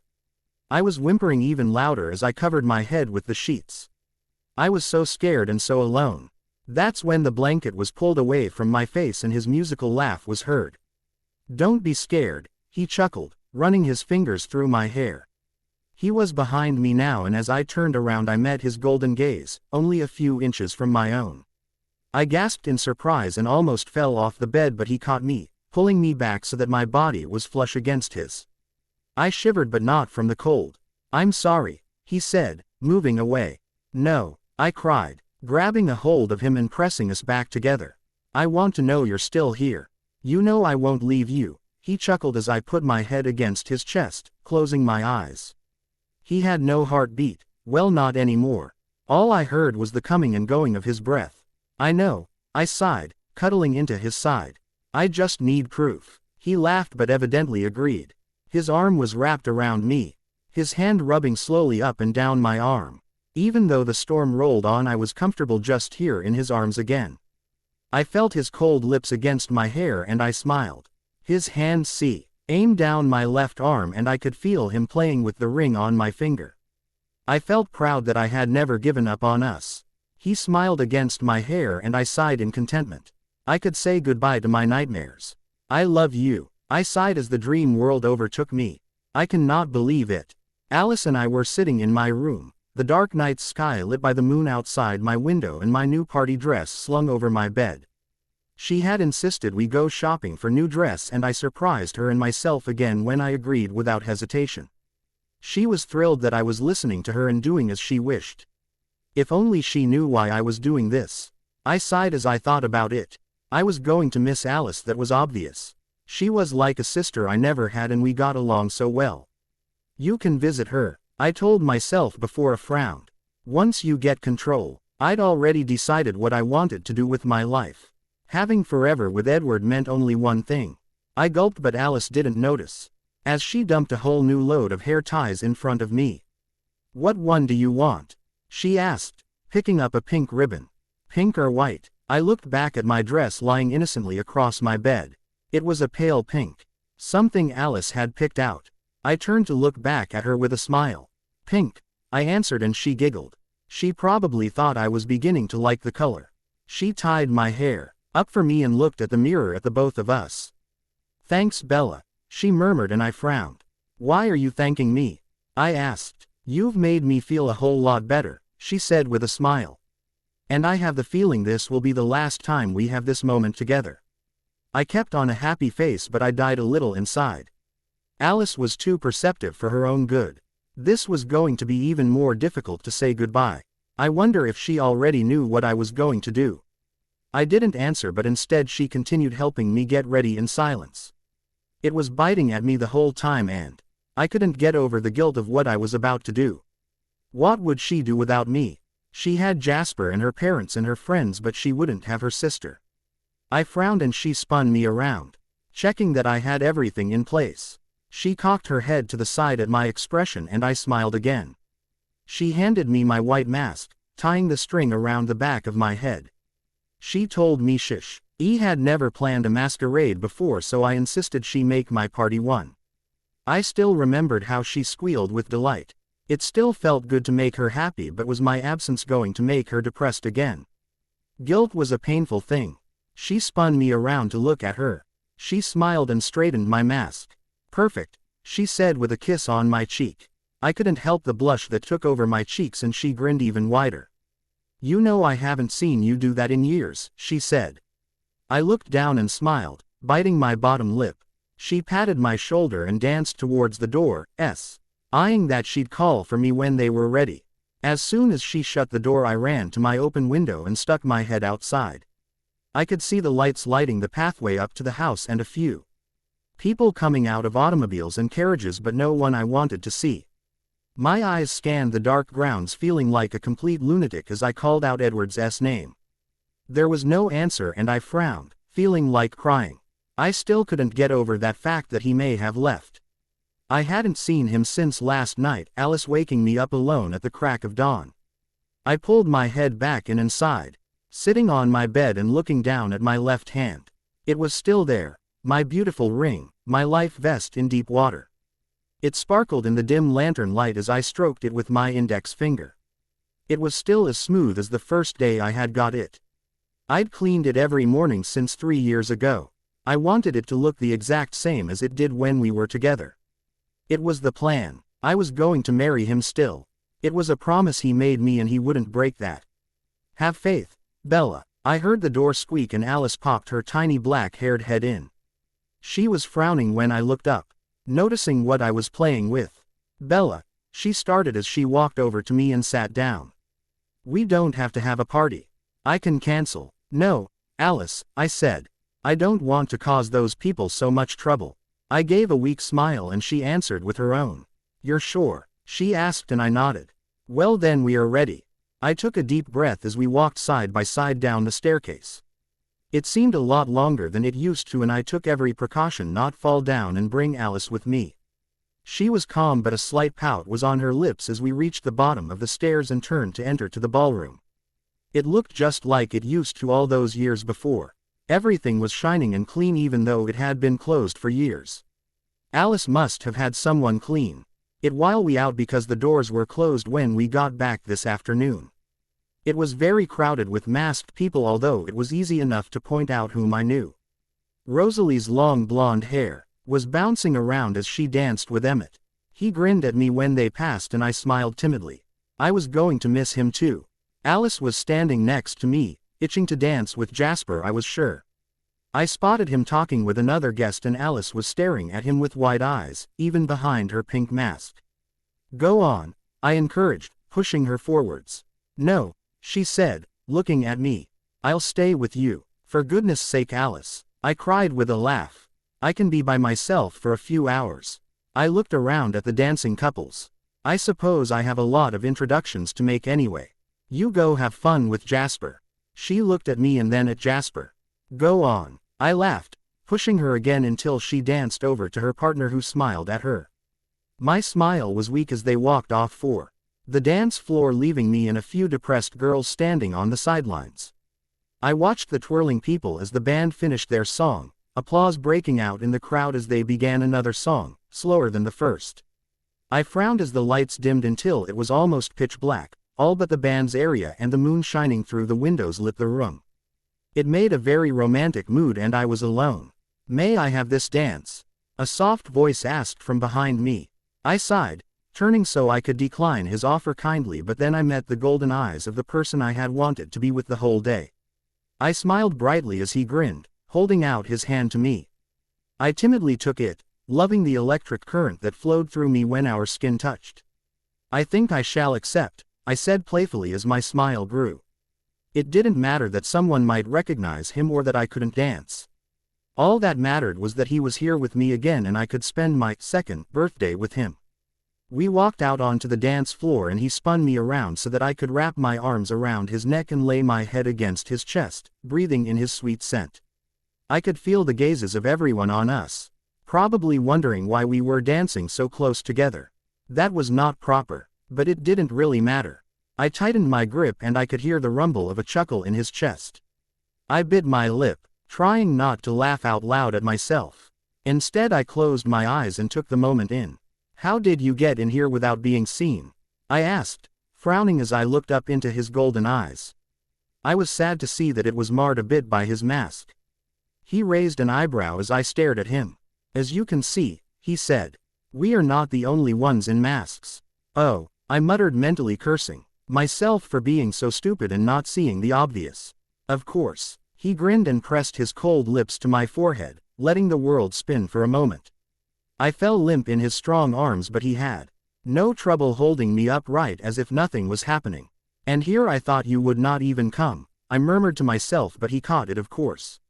Why shouldn't I come? He asked, confused. Do you not want me here? No, I cried a little too loudly so a few people around us looked my way. I smiled timidly at them before looking back at a snickering Edward. How could you think that? Why should I not think that? Because I'll always want you, I muttered. Forever. He smiled down at me. Forever, he agreed as the song ended. The applause broke out again, but I stayed in Edward's arms. There was no other place I wanted to be. Bella, I heard a lilting voice call over the crowd. I looked around Edward to see Alice, Jasper in tow, fighting to get through the crowd and waving wildly at me. Uh-oh, you have to go, I hissed as we pulled away from each other, instantly making me feel empty. He leaned down and kissed me quickly on the cheek before disappearing into the crowd. Saint as the lights turned up again and the band started on a new song. Bella, Alice called again before she grabbed my elbow. Who was that? She stood on her tiptoes and looked around for Edward. No one, I answered in a reflex action. She looked at me and rolled her brown eyes. Don't be silly, Bella, she said before leaning in to whisper, was it your mystery man? She raised her eyebrows up and down suggestively. I hesitated before I could answer, my mouth opening and closing many times. Maybe, I finally answered in a mutter. She squealed quietly, jumping up and down so that Jasper looked at me with a confused expression. I just shook my head with a you don't want to know look. He nodded and began rubbing Alice's arm to try and calm her jumpy attitude. She slowly stopped under his tea. Ouch, and smiled at him before looking at me again. The way those two exchanged such small looks made you feel like you were intruding on a private moment. I had to look away before she turned back to me. So, she started, trailing off. So what? I asked, feigning puzzlement. What's his name, Miss Innocent? She asked sarcastically. I thought for a moment, tapping my chin with my finger before sighing. His name is Mr. X, I answered with a cheeky smile. She pouted before shooing Jasper off and pulling me into the nearly empty entrance hall. We sat down on the staircase and she glared at me. I stared at her for a moment before sighing and looking at my feet. Alice, I started in a dull voice. I need to tell you something. I could feel her gaze as she touched my arm with her tiny hand. What is it, Bella? She asked. Is it about Mr. X? She giggled half-heartedly, but I didn't even smile, so she trailed off until we were silent again. This is hard to say, I started again. But I'm just going to come right out to say it. I looked into her large brown eyes, alight with curiosity and concern.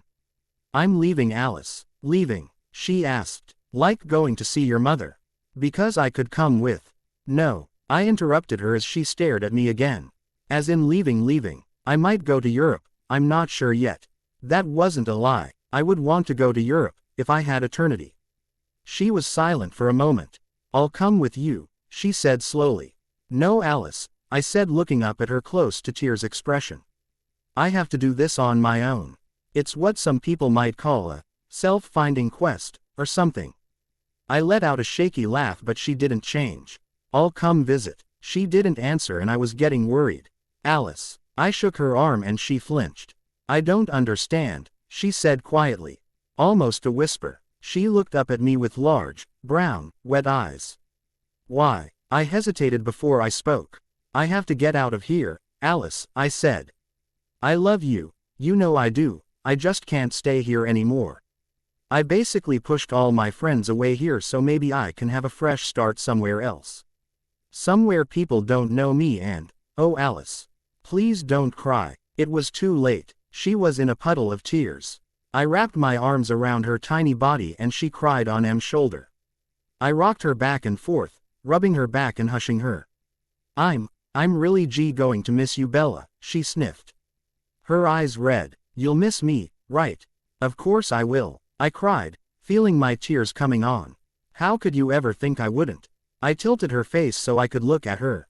You're like the sister I never had. I'll never forget you. We're together forever, remember? I held out my hand for her and she placed her tiny one in mine. I squeezed her hand tightly as we cried on each other's shoulders. This is terrible, she squeaked. You were crying on your birthday. That must be some kind of curse. I laughed and she joined in as we held each other. Alice, always the superstitious type, she still believed she could see the future, and that made me laugh again. What? She asked. Nothing, I answered in a giggle. Just thinking about you. Thank you for that wonderful explanation, she said sarcastically. That really helps me. We both laughed again as I hugged her tightly, squishing her tiny body to mine. She pulled away and pulled out a handkerchief, wiping her tears, then mine. When are you leaving? She asked, gently brushing my wet cheeks with the fabric. Tomorrow, I answered as she grimaced. I'll always send you letters first, and if I can find a telephone I shall call you. She smiled and pulled me in for another hug. I'll let you pack then, she murmured before standing. You'll wake me before you leave, right? I laughed. You'll be up before me, Alice. Oh, she said. Well, don't forget to say goodbye. I won't, I promised. She squeezed my hand, smiling. I really will miss you, Bella. Me too, Alice, I said. Me too. She led again before walking back into the ballroom. It was still bright and alive with dancing people, unaware that the one they were supposed to be celebrating was sitting out in the hall crying. I took a deep breath and stood, making my way slowly up the staircase and towards my room. He met me at the top of the stairs and I fell into his arms, my emotions taking me over. He didn't speak as he hoisted me up into his arms, and in mere seconds he was placing me gently on my bed. The lights were already out, so I just closed my eyes, cuddling up to Edward's side and letting the tears fall as he slowly brushed his fingers along my wet cheek and through my hair. I felt so guilty. I was leaving Alice and everyone that loved me. But I was gaining so much. Forever with the love of my life, but I couldn't help but feel the dark emotion chewing at my insides. I wanted so much to be with Edward, but what I was giving up was something special to me. I could visit them, sure, but how soon? Once I was one of him, it would be months, maybe even years before I could get near people. I refused to drink of those who I had been before. I had morals and no thirst would make me commit murder. Edward would help me. He wouldn't let me lose control. He knew how I would react if I did. I had never felt so torn, but my decision was made and I was never going to change it. So I squeezed Edward's hand and let my dreams of life with Edward take over my mind. How could I do it? How could I say goodbye, for real, to my sister? I could feel the tears coming again as I stood at the door, Alice standing there.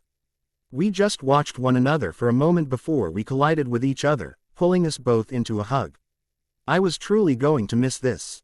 Her hyper nature and huge smiles was something I thought I'd get to see forever. I always pictured us all as a family. Christmas and Thanksgiving together, just talking and laughing and dancing. Always carefree. But that was in my dreams and we couldn't do that. Sure, I would be able to visit her in a year or two, but never could she be with her cousin. I frowned and squeezed her tighter, her small body shaking as she cried. I promise, Alice, I said after a deep breath. I'll call on you. I know, she cried. I'm just going to miss this. I will too, I admitted as we squeezed each other again and pulled away. I looked at her puffy red eyes and wiped a tear from her cheek. She sniffed and tried to smile, but it came out tight. I took a deep breath. I love you, Alice, I said.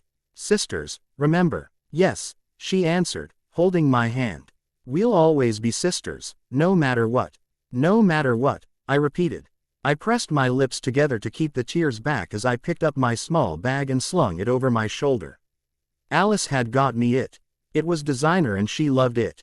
But she gave it to me. I smiled at the thought. Take care of it, she said with an answering smile. It's designer. I laughed shortly and held it close to my body. I promise, Alice, I said. It shall never get dirty again. That's what you said about the last dress I lent you. We both laughed at the happy memories before sighing again. Take of yourself, okay, she said, changing her last sentence to include me in it.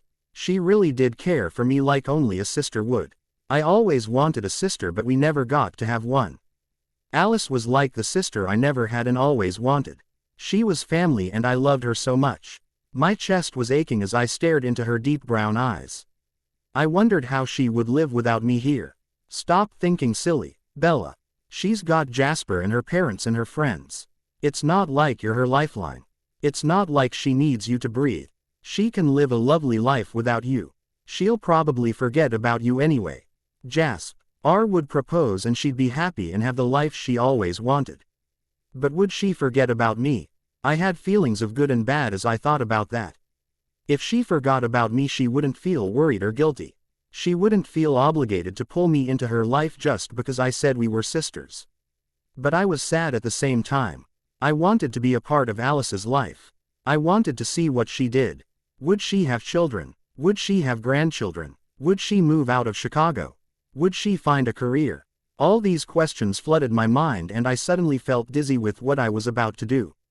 Think about it, Bella. Alice is your family, but Edward is your life. You can't live without him. And my head was right. I couldn't breathe, I couldn't talk, I couldn't be happy without him.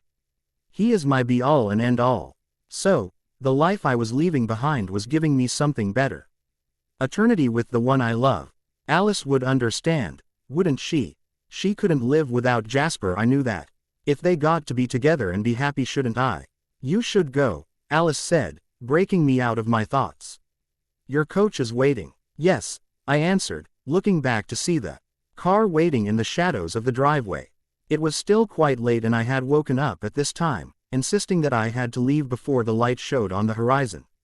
At least her parents and Jasper were still asleep. Tell them I'm sorry I didn't say goodbye and that I love them all, won't you? Of course, she answered with a small smile before squeezing my hand. So I guess this is goodbye? I asked after a short silence. I was getting uncomfortable. I guess, she murmured. We stared at each other for another moment before hugging each other again. I love you, Alice, I whispered in her ear. Never forget that. I want, she sniffed, standing back. I love you, Bella. Call me as soon as you possibly can. I will, I answered before turning and waving at her tiny form, standing in the light of the porch. She seemed so small and innocent. I was tempted to run back to her and tell her it was all a joke and I was staying. But I looked to where I was headed and I saw his golden eyes on me, waiting. Eternity with Edward, I repeated over and over again. Give Alice the real life she deserves. This kept me walking and soon I was stepping into the car beside him. I sat, staring at Alice as she stared back, wiping her cheeks with a handkerchief. You don't have to go, Bella, Edward's concerned voice came from beside me. I turned to look at him. I could see the pain in his OCHRE eyes and I knew what would happen if I did go back. He'd leave. I couldn't let that happen. He'd asked me many times if I wanted to stay and every time I answered, no, without hesitation. But now that it was really happening, I hesitated. How could I? I wanted life with Edward and I was thinking about it.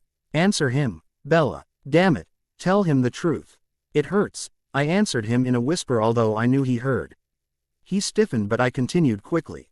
But I'm not changing my mind. It has been made up. I stared into his eyes, forcing him to see the truth in my own. We were locked in each other's gaze before he moved, inhaling deeply before starting the car and turning down the lane, away from the house. The house I'd known as home for 3 years. But I was leaving the place where my pain had been. That's when I figured it out. I always thought staying in Chicago would be good for me, able to remember him clearly. I thought it would help my pain go away but it didn't. It just increased it. I had locked myself in the place that made me fill with pain without even realizing what I was doing. Now that I knew I was leaving I felt the burden lift off the shoulders. I was getting out of this city that had caused me so much grief and depression but happiness and love before. I was going to travel the world and to me, I was taking the best thing about Chicago with me. I turned in my seat to see Alice still at the door, waving. I pressed my lips together as she disappeared from view, behind a large, dark hedge. We were silent as we drove through the deserted city. There we a few drunks heading home and that made me shiver. I cowered against Edward's side as we passed a group of overly intoxicated men. They were laughing as they stumbled down the road, arms linked and singing some sort of song that seemed famous to drunken men. Something about bottles of beer on a wall. Very odd, I thought as we passed the singing bunch. He stopped at the train station. I remembered it even in the dark. I remembered the very spot that Emmett had waited for me, taking me to the hospital. I shuddered at the thought as Edward came up, opening the door and taking my hand. I was Ed to the feeling of his cold skin and I barely felt it. Oddly enough, I felt warmer every time our skin touched. He helped me out the car, taking my bags and easily carrying them.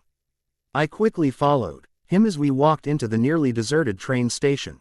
Only a few people were around, waiting for the early train to take them halfway across the country. Some of their eyes were drooping as they sat on the old benches. Edward, I whispered, what are we doing here? He leaned down to whisper in my ears after a few people looked up at us curiously. We're going to the country for a while, Bella. Why the train? I asked. He chuckled. Well, a car would be too slow and I don't think running there would do us any good. He raised an eyebrow and I understood fully. Take the train out to the country to become one of them. I gulped but that's when I realized. Where is Carlisle and Esme? I asked, frowning. They're taking a buggy down, he answered with a shrug. Esme still can't get too near humans. Oh, I said quietly as I looked down at my feet. He wound his arm around my waist and kissed my hair gently. Everything is going to be fine, Bella, he murmured. I know, I sighed, leaning into him and resting my head on his chest. His scent intoxicated me that I suddenly felt dizzy and I knew that's probably what those drunken men felt like. On top of the world. I'm sorry, he sighed suddenly and I looked up at him. Confused. Why are you sorry? I asked. I've taken you away from Alice, he said with a frown. I know how much you love her. I frowned, resting my head on his chest again as his arms wound around me. I do love her, I sighed. And I want to stay with her but I want to be with you more. I kissed his shoulder. Because I can't wait to live forever with you. He smiled against my hair and we both looked up at the sound of the train approaching. As the train pulled away from Chicago, I looked out the window back at the city that had been my home that felt like forever. I smiled before turning my face away and putting my head on Edward's shoulder, closing my eyes, our fingers intertwined together. I must have fallen asleep because the next thing I knew, Edward was lightly squeezing my fingers.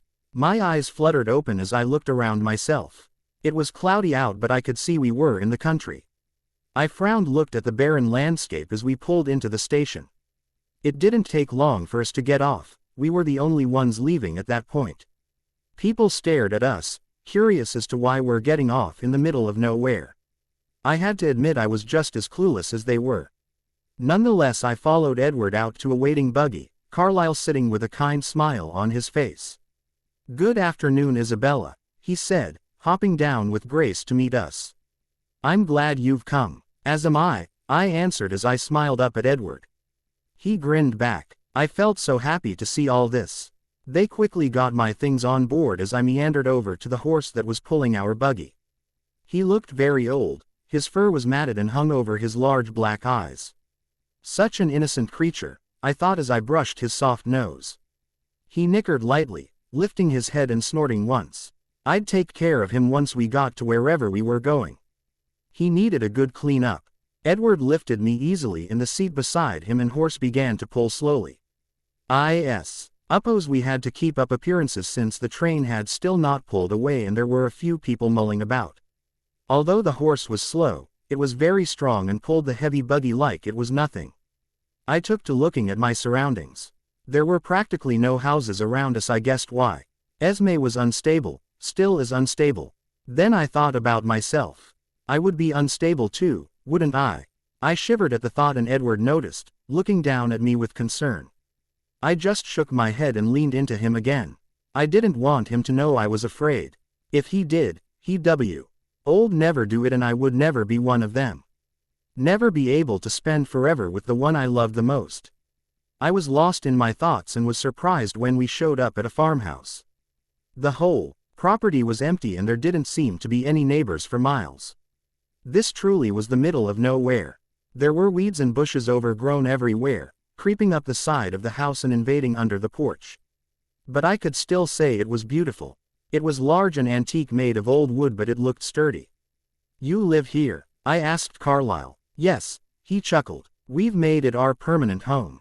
Esme is already overjoyed with the fact that she had a large project on her hands. He smiled warmly at the mention of her name and I smiled back as we stopped outside the house. Edward quickly lifted me down as my eyes explored my new surroundings. It was so different from Chicago with its tall buildings and busy streets. But I could get used to it, easily. Edward's arm was around my shoulders. "What do you think?" he asked me. "I love it," I exclaimed, cuddling into his side. "Couldn't have picked it better myself." He chuckled before leading me up the mossy steps inside. It was dark and dusty when we walked in, but a light was on in the sitting room. Esme was on the floor, her legs crossed and a large sheet of paper in front of her. I noticed at once what she was doing. She was designing the house. She looked up to see us and smiled warmly before looking down again, brushing the feather quill under her chin as she thought. "Bella, dear," she addressed me and I flinched in surprise. Why was she talking to me? "What do you think is better? The chairs by the fireplace or the chairs by the window?" She looked up at me, waiting for my answer. I stammered. "The fireplace." "Excellent," she cried with a smile as her hand raced a mile across the paper, muttering something to herself. Edward just grinned before taking me through the rest of the house, showing me around. I asked him how he knew where everything was and he answered that he saw it in Esme's mind already. I blushed. That should have been obvious. I spent a month helping Esme around the house. She seemed to have warmed up to me since our last encounter and she didn't even cringe when I walked up to her. She was doing very well and I saw how proud Carlyle was. I smiled as Esme continued humming in her musical voice to the radio as she painted the wall opposite me. We were in the supposed kitchen now, painting the walls a pale blue, although it was only I that needed the food. Edward, Rhoda and Carlyle were out on a hunt, as they called it. They had gone into the forest that was a few miles away in search of game for which they'd drink of. Edward's thirst had been calling to him, so I had found the courage to basically push him out the door with his father. Still stubborn. Some things never changed, I thought with a roll of my eyes. I gulped once. I knew what I was going to ask today. Edward was coming back from a hunt, no longer thirsty as I saw it. I was going to ask for my change to be this evening. I couldn't wait any longer. I wanted to be equal to Edward in every way. I didn't want him to be so careful around me. He hadn't even kissed me since we found each other. I missed it in our carefree attitudes. I turned and saw Esme was swaying slowly to the music as she continued to paint and hum. I watched her for a moment, biting my lip as I thought about how to bring it up. "Something you want to ask, dear?" Esme asked with her back still to me. Yes," I managed to cough out. "I do have something I'd like to ask you." "Go ahead," she urged after a moment of uncomfortable silence. It's about your change." She stopped her swaying, but continued to paint. "What about it?" she asked in a careful voice. What was it like?" I asked. She sighed and turned to look at me, a frown on her beautiful face. "Shall I be truthful to you?" she asked, and I nodded enthusiastically. "It was painful." She looked away. "Very painful." I gulped as she continued. "It takes 3 days, you know. I don't know the specifics, but I will tell you it hurts." "But," she looked up at me and smiled. "It helps when someone you love dearly is near. When they talk you through it." That's how it was with me. Carlisle was there the whole time. I don't think I could have got through it without him. She shook her head. "But in the end, it pays off. Knowing that you can spend the rest of forever with the one you love the most is a wonderful gift. Do not take my advice to heart though, dear. Humanity is an awful big thing to give up." She turned and began painting again. I did the same and let what she just said wash over me. Was humanity something I wanted to give up? I nodded to myself. I'd give it up if I could be with Edward. In a heartbeat, so why was I hesitating again? The door opened and in a flash I was in Edward's arms. "Did you miss me?" he whispered, read in my ear as I playfully fidgeted in his arms. "Of course I did," I said with a smile as he allowed me to turn around in his arms. His nose drew a line down my jaw, inhaling as he went. This was the moment to bring it up. I looked around to see we were alone, Carlisle and Esme nowhere in sight. "Edward," I said. He murmured as he trailed light kisses down my neck, still inhaling.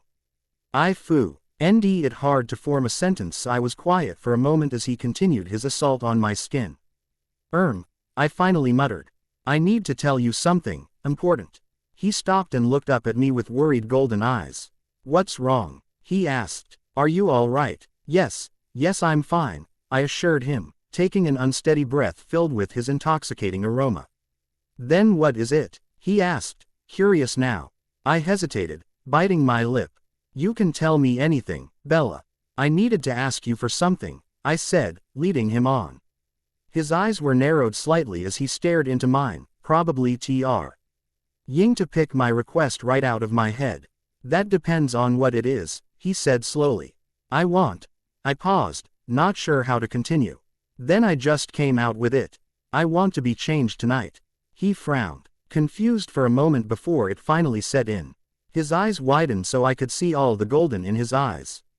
He wasn't expecting this. "Tonight?" he asked. "Why?" "Because I can't wait any longer, Edward," I said, my pleading voice coming in. "I want to be equal to you." "You already are," he argued. "No," I said, "I mean physically. I want to be able to actually be with you." He understood as he leaned closer to me. Our faces inches apart. "Are you sure?" he breathed, his sweet breath dancing across my face. I blinked a few times before nodding. He sighed and moved away from me, moving his lips too fast and talking too low for me to hear. Carlisle suddenly appeared beside us. "You want this now, Bella?" he asked calmly. I gulped and nodded again. "You are absolutely sure? Because there is no going back, Bella." "Yes," I squeaked. "I'm sure." Carlisle looked at Edward a moment. They communicated wordlessly for a moment before Edward nodded shortly. I looked between them with narrowed eyes. I hated being left out. "All right, Bella," Carlisle said with a warm smile. "Let's go to your room, shall we?" I nodded and Edward's arm slipped around my waist as we walked up the rickety staircase and into my room. Or as I like to call it, our room. I smiled at that thought. I wouldn't even need it anymore. Well, not for sleeping purposes anyway, I thought as I blushed. I sat myself down on the bed, taking many unnecessary breaths. I couldn't say I wasn't nervous or scared because I would be lying. I was never that good a liar anyway, everyone knew. Everyone. Like Alice. I pressed My lips together as I thought about her. It had been a month since I had last seen her, although we kept in touch by telephone and letters. She almost always asked me to come back to see her, but I had to decline each request. Now it would be even longer until I could see her. I sighed as Edward looked down at me, curious again as I shook my head. No need to bring him onto my guilt train. All aboard, I thought. Carlyle seemed very calm about everything. He was rummaging in his black bag now before pulling out a vial and a needle. I gulped as Edward's hand squeezed mine. I didn't like needles. He filled the needle with the liquid and tapped it lightly with his finger. Don't worry, Isabella, he soothed. This won't be the pain. It will take it away. I frowned. What is it? I asked. Morphine, he answered, and I shuddered. It will help you, love, Edward sighed with a tight smile.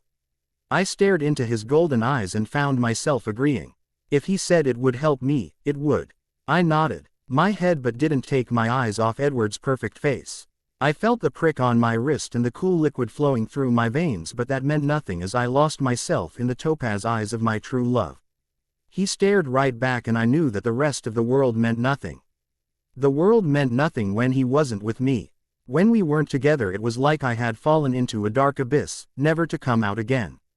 Now I was going to with him forever. I was going to be equal to him, finally. I smiled as he leaned towards me, resting his forehead against mine. When our skin made contact, hot to cold, my eyes closed of their own accord, a smile on my lips. He kissed my cheek and then my jaw before his lips touched my racing pulse in my neck. I love you, Bella, he murmured against my skin. Always and forever, I whispered. Always and forever, he repeated. And then he bit me. In memory, the stone red, of a loving husband and father. I touched the cool surface with my fingertips. Although I didn't even feel that temperature anymore. The clouds had blocked out the sun, so I couldn't even feel the warmth from its rays. I put my bunch of flowers, roses, by my knees in the dirt. He'd like them. He always loved when Mama planted them in the garden. I smiled at those happy memories. They had become dim, like an old picture, worn with time. But that didn't mean they weren't there. I sighed when I felt a hand on my shoulder. I took a deep, unnecessary breath and stood my smile wider than before. I stared at the stone once more, kissed my fingers and touched it, giving him my love. I turned and looked straight into my love's golden eyes. He grinned and I wrapped my arms around his neck. Sorry, I murmured into his skin as I rested my head against his chest. I didn't mean to take so long. He chuckled before holding me closer to his chest. You can take as much time as you want, he insisted. Forever and ever, I said, looking up at him before pressing my lips to his. I remembered that rushed feeling we used to get when we were like everyone else, but now it was even better. Cloud 9 could not even describe the way I felt every time I kissed him. Would Cloud 20 do? I didn't think so. We broke away from each other even though we didn't have to, and he gently brushed his fingertips across my cheek. I smiled again before he put his arm around my shoulders. And we walked back across the grass to the waiting car. As we walked, I looked down at my reflection in a small pond, breathing a sigh of relief when my own golden eyes stared back at me. The end. Thanks for watching. Subscribe our channel for more such videos, and do let me know your reviews and new story ideas in comment sections.